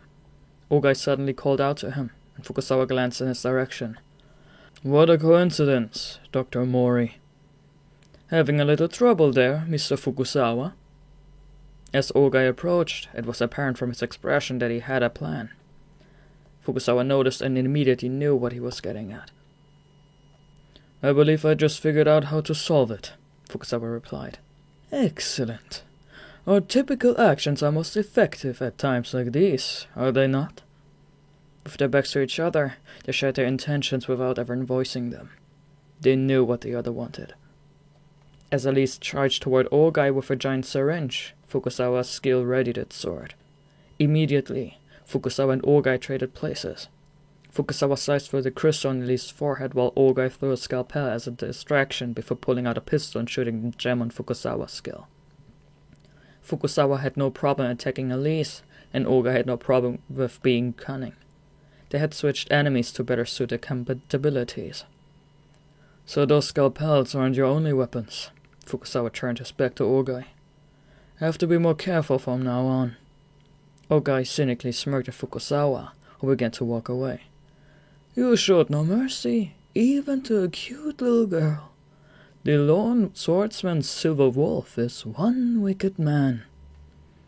That was nothing more than a monster, promptly replied Fukusawa.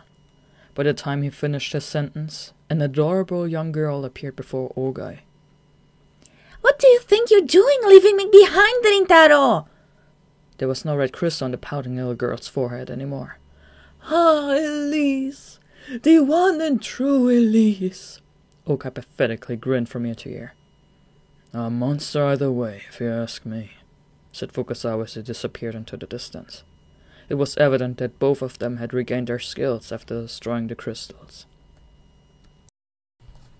While the battles throughout Yokohama continued, Akutagawa and Kyoka faced off against Shibusawa, who now possessed the power of the dragon. The three of them were in the ruins of what once was the Yokohama settlement. Akutagawa, armored in Rashomon's fabric, sprinted forward with incredible agility. The speed and power of Rashomon powerfully propelled his fist, and yet Shibusawa didn't even flinch. Akutagawa's punch went straight through his body, for it wasn't a physical body. Akutagawa opened his eyes wide, feeling as if he had punched through an illusion. Shibusawa smugly cackled, then said, "I have already passed through the gates of death. How do you plan on killing someone who is already dead?" He then finished his sentence with a vigorous kick to Akutagawa's stomach, sending him flying back.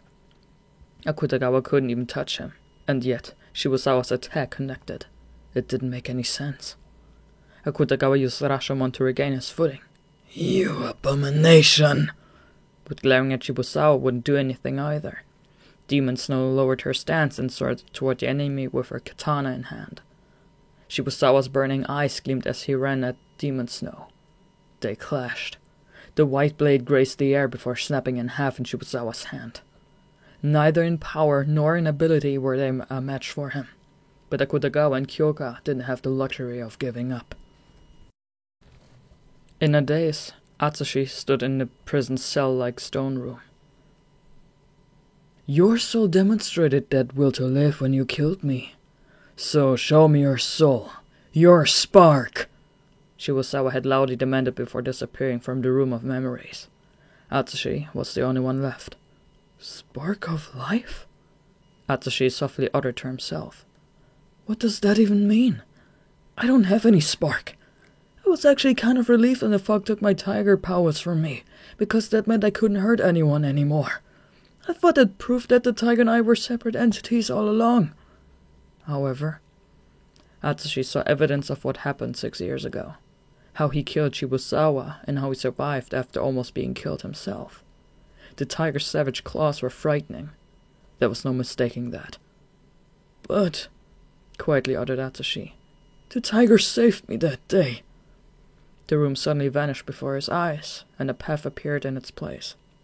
The path was shrouded in darkness, making it impossible to see what waited ahead. "Even so," Atsushi bit his lip and took the first step forward. He figured it was better to walk into the darkness than to not move at all. He heard the tiger's roar coming from somewhere, but for some reason, he seemed to accept it. "No matter how far I walk or run, the tiger will still follow me." Did it all begin when Atsushi opened the white door? Or had this been going on long before that? Even after Atsushi lost his skill, the tiger still chased after him. Even after he destroyed the red crystal on the tiger's forehead, it still felt like he was by Atsushi's side whether he liked it or not. Atsushi used to be afraid that the tiger was inside of him. It terrified him. "But," he thought, "is the tiger nothing more than something for me to fear? No, I'm sure that's not all it is. Because whether it brings me fear or courage, the tiger is part of me. It's just like how I can't run away from my own heartbeat, because you're my strength to keep living." Atsushi lifted his chin and peered into the darkness. The howling of the tiger grew nearer. "I can hear you clearly now. I understand what you want to say." After he addressed the tiger inside of him, Atsushi began to run. It was as if the beast was telling him to pick up the pace. Atsushi's eyes lit up. "I know! Everyone's fighting for their lives!" He was no longer going to be afraid of his past and be at the mercy of merely a small part of himself. "So I say the same to you. Hurry up if you don't want to get left behind!" Atsushi ordered. He then called out its name, the part of himself he had finally come to accept. "Let's go, Byakko!" The tiger leaped toward Atsushi's extended hand as it howled beneath the white moonlight. Shibusawa slammed Akutagawa into the ground. The intense impact caused the black fabric armor to emit a pale light before disappearing. His demonic armor, Tenma Tengai, had reached its limit. Rashomon reverted to her black overcoat and covered Akutagawa's collapsed body. Shibusawa immediately tried to pierce his heart until Demon Snow intervened with its sword. Nevertheless, he seemed to have anticipated the attack as he calmly deflected the blade, then used the momentum to swiftly kick Akutagawa. The powerful blow sent Akutagawa flying back into the rubble. Rashomon, having used up the last bit of its strength, was hardly able to protect him. Akutagawa crashed into a block of concrete, sending a cloud of dust into the air. His entire body was in agony. Bruises, broken bones, organ damage. Different types of pain mixed together, and he found himself unable to even breathe. Demon Snow tried to strike while Shibusawa still had his leg in the air from the kick, but it too suffered the same fate. Shibusawa simply pretended to have his guard down so he could lure it over. He blocked the skill's incoming blade with his arm, then threw a punch at blinding speed, knocking Demon Snow away from Akutagawa. The Scone Trolley flew back until it crashed into one of the few remaining buildings, which then came crumbling down, burying it alive. The only one left was Kyoka. "I've gladly accepted the sparks of your lives." Kyoka braced herself as Shibusawa approached her to strike. "Now you will spend the rest of your days as parts of my collection." Shibusawa's fingernails then grew into claws, but right when he was about to hit Kyoka and deliver the final blow, a pale light suddenly appeared out of nowhere. Shibusawa reacted to the unannounced presence, but before he could even brace himself, a trail of light rammed into him with a thunderous roar. The shockwave gouged the earth and kicked up an explosive gale. Kyoka promptly closed her eyes. After the dust finally settled, she opened her eyes, and the first thing she saw was the silhouette of a nimble, muscular white beast. Kyoka was speechless. Why?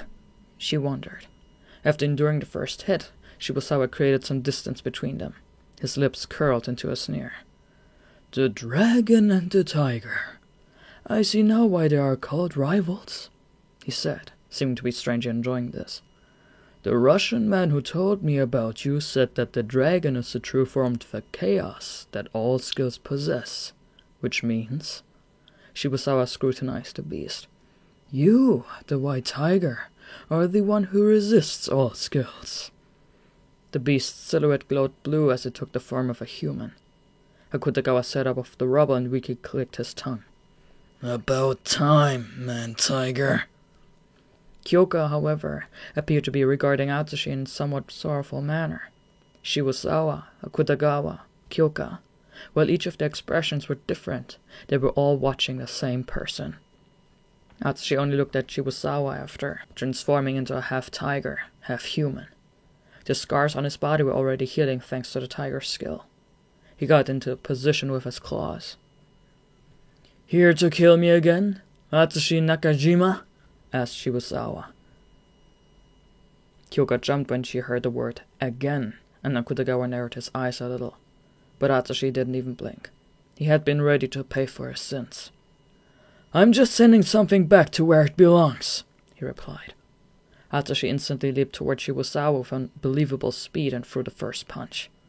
"Don't get the wrong idea, though," murmured Shibusawa. "I'm not blaming you for what happened." The power of the tiger connected with Shibusawa's stomach through Atsushi's fist, sending the man flying. Shibusawa's body craved a groove in the ground as his body slid through the dirt. He didn't even have time to fade out his physical body to avoid the attack like he did with Akutagawa. "Yes, this is what I wanted," revealed Shibusawa in delight as he rose to his feet. Atsushi, however, never expected he was going to defeat him in one hit, so he was already closing the distance for his next strike. Shibusawa prepared to counter and grinned as if to say he'd hardly felt a thing. "I knew you were special!" he yelled. Their arms crossed, and there was a loud thud. Atsushi's fist buried itself in Shibusawa's face.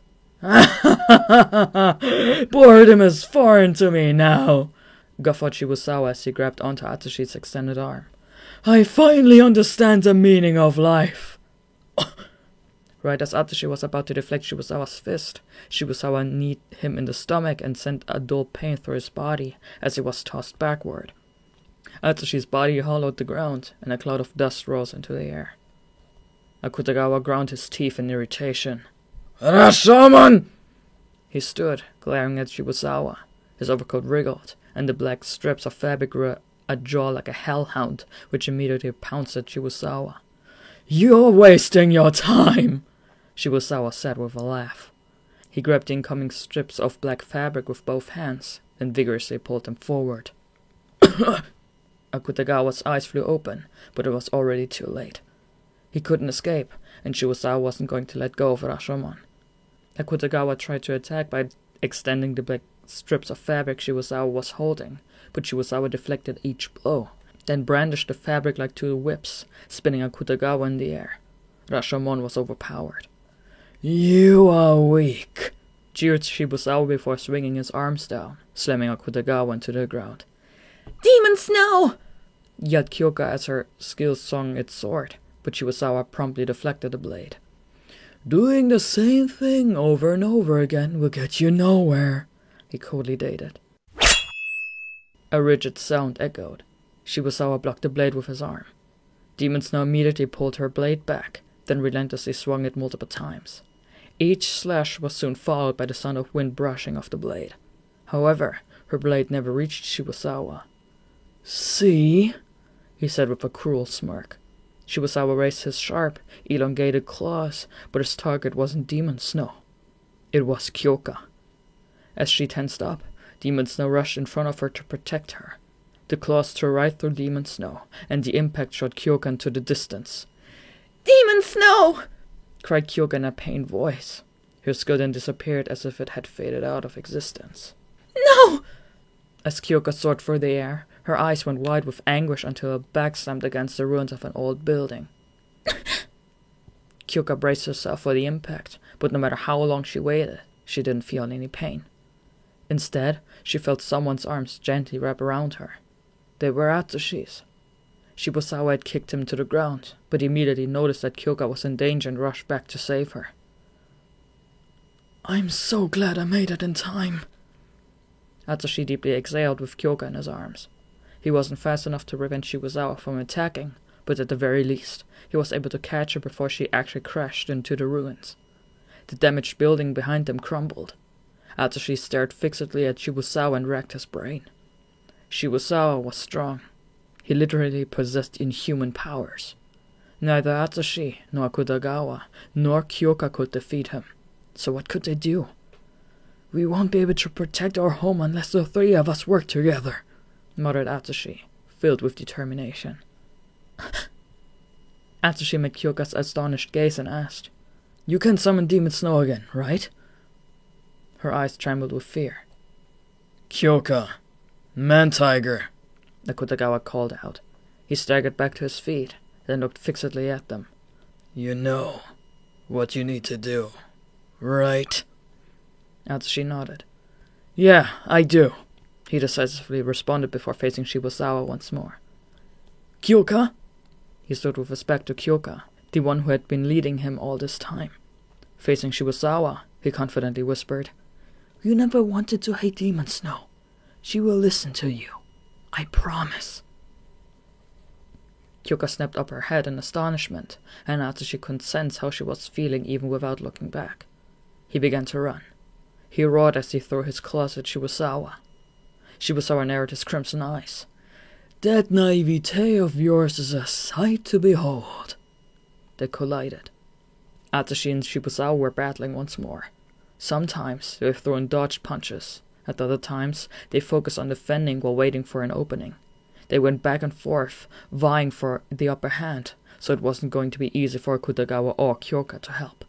Nevertheless, Atsushi was still at a great disadvantage.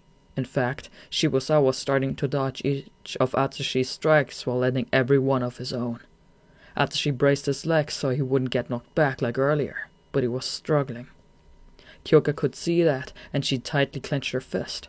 Inside her hand was the old cell phone. "Demon Snow!" she cried. Right as Shibusawa was about to pummel Atsushi, Demon Snow suddenly descended upon him from behind. Flower petals scattered in the fog, and a beautiful kimono fluttered in the wind. Shibusawa didn't even have enough time to look back before Demon Snow's sword pierced his chest. The blade skewered him to the ground. Without wasting a single moment, Atsushi yelled, "Akutagawa! Don't try to order me around! barked Akutagawa as his overcoat quivered. Dozens of black blades emerged from his back, then began boring holes into the ground as they crawled toward Shibusawa. The torrent of black blades surrounded the collector to form a cage. But before the cage finished trapping Shibusawa inside, Atsushi rushed over and slipped in with him. "You've got nowhere to run now!" he assured Shibusawa. Atsushi raised his claws into the air and impaled him. "Ah!" The cage shook with intense fury. Atsushi's punch sent Shibusawa flying back. Atsushi swung his fist and dug his claws into him over and over again. Shibusawa's bones snapped and blood trickled out of the corner of his mouth. But even though he was writhing in pain, he laughed. This is what I've been waiting for." Shibusawa sprinted up to Atsushi and kicked him in the chin. Atsushi's brain rattled, and the world around him began to spin. "This elation that death brings me," Shibusawa said to the staggering tiger. "Can you feel it too?" The horn-like crystal on his forehead brilliantly shone until a red light suddenly shot out like a laser toward the Rashomon's cage. The vivid light disintegrated the jet-black blades and drenched the world in red.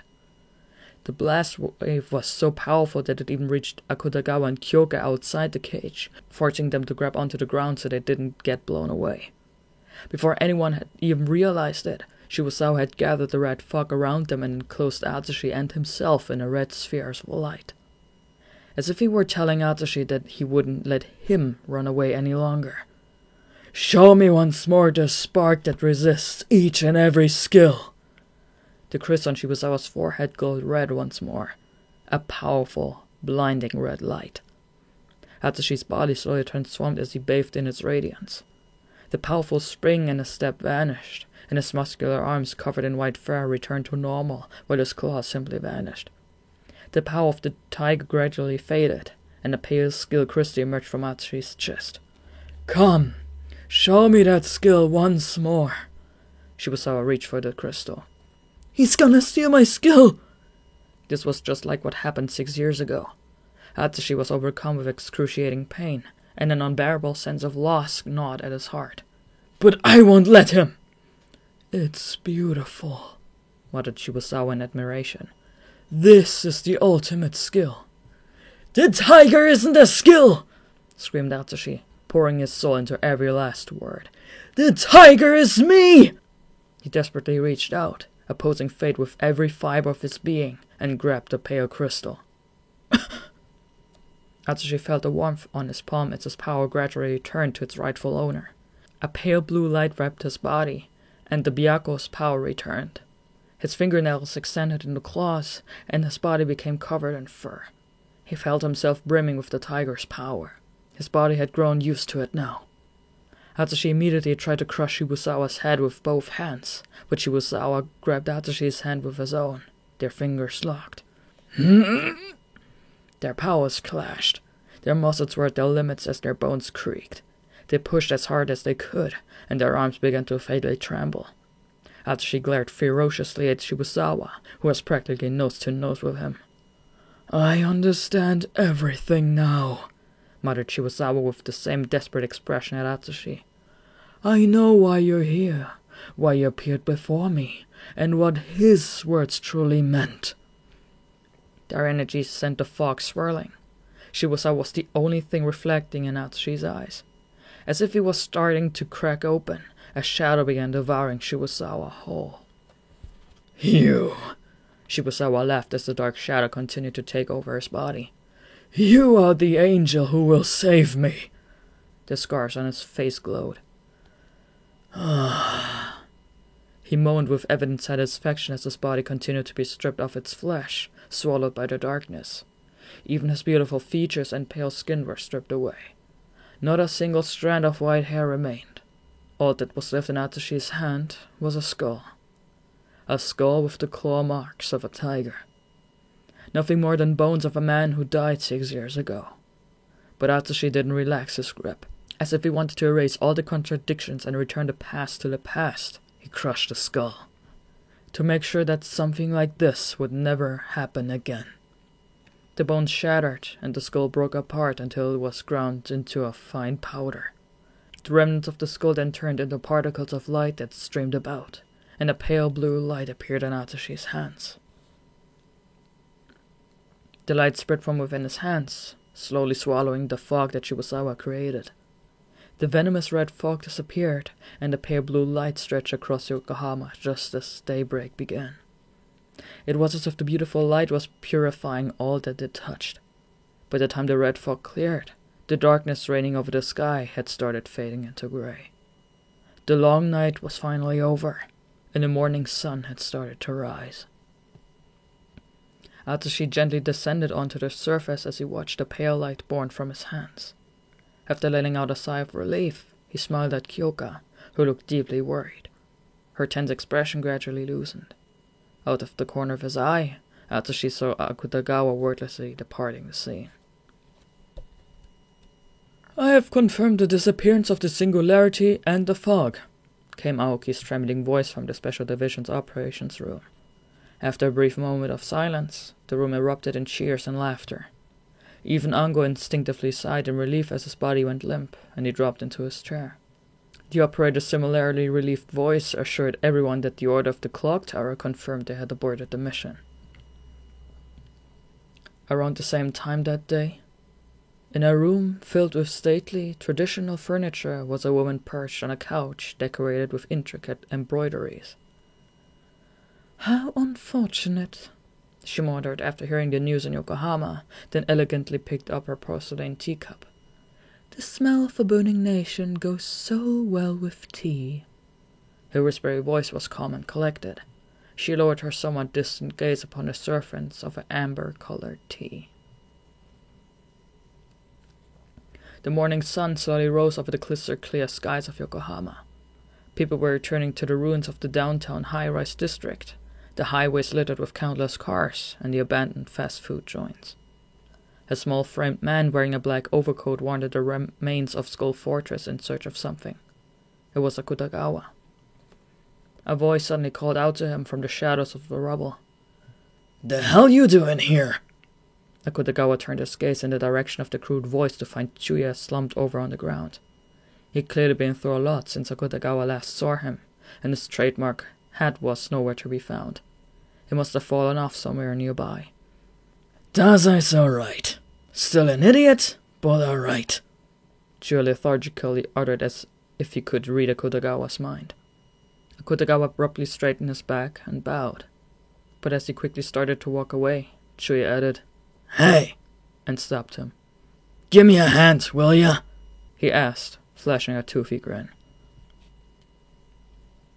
The abnormalities caused by Shibusawa's fog gradually dissipated as the sun of the new day rose. Ranpo Edogawa leisurely strolled through the armed detective agency. "I don't have a skill, and I'm back now, so I guess everything worked out." The agency office was a mess. Chairs and documents were scattered about the rooms.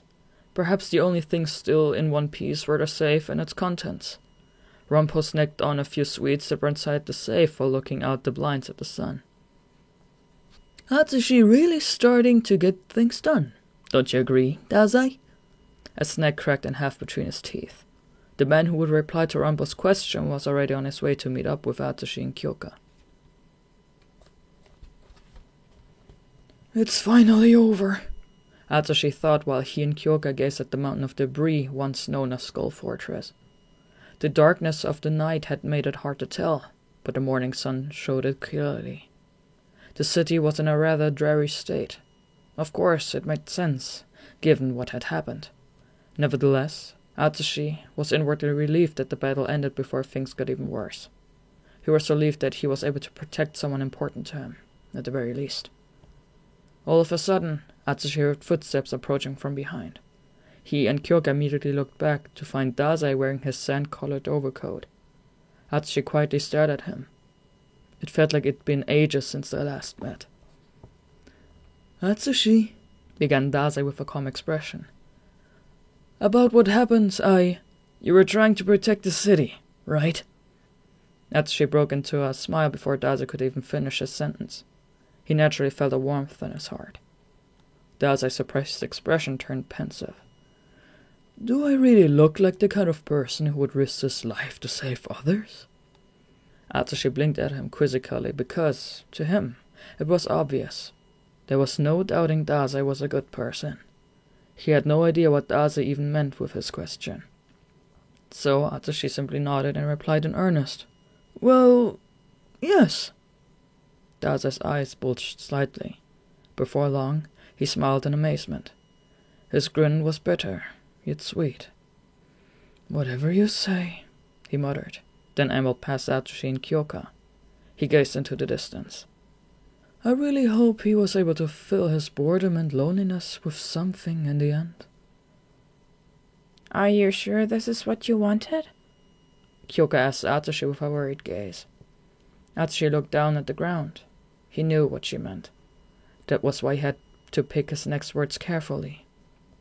"I could probably seal away this memory just like how I'd forgotten I'd killed him before, but..." He paused, then lifted his head. "I'm okay with this." His unshakable will glowed in his eyes as he put his honest thoughts into words. "At the very least, right now, I'm proud we were able to protect this city together. Because being able to live side by side with you and everyone else is something just a bit more wonderful." Relieved, Kyoka relaxed a worried expression into a smile. Dazai, who was watching him over his shoulder, gently smirked. It seemed like he was reminiscing about the days long gone while taking delight in Atashi for who he was. As if their smiles were contagious, Dazai's lips curled upward as well. Out of nowhere, a familiar voice yelled in the distance. "Dazai, you idiot! You're still alive?" It was Kunikida.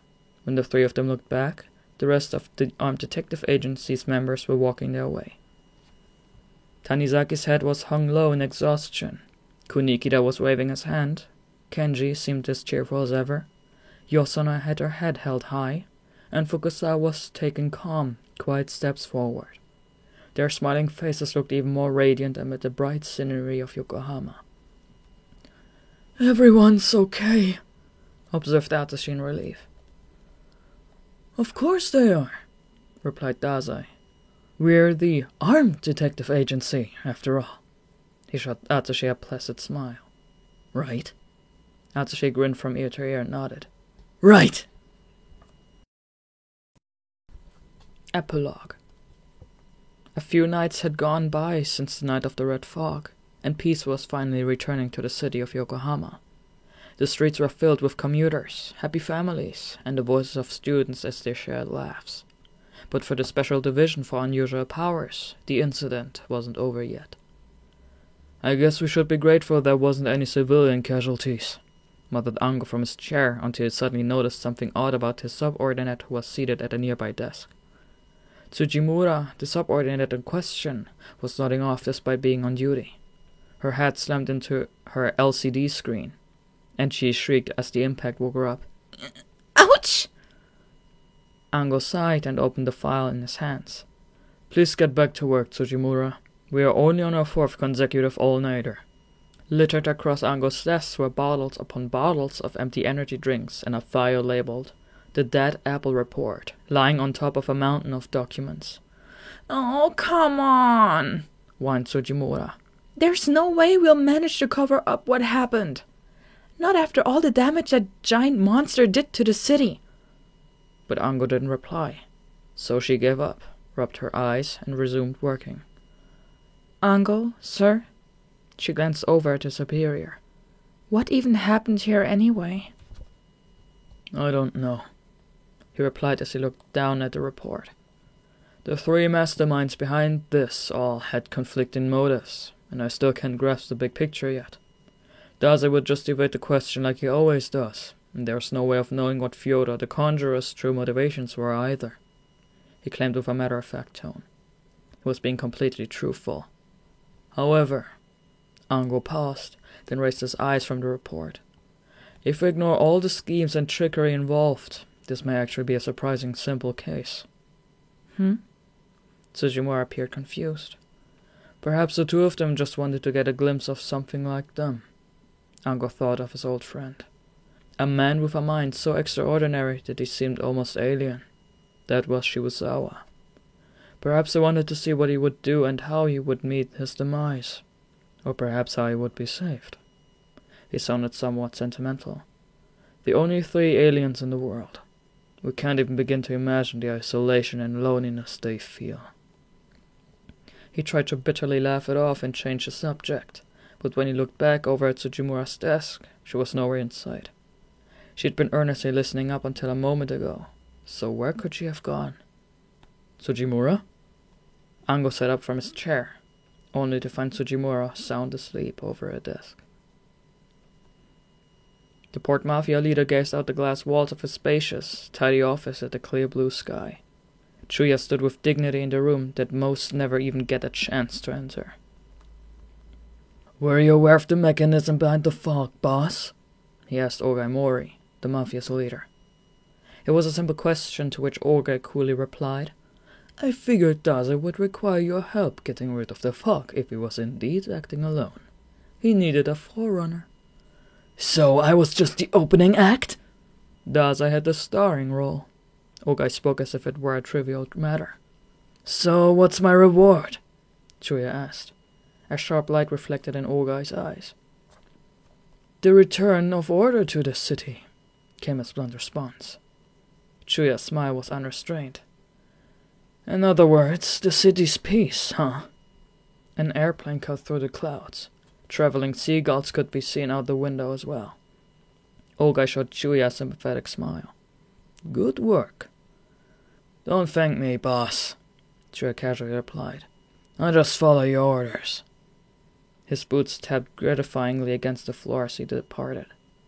Only after the heavy door was closed did order finally return to the office. An airplane cut through the clouds as Fyodor surveyed Yokohama from a nearby rooftop. Glittering high-rises and stately brick buildings stood side by side in this port city with its countless citizens who struggled against crime and punishment. "I think I've taken a liking to the city myself." Fyodor took a bite of the apple in his hand, and a juicy nectar ran down his delicate fingers. "You'd all better be on your best behavior until next time." The enticing words slipped off his tongue, but at that moment, not a soul knew who his words would reach. "See to that our client is properly taken care of. Got it?" Kunikita's overly seriously voice resounded throughout the Armed Detective Agency office. "Who do you think you are, Kunikita? The agency's mommy?" Daze joked. Kunikita easily took the bait and snapped at Daze while continuing to type something on his keyboard. To no one's surprise, Daze was reading "The Complete Suicide," while teasing Kunikita just like he always did. "Anyway, you two enjoy yourselves," Daze said. "Off you go, then," added the president right as the 2 people in question got ready to head out the door. Feeling encouraged by Fukusawa's words, the boy looked over to the president's side and noticed Ranpo sitting in his chair, eating junk food and glued to some video game. No surprises there. The boy and the girl began turning around to leave once more when they made eye contact with Tanizaki and the others. Tanizaki was smiling calmly, and Naomi was seated across from him like always. Kenji was carefully tending to his potted plant with a grin, and Yosano shot a languid glance in their direction. "Take care," came Naomi's gentle voice. Their days saw a multitude of desires intersect and numerous schemes intertwine, and that was exactly why Atsushi continued to work at the Armed Detective Agency alongside Kyoka. Because that was the place where he belonged, and the place he wanted to protect. He took Kyoka's hand and smiled. "See you later!" Afterward. "Long time no see, everyone. It is I, Asagiri, the person responsible for the Bungo Stray Dogs manga and light novels. Did you enjoy the novel adaptation of Bungo Stray Dogs Dead Apple? This story brought many firsts for the Bungo Stray Dogs series. It was the first Bungo movie, for starters, and the first story originally created for the anime. It's also the first movie novelization. And last but not least, it's the first novel not written by me, Asagiri, but Hiro Iwahata. I love firsts, whether it's trying something new or working with an unfamiliar medium. Take, for example, my first movie novelization and my first drama CD script. I readily agreed to both of those projects simply because I wanted to do something I'd never done before. As an author, nothing excites me more than trying something new and stepping foot into unknown territory. Plus, let me add that I'm about as active as an armadillo when I'm not writing, meaning I spend all day under the kotatsu, doing nothing. And that's exactly why I had so much fun having this new experience with Dead Apple. Hiro Iwahata and I would have meetings to discuss the main outline essence of the story, and I took great delight in the first Bungo Stray Dogs novel written by someone other than myself. I added a few minor things I felt necessary here and there, and just like that, you now have the resulting book in your hands. Therefore, I would like to extend my gratitude to Hiro Iwahata for taking on this difficult task and working so hard on it. It has allowed me to proudly share this full-fledged Dead Apple novel with the world. Now, allow me a moment to discuss some of the particulars of Dead Apple. Chronologically, the story takes place after the second season of the anime. In other words, after the war with the Guild, which puts Dead Apple somewhere between the 9th and 10th volumes of the manga. The script itself was mainly a joint effort between the Bungo Stray Dogs anime team, the film's director, Igarashi, and the scenario writer, Enokido. However, I worked on a good amount of the screenplay myself, including the original proposal, plot development, and even some of the writing. I was also the one who came up with the title, Dead Apple. With the director Enokido, plus the rest of the producers and editors, I got a hotel room so we could work day and night writing the story. After we woke up, we wrote. After we ate, we wrote. We exchanged ideas no matter what they were, and I gave a grandiose speech about what Fyodor was supposed to be like. We dined on instant yakisoba. We very quietly had meetings so as to not wake up whoever passed out first. And that's how the story was made. This experience was another first for me, and I had a lot of fun doing it. The novel also ended up affecting the main story in numerous ways, and I'm sure this new experience will continue to influence my future work as well. That was how I felt as I constructed this tale. My only wish is that it affects you, the reader, in a similarly positive way. Before I go, I would like to thank everyone in the production committee who worked so hard to get this novel published. I would also like to thank my editor, Shirahama, and the illustrator Ganji for the amazing artwork. Most of all, however, I would like to thank Hiro Iwahata for writing this novel. Thank you very much. I hope we meet again in my next first. Kafka Asagiri. Afterward. It's a pleasure to meet you all. My name is Hiro Iwahata, and I am the author behind the novelization of Bungo Stray Dogs Dead Apple. I've been a fan of both the Bungo Stray Dogs manga and the novels for quite some time, so I was simultaneously ecstatic and nervous when I was approached about the film's novelization. I seriously thought my editor was messing with me. Although I wondered if I was really worthy of such an honor, I was determined to create something that longtime fans, who have loved and supported the series for many years, would enjoy. Writing this novel was an honor for which I am truly grateful from the bottom of my heart. I even got the chance to hear all sorts of tales from Kafka Asagiri during our meetings. The more I learned about this story's setting, the characters' thoughts and feelings, and the like, the more moved I was by how passionate and dedicated Asagiri and the production committee were to their craft. Some of my fondest memories are of listening to them discuss the story. Therefore, I wanted to convey this feeling in the novel and include every tale I heard as well. Furthermore, I worked on this book under Asagiri's supervision, meaning there are several lines and certain scenes that differ from the movie. It might even be fun comparing the two. Nothing would make me happier than the fans enjoying this novel alongside the movie. Last but not least, I would like to thank the following people one more time. Kafka Asagiri, Sango Harukawa, and everyone in the production committee, including Enokido, the scriptwriter, Igarashi, the director, Ganji, the amazing illustrator, and everyone who picked up this book. Thank you all so much. Hiro Iwahata.